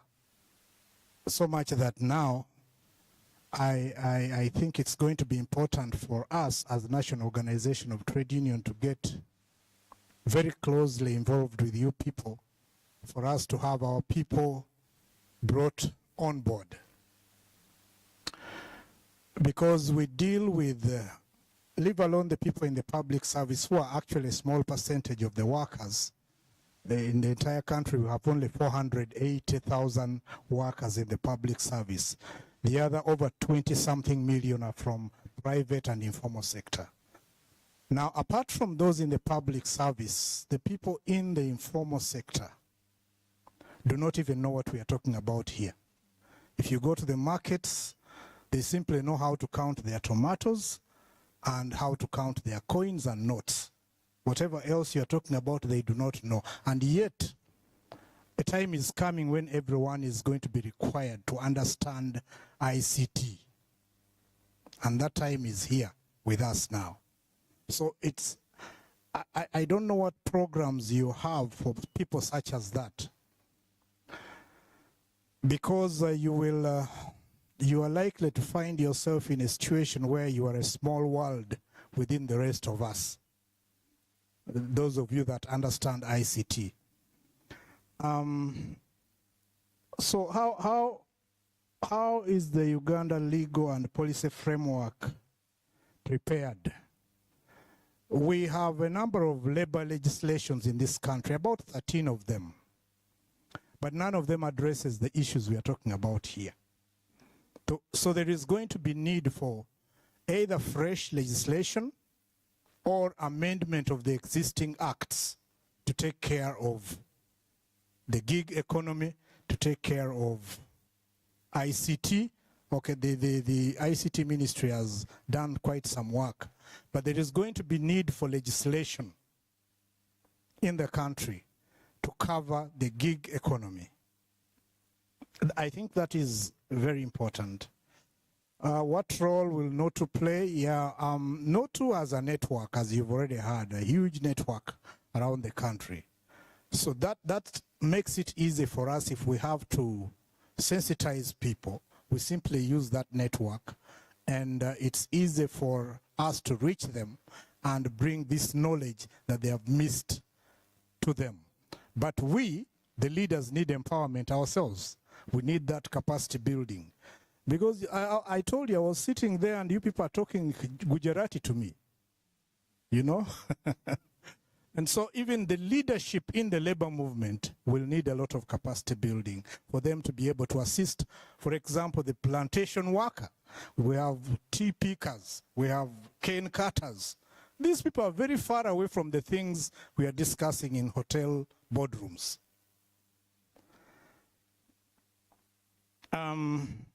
How can labor unions actively get involved with business? I think I've already said that. And like I promised you, I am not going to consume too much of your time. I'm sure by now you know what we need to do and what you need to do with us. Thank you very much. Yes, thank you very much. And there is a big ask there around information capacity, and I believe that qualifies as a recommendation and a possible collaboration for the future, especially from NOTU's side. At this point, I'm going to invite Mr. Bira Chiwanuka from RDP, and I would like you to share with us on how Uganda's extractive sector can leverage digital tools to ensure transparency and uphold environmental rights. But also there is the aspect around data collection and surveillance. There's the aspect around the very specific unique rights of these communities that at times we don't pay attention to, and yet when it comes to rights abuse, this is where we probably see some of the biggest violations, but also the largest number of cover-ups, within the extractive sector, within the environment field. So how do you see digital tools amplifying the call for transparency and the call for rights in that space? Over to you. Okay, thank you very much. First and foremost, for the opportunity to share. I work with a relatively old organization called RDP, which is 26 years old, but it works with young people. So this conversation around digital is a part of a discussion that we actually must be leading as young people. Forget my gray hair, I'm young, I'm 17 years old. Yeah, my interest, as you have shared, is going to center around the extractives. And in Uganda, our extractive sector has been divided into two, whereby in our laws we isolated petroleum or oil and gas from the rest of the extractives. And most of my discussions are going to rather concentrate on oil and gas, because in the region where we are based, oil and gas is a dominant sector. To begin with, the international oil companies work through subcontractors. And most of the information that is captured by these IOCs is rather captured by subcontractors. Our country's focus, and many of us as stakeholders, has been put on the international oil companies. Yet data from your attendance, from stakeholder engagement, from accounts opening, employment is managed by tier one. They have classified contractors into 4 tiers, from tier 1 to tier 4. So the biggest challenge here is that stakeholders we find ourselves concentrating on the bigger elephant, yet the big elephant is not engaging directly with most of us, apart from these big town hall engagement meetings. So that's the first. Then the second thing is that the extractive sector generally, including like right now in Hoima, they are beginning to extract silicon, has a lot of interest in capturing our data, but with a restrictive policy on us citizens or even employees capturing their data. For example, if you went to Hoima right now, where they are constructing the airfield, the Hoima multipurpose sports stadium, you are not allowed to take a photo in most of the areas. But when you are entering, cameras are capturing you, you register. In other words, it is a one-sided mechanism. So what does it mean? That you, the citizen, cannot engage the corporations because you have been restricted on what you can access. So in other words, you asked about transparency. It becomes also very challenging for you to engage. You are like a rumamonga, here says, because you cannot capture appropriate evidence and timely data. Then the other thing is that generally, there is a zeal, focus on who is capturing data. Even, for example, some of us who do write, if you happen to go on radio and talk about Sinoko Uganda Limited, they're not bothered about you. Even if you talk to on a daily basis, you're not of their business. But if you write about them a single click, rather a single link, they will follow you up to the dot. Why? Precedence has been set on the Stop EACOP because the Stop EACOP publicity was too much because of external audience. So in other words, they now pick a lot of interest on online presence than these small, I don't want to call them small, but than these old, like talking, Now, that is, I think, one of the emerging issues that you may need to appreciate. Then the other thing is isolation. There is a gentleman called Robert Atuhaire, who is one of the editors of one of the news platform called the Daily Daybreak. Recently, after having been actively engaging into processes like scrutinizing the NEMA certificates for approval for the Tilenga project, the first thing they did was to isolate him. If there is any process for you are not supposed to go. By the way, they even include him on the list. Like in the morning, they tell him, you were not what? Accredited. The other thing, when the president was coming, they said he has COVID. He cannot do what? In other words, they isolate you to the extent that now citizens find themselves. Remember, information gathering is tagged to opportunities in the oil and gas sector. Why I say tagged to opportunities that, for example, these news people, when they go to the field, they also survive beyond capturing what? Information, but also employment. Right now, whoever has been engaging, for example, in the oil and gas sector, either you are observed as a CLO, community liaison officer, or any other staff. One, as in management, they call it paloya.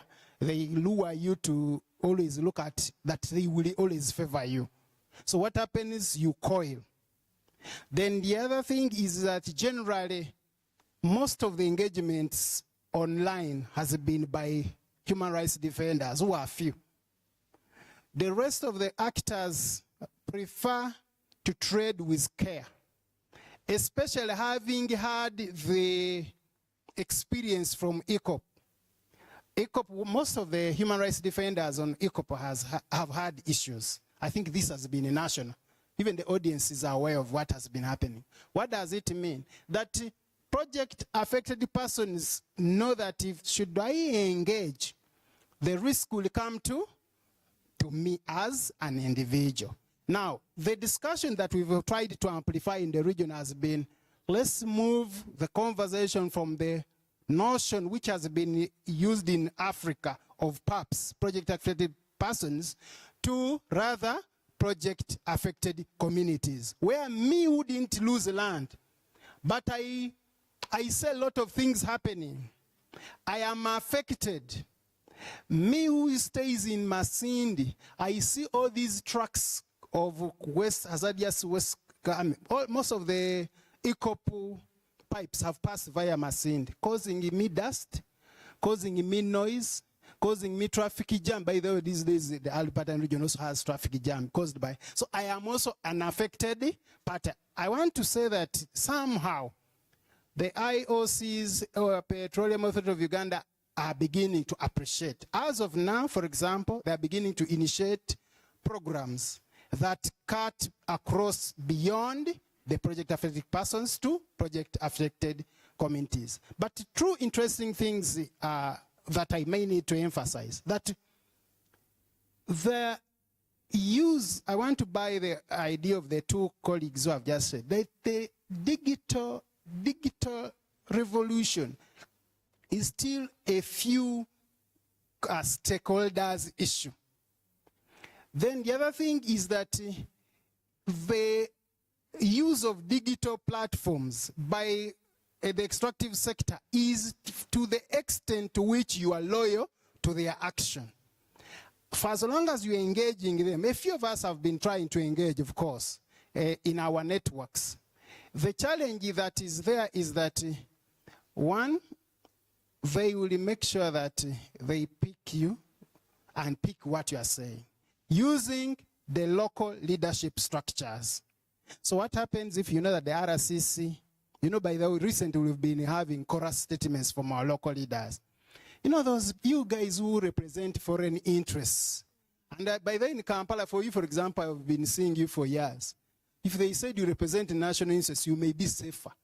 But me, in my smaller village of Kihande, calling me a representative of a white or French man, it makes me what? Vulnerable. What happens that my phone, I would rather opt to use my phone for other things. I interact with her rather than interacting or engaging the cooperation. Finally, the IOC, rather the extractive sector, is run on a global framework, which global framework has a lot of literature and a lot of signings.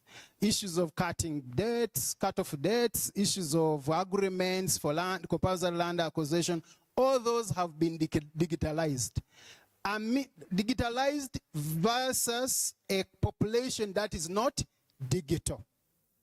So in the extractive sector, we have had they call it dualism. One section that is good and the other section that is extremely worse.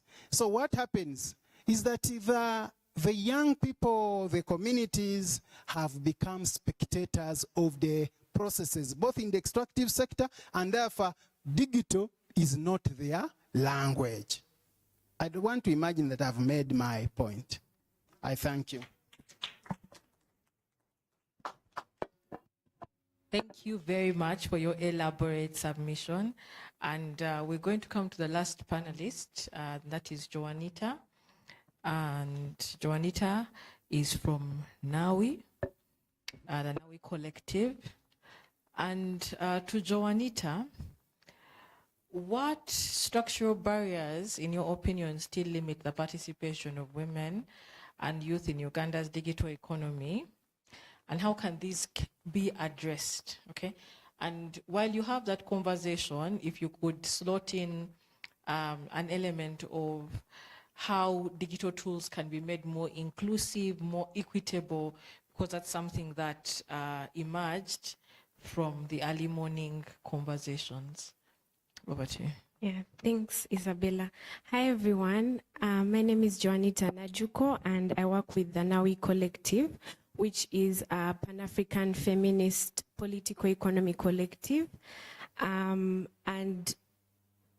I think the discussions that we are having today on digital rights, it's very critical for us to ensure that there's a feminist lens that we use in all our conversations.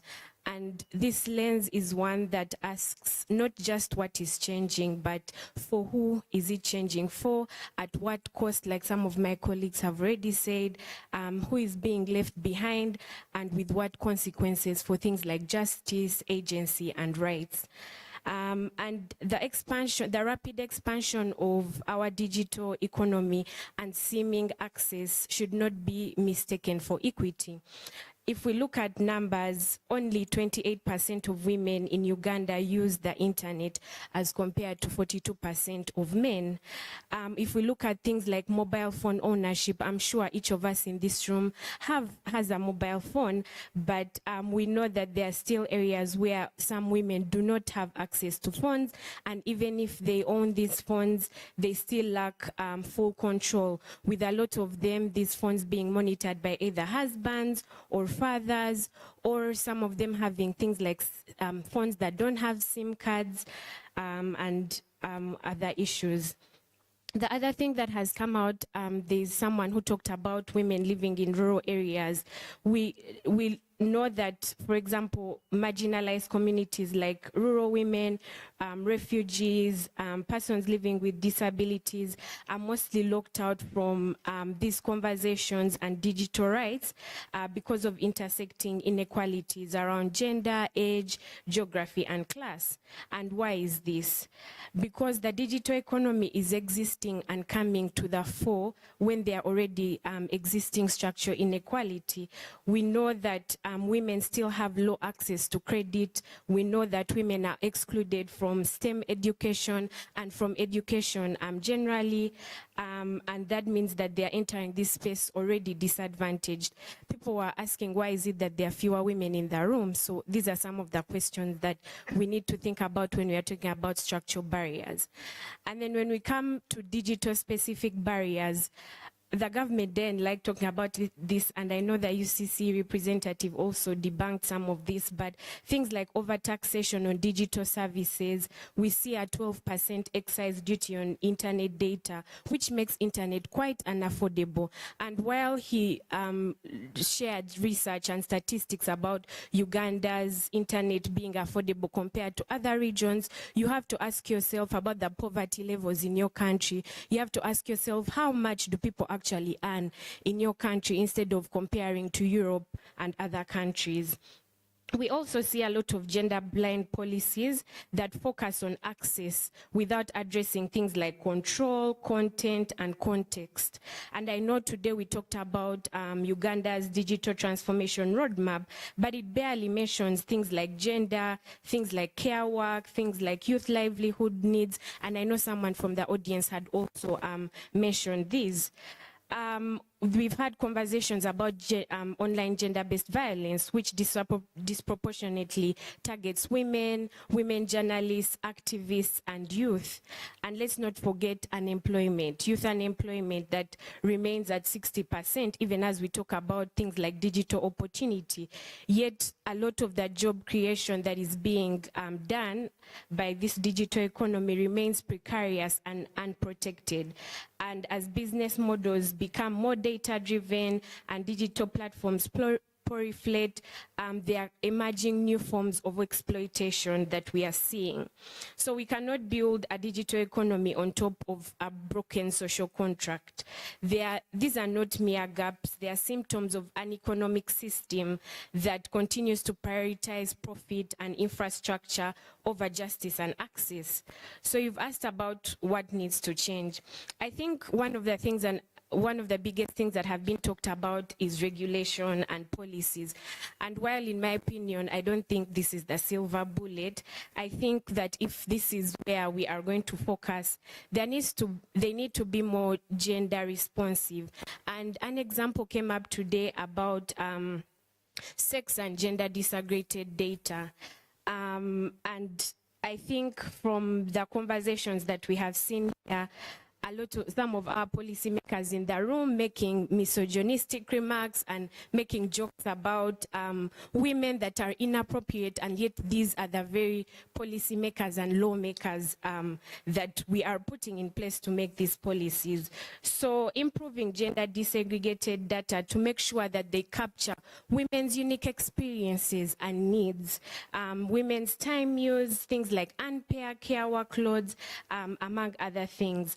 And with that, I think it's also important to appreciate and acknowledge when we are making laws whose interests are most protected by these laws and the global power imbalances that still exist.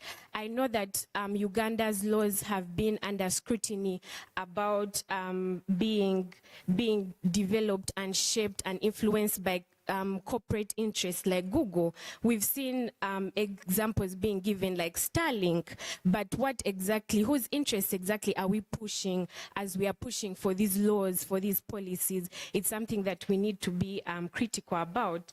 The other thing I think that can be done is targeted innovation financing. Instead of creating these safe environments for big investors, I think it's important to support microfinancing for women and youth tech entrepreneurs. There is something in Uganda called KEI Phone Uganda, which provides subsidized smartphones to low-income women. And we've seen a lot of initiatives coming up by local entrepreneurs, by local organizations that need to be financed and prioritized and visibilized. The other thing that I know is already even visible in this room is norm change. And I think Miss Ruth had earlier spoken about something of the sorts. So engaging the local communities and leaders to challenge these very patriarchal beliefs about women, things like tech use by women and youth being a threat to the household or to the community. These are things that we still need clearly in 2025, still need to unpack and unpack. Also expanding rural infrastructure. I know we have talked a lot about people living in rural areas. So things beyond 3G access, we need community-owned internet hubs. We need solar-powered digital centers, because in Uganda we still have areas that don't even have access to electricity, and those are the public services that one of the speakers had earlier spoken about. And when we are talking about digital tools and design, it's important to acknowledge that design is not neutral. Who designs for whom and with what values determines whether a tool either empowers or excludes. Too often the platforms that we have, or the platforms that are used and are very generic, are not translated into local languages. So imagine you already have an issue of access, you have issues of education, and then you expect people to engage in a language that is foreign to them. We have platforms that are data heavy and unusable on basic phones. We are talking about people who do not even have smartphones. So how do you expect these same people to perform on the same level that you all are? We also have the issue of safety that has been talked about, harassment, exploitation with accountability. So from a feminist lens, we are looking at things like design justice. So you're designing with, not just for, women and youth. That means participatory co-creation with all marginalized groups of people, especially and particularly those at the margins.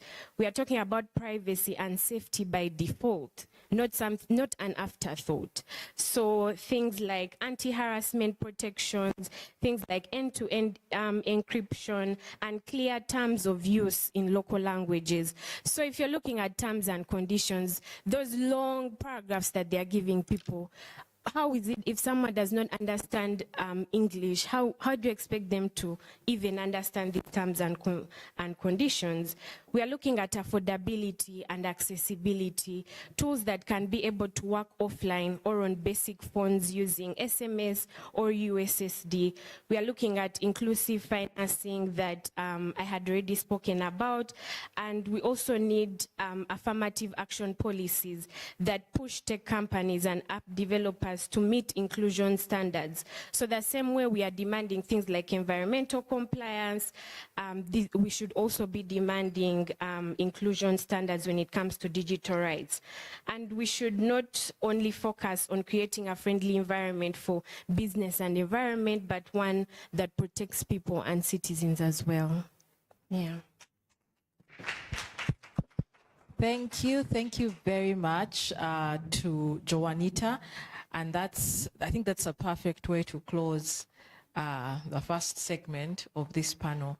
And I'm going to bring this conversation to the audience. Are there any questions? Are there any comments to any of the panelists? There are surely some of them whose submissions have triggered your curiosity. There are some of them who have told you things you didn't know about, like how you can't take pictures in Hoima. Yeah. But do you have any questions? Do you have any comments? Do you have any additional submissions? Okay. Now the person who was helping me move the microphone is on the panel now. So my suffering has returned. Oh, thank you very much. So let's take the hand. So we're only going to do one round of comments. So this is number 1. Then this is number 2. Then number 3. Please keep your hands up. Number 4, number 5, and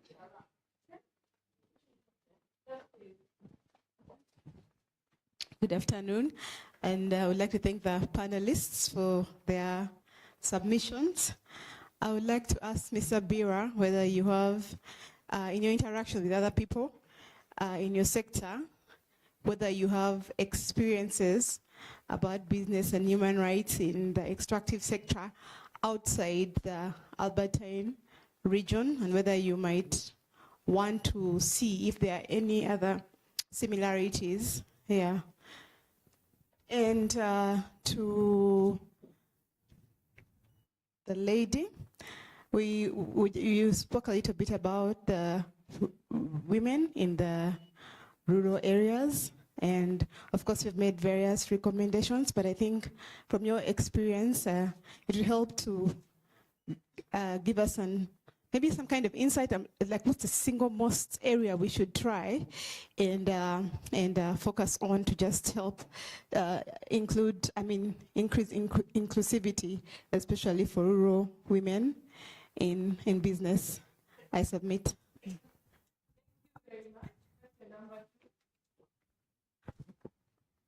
Good afternoon again. I'm not sure if this is a question or a comment, but it would be great if any of the panelists can complement what I'm going to submit on. For starters, I was looking at the title is Emerging Trends in Business and Digital Rights in Uganda. And I was thinking, I think we have looked at so many gaps, but there's also so many opportunities out there that I don't think we have thought about to address and also reach out for. For example, there are very many MasterCard sponsored courses, specifically for women, that allow you to either do a course on AI or innovation using digital tools. So all of that is already readily available. I think, again, the question goes back to who knows that these things are there? Because even Coursera gives you free courses on some of these things. How can you weaponize AI? AI career essentials. Like there are all these things, there are all these tools in place that we can already try to leverage before we start to see how big the gap is. Let's first use what we can, and then we move from there. So still, when it comes to the environment, I would like to, still part of innovation and digital rights, I came across a company last week during the ICTAO National Summit. And this company uses data for farmers, right? So they collect data from farmers. They can be able to assess your land, how much maize can grow, and they have like predictions. And banks are actually using this data and taking this data as collateral, which I found very, very innovative. But of course, there's the issue of regulation then.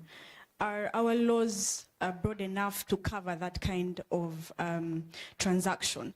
So while we have the interest in Immovable Properties Act that is there, does it cover if I'm giving my data to the bank as collateral to be able to get money? Yeah. Where's the third one?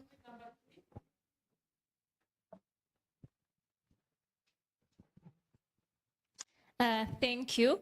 So most speakers have talked about how we are existing in an increasingly digitalized world and who benefits from this shift, like Joanita spoke about. And we also know that the architecture and governance of digital economies is largely shaped by the powerful multinational corporations that are extracting this data from individuals and communities and eventually reinforcing these patterns of inequality that we are seeing, which is why any process of digitalization must be subjected to periodic human rights impact assessments, because we know that the voluntary principles, let's say, of corporate responsibility are just not enough to do anything. And so these assessments should not only focus on individual rights. I know we talked about the right to privacy, freedom of expression, but we should also be considerate of the environmental consequences and implications for groups that are already marginalized. And so I want to agree with the previous speakers who talked about the fact that we should constantly be critical of digitalization as a path to development and interrogate the power dynamics that are shaping these digital systems, and instead push for frameworks that are insisting on justice, on consent, on equity and accountability. Yeah, thank you.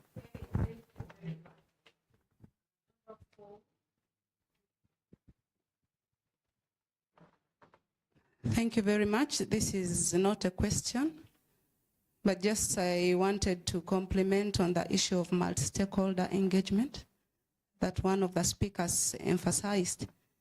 Of course, as we work towards digitalization and in relation to the story that we had from OIMA, multi-stakeholder engagement becomes key or very important. Engaging the community, engaging the local government, both at regional and national levels. Because then this one simply means that the communities are not even aware of their rights. By the time they are able to point at you that you're standing against them or being on the side of the donor, there is need to do a lot of community engagement or multi-stakeholder engagement in that area. And this plays a very key role in advocacy in issues of human rights. Otherwise, the rights of the people are compromised when such issues come up. And unfortunately, we'll realize that even when corporations are coming into operation, some of our local leaders or even leaders at the national level are actually behind them. And engaging the community means sometimes we take a lot of risks because then they take earnouts, and this already means that the rights of the people are compromised. So what are we going to do as civil society to handle such matters? Thank you. Thank you. The last one. Mine is not a question. I just want to appreciate the fact that someone talked about tax reduction. Since morning, no one talked about taxation, and this is a very pertinent issue when it comes to inclusivity as well as promoting these kinds of work. Also, I wanted to highlight the fact that CIPESA did submit, we submitted a white paper on ICT tax reduction sometime in April. You can just Google CIPESA ICT tax reduction and you'll find it. Thank you. Thank you very much. Thank you very much. And we're going to come back to the panel. And from a lot of the conversations on the panel, one of the underlying themes in the conversation from the entire panel has been limited access to information. There's also been an aspect of intimidation because of the communities, but there's also a wall, an information wall. I don't know. It's a digital wall that separates the ones who know and the ones who don't know, and it's a real thing that even if we advocated to the ends of the earth for all the protection and for all the privacy, that wall would just make sure that there are people who would never benefit. And it's a very thick wall there. And so in coming back to the panel, some of you have received questions, some of you have not received questions, but in responding to your questions, but also in closing this panel, I would like you to, one, respond to any of the issues that were pointed out to you, but two, provide for us, share with us your perspectives on very practical recommendations, that can be implemented to address, one, the issue of information, the issue of the thick digital wall, but also in addition, and this is quite a lot of stuff I'm telling you to do, but it is related, okay? Yes, so recommendations around that, but also a response to what collaboration looks like, in this era. Because when you listen to government from the morning, government seems very happy with the journey that they are undertaking. And we should be happy with them. And yet in the same breath, we know that there is a lot, there is a lot that cannot allow us be happy for more than 10 seconds. Like if we're dealing with an hour, this happiness cannot be lasting 10 seconds. So the question also is, how are we collaborating more as government, as civil society, as the private sector? What does collaboration look like when we talk about business digital rights? And the last one is, you all represent your entities, some of you in actual leading capacity. And so, as people who lead your entities, what are some of the commitments that you make, in regard to the discussion that we've had since morning? And we will start from where we started from. So we'll start with Jackson, and then we will go to Mr. Okello, and then we'll have Bira, and we'll close with,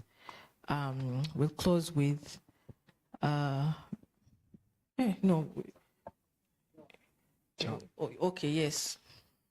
Then we'll close with Joanne. Thank you very much. Okay, thank you. The plate seems quite heavy, but we'll handle it.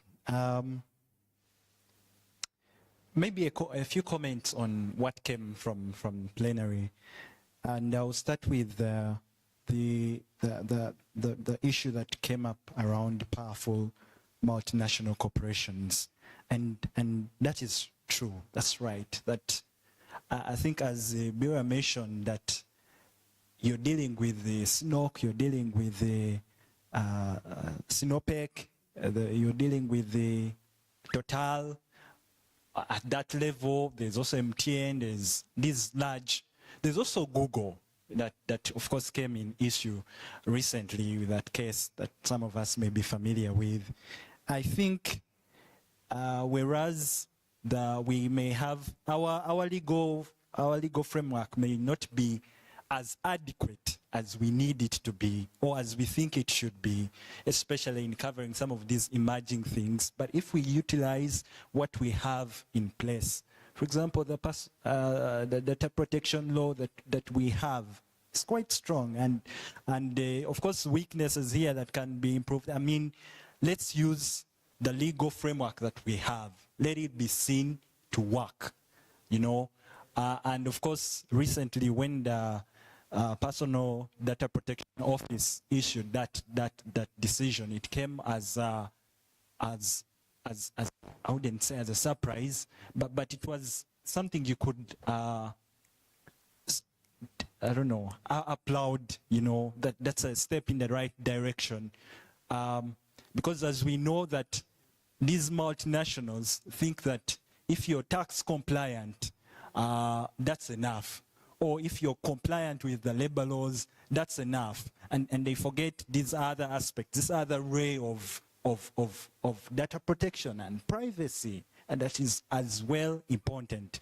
Because what came from the decision was Google pays taxes. It's a registered taxpayer. But it doesn't have, completely not complying with data protection policies at a national level. And if we are not keen, I think as civil society, to bring this out, especially in aspects of strategic litigation or public interest litigation and so on and so forth, so many of these things will go and swept. Yet we have the law in place, these violations are going on, and we are not doing anything. My take around that, which would be a recommendation, again, I think for me it would be to strengthen our institutions, to strengthen the Personal Data Protection Office, to strengthen NITA in its mandate. There are issues with staffing at the Personal Data Protection Office. And so if we increased our funding, I think in my earlier comment in the morning, I was just drawing us to when we talk about digital transformation, digital transformation, through digital transformation. But what are we allocating the digital transformation sub-program? It is very little money. Less than $1 trillion Ugandan shillings, less than half a trillion Ugandan shillings. And we are talking about the digital economy is a multi-billion sector in this nation, and we have to face it. If we are talking about these safeguards, these things that we need to see the improvements, if we are talking about public awareness, then we must also be deliberate. I think government should be deliberate in funding these programs. I think the commissioner, as he was closing up in quite an interesting way of, okay, I use interesting carefully here, where he talked of how an entire payment payments for an entire month would be delayed, maybe because a senior government official somewhere does not know how to, has forgotten a password or whatever. I don't know the reality of the workings of that. But it speaks to that we need more, we need capacity building at government level. We need capacity building within us. Some of these are the recommendations as CSOs, and in our different spaces, and we also need to emerge from wherever we are. You know, I love discussion like this. We're having no two on the table, having the extractives, having we had, I think, the media and so on and so forth.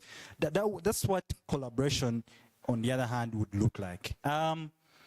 Maybe a few more things here, that with these corporations, we need to mandate.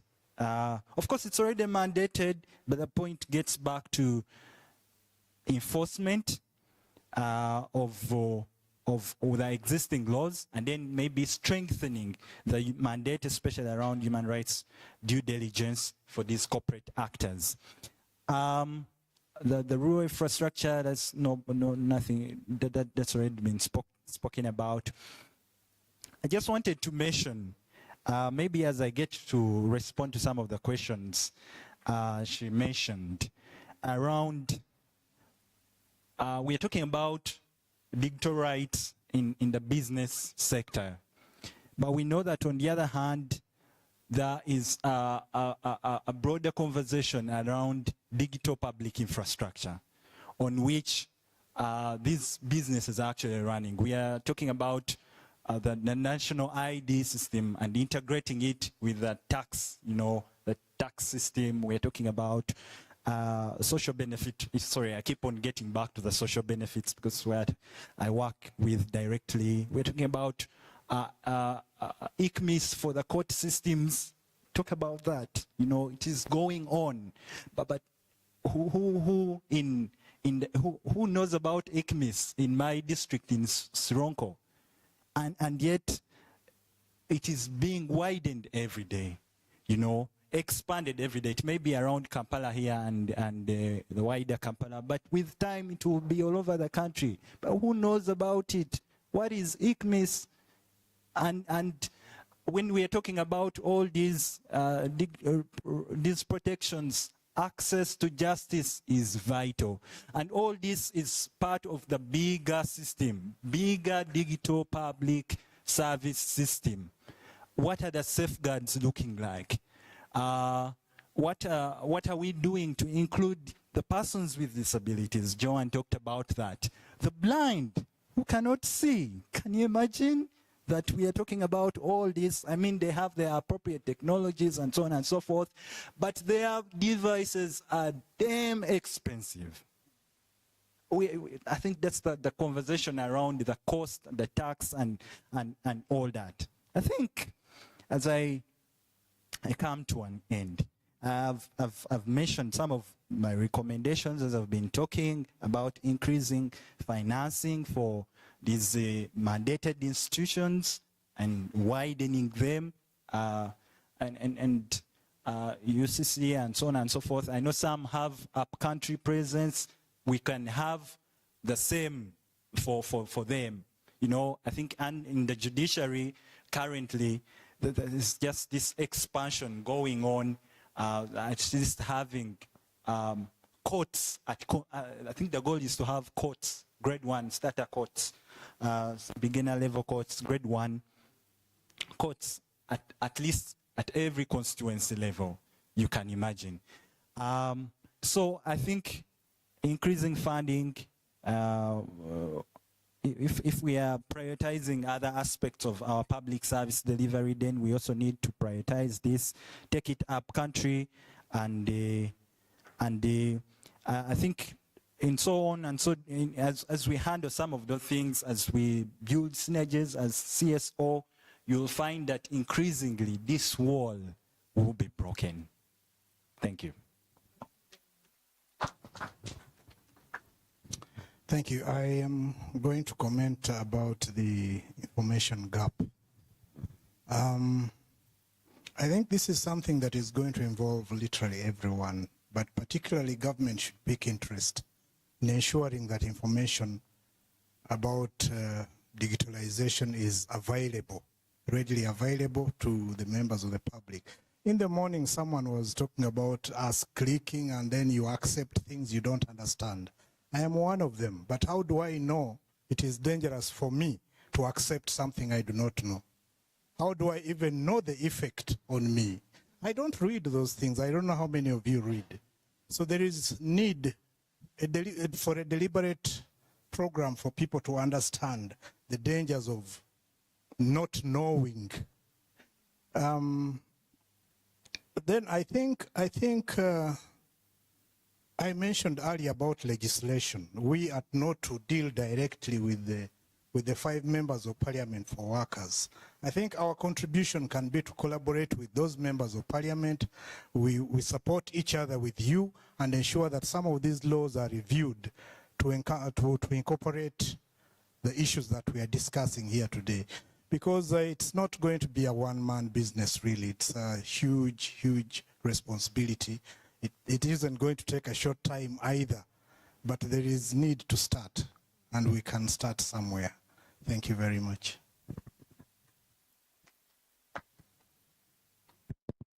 The first question that was posed by the lady, the lady's out. Oh, she's around. I've been looking for you. Based on the question that Isabella asked, I had to concentrate on an extractive, part of the extractive happening in my area where I have footprint. But I am part of a national framework of young people, but also of human rights defenders. And as part of that, I interface with processes and actors across board. For example, we've had engagements in Karamoja, with Mabo, with a few stakeholders working in Karamoja. But also some of what I shared cut across even beyond the extractive sector. If you go to Kaweri in Mobende, you'll find seemingly the same issues but contextualized differently from the oil and gas to coffee. So you realize that they're more a little related. I think that's what I can share on the First Lady's submission. No, I meant the lady who asked first. You know, in Uganda, I don't want to be misquoted by, but anyway, I have no police at home, so she may feel comfortable. Anyway, that was a joke. That was a joke. Let me drive the point home. Madam, I meant the lady who asked first, because she didn't what? Introduce herself. Madam Isabella, you did ask, what does collaboration mean? I think for me, that's a big question. Because in Uganda, for example, when you design a project like this one and you're working with the government, you seemingly appear to be collaborating. When actually you can implement a 5-year project and you have not been collaborating. For me, collaboration means an appreciation of diversity, a mechanism of listening to one another as you move, but also continuous improvement. For example, as civil society and as human rights defenders, our means as in the past has been hitting the table. But now, if we are going to collaborate, we also appreciate that government is not interested in people hitting the table, but they need people who are able to also lift the table with them. For me, collaboration is about appreciating one another, but also making constructive input, but also, most importantly, having an hearing mind from both sides. And maybe lastly on that is mutual respect. We may be working with you. Like, for example, we've had donors whereby we remain as donor recipient actors, and we have not been collaborating. You run a project, finish it, and you write a report. So for me, collaboration is about building each other and playing a contribution towards changing towards the country, the country we want, all of us. I hope I've made my point. Then you also asked about our recommendations. The first recommendation I would make is that we need to keep localizing ICT and digital tools further. There are very many things happening, but we've kept them like high. Eh? It's really, really very high. My sister there, I want to ask the second, the Hajat. No. Okay, I'm trying to avoid those words. My sister there did talk about someone who is sharing sharing farming prices, projecting output and revenue. I can tell you today, if you went to Masindi and asked farmers, how much will you sell your kilogram of beans? The farmer goes to the farm without knowing anything. Yet we can localize this by following trends, using a small, even an Excel sheet without necessarily thinking about an app. So we need to localize ICT such that everyone appreciates that ICT is a facilitator of everyday work. Because in this country, every ICT tool developed, the country puts a tax on it, and then that tool collapses. Recently, when we were trying to go e-payment, they put a tax on every Momo Pay you make. If you are also paying, then the one receiving the Momo Pay is also. So what happens is, when I go to a fuel station, it's cheaper for me to go to a mobile money, to withdraw my money, and I come and pay you cash, than using the same phone to pay you. In other words, we are so awkward as a country that we are happy to move with cash, hitting our. So what I'm trying to say is that let's localize these things, but also the government should appreciate that ICT can be a tool of delivering social transformation for our country. Then the other recommendation is let's also do prototypes. My sister shared about that. I wish that can be in another dialogue. We can bring something like that and say, how does it work? How can we apply it elsewhere? These prototypes will become inspirations to other sectors, and then we embrace. Then the other thing is we need to keep simplifying governance processes. For example, we've got the EITI process in this country, which is so foreign even amongst us elites. Yet the country has invested a minimum of $20 billion in the extractive sector for Uganda. The country has produced 3 reports so far, which are not known. We need to, all these processes like EITI, like the ECIAs, the Environmental Social Impact Assessment reports, we need to localize them, but also digitalize them so that they become palatable as day-to-day things. Like you remove TikTok, like my brother would say he loves TikTok, it becomes a daily TikTok affair. Now, commitment. You did ask about commitment.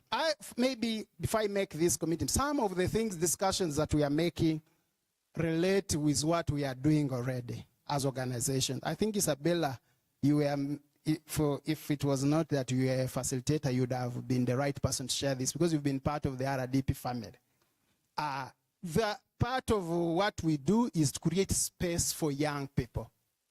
And this space includes these, but also online spaces. We run a weekly Twitter space. We have talk shows. I want to thank Space has also given us some resources to support our talk show programs. So for me, to continue creating space for the audience that we serve, that's the young people. Then the other thing is ourselves being continuously being champions. And I think for me, the last 20 years, I've been there, though I'm retiring soon. Finally, we need a lot of engagements with actors, especially people making decisions in corporations. Very many corporations think that talking about an action, like the other time one of the companies closed the road called Suma, closed the road because that road, the two roads were bringing water to their company, they closed it with cement. Yet, when we interacted with the CEO, he didn't know that this was a very big thing for the community. So we need to bring the corporations, especially people who are making decisions, in these rooms to appreciate. By the way, this discussion of human rights, they think it's an NGO thing. They think, that one, Uganda Human Rights Commission, business, it doesn't what? Because the NAP has not been appreciated by the private sector yet. And finally, we need to invest more in shuttle diplomacy. These corporations need to be brought on table with some more smearing them to appreciate, so that I'm using that to drive a point that they do not need hard talk. They need, sometimes to appreciate us. Okay, these are issues. Shuttle diplomacy will help us. I thank you.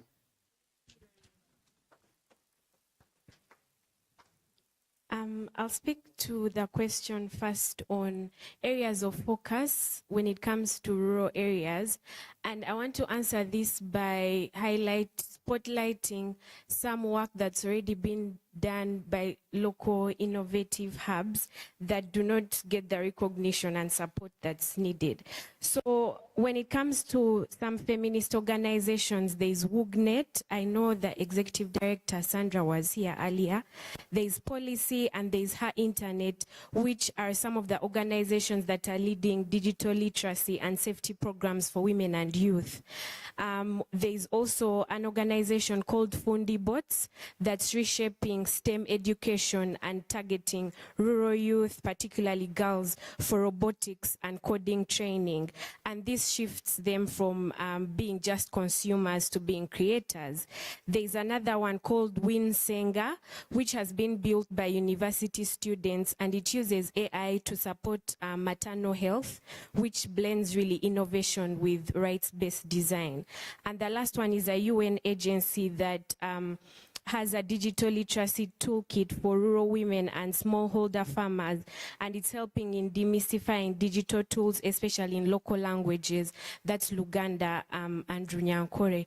And I wanted to highlight this because people face compounding realities. So I can't necessarily answer the question of one area of focus when it comes to people living in rural areas, right? So there are many intersections. You've had digital rights, there's economic rights, there's climate justice. And so I think depending on where you sit and where you come from, then you're able to tailor whatever that can look like for your communities. And what these innovations have in common, and what's important, is that they reclaim technology not as a tool of surveillance or extraction or exploitation, but as a means of dignity, autonomy, and rights. They are grounded in local context and in collective power, not just individual enrichment. So, like I mentioned earlier, not for profit, but for the people. And when it comes to Isabella's questions, around collaboration, I think government needs to remember that it has a social contract with people and not with corporations. I think sometimes the lines are blurred, and that governments think that they work for corporations and not for people. And as civil society, it's something that we have to keep reminding them, and that's why we are constantly critiquing and putting them on the spot. I mean, you saw a government of representative today talking about Nyash Festival in a digital rights conversation. So yeah, what are we doing here exactly? And I think when it comes to things like collaboration, when it comes to things like collaboration, I think in a fast-moving world like the digital world that we find ourselves in, it's important to create spaces for pause, critique, and reflection. While we see innovation, we are pushed to innovate, to think, to be creative, I think it's important to always ask ourselves, like, where are we going? What are we doing with this? Who is this benefiting? Who are we leaving behind? Is this actually benefiting people? Is this actually speaking to community needs? Because if you're talking about co-creation, does government first go to communities, or is it being influenced and shaped by corporate and commercial interests and private sector? Are you giving people what they need? If you're talking about the inevitability of the digital economy, who is it actually helping? My mother is constantly locking herself out of her bank application. So if she can't even access her money from a bank, what are we, like, why are we doing the things that we are doing? A lot of us are always skeptical and scared that our jobs are up for termination and disappearing. So we need to ask ourselves as humanity and human beings, where are we going with this digitalization? Who do we actually want to work for? And this space must be a space for convergence, one where power is redistributed and not merely digitized. Thank you. Thank you very much, Joanita. And ladies and gentlemen, that brings us to the end of the panel. And a big thank you to Mr. Moses Okello. A great thank you to Joanita Najuko. A great thank you to Mr. Bira Chiwanuka. And finally, a great thank you to Mr. Jackson Wandera. We can now release you to your seats and the audience.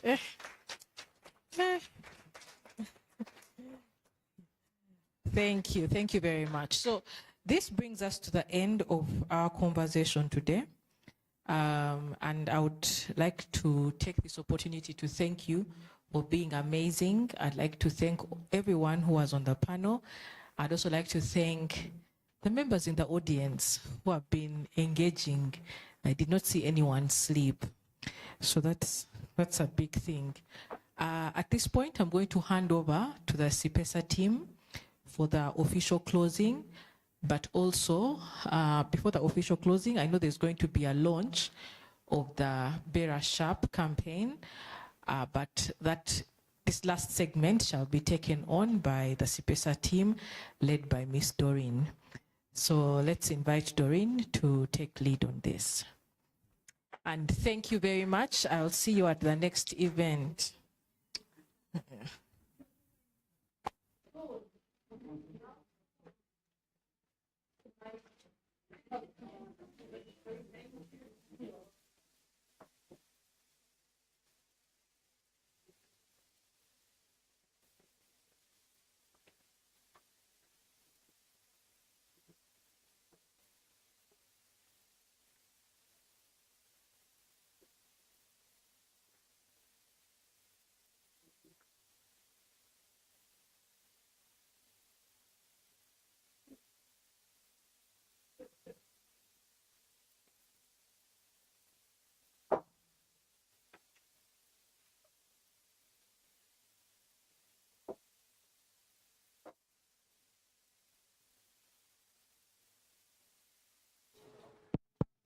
Okay. Hi, everyone. Once again, I am Patricia from CIPESA. And just like that, I am honored to be closing this. Part of the launch, you'll be getting some markers to sign off the Bearer Sharp posters. And just to wrap up what we've learned today and shared today, we started from the opening remarks where we learned so much about the topic. We've had conversations about the rural infrastructure, taxation, something I'm very passionate about. I know the last time I saw my friend there, we were deep in Cotonou, you know, sharing and pushing envelopes with ITUC as well as ILO people. That was sometime last year. So all these conversations go back to taxation, things around the workers of the right, the rights of the workers, as well as human and people's rights. We've also learned things around innovation hubs. I personally did not know that we had some of those in universities and the different locations they mentioned. one big thing I think we should also go with is the fact that we need to bridge the gap between what we are doing and the private sector. There is a recent report from the World Bank and the IMF. They're actually now pushing African countries to look into the private sector. They're saying we have the money on the continent, and it is true, we do have the money, so we should look into that. We've also heard much about the data centers. I don't know if it's a rumor, but it's true. Microsoft is in Kenya trying to build for them a data center. So as we were saying that we could also mobilize money in our countries, we could also engage the big tech. However, it's always like, you know, it's a two-way traffic. What do they need? What are we giving them? How are we going to keep their interest on the continent and in our countries? We've also looked at the legal frameworks. We have dived into this. I think every panelist here, at some point we were talking there that, is this like a lawyer's conference? Because they were just, everyone here was talking about legal issues as well as what we wanted to cover. I don't know, my colleague Doreen, do you want to do the signatory of those? I can just give you this microphone here. You can fix. Thank you.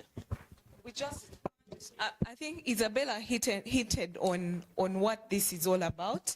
So we just want a few signatures on this, or if not, for each one of us who is here today.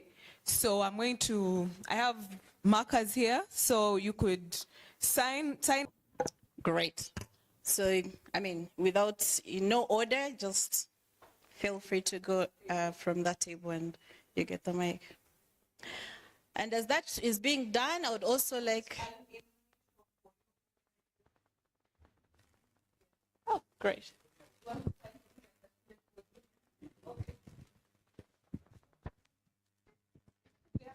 So we can...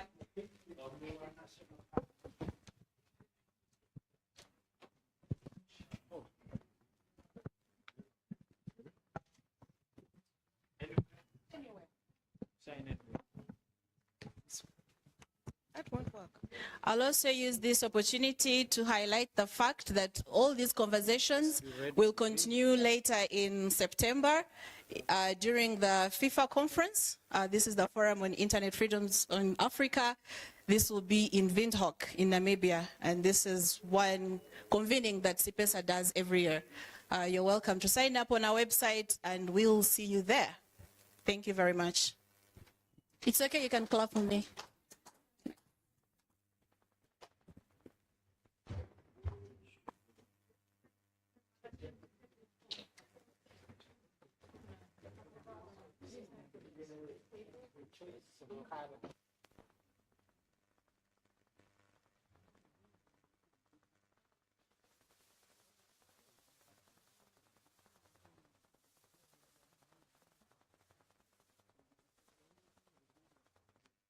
Put the word there in the white section. Yeah. Otherwise, it's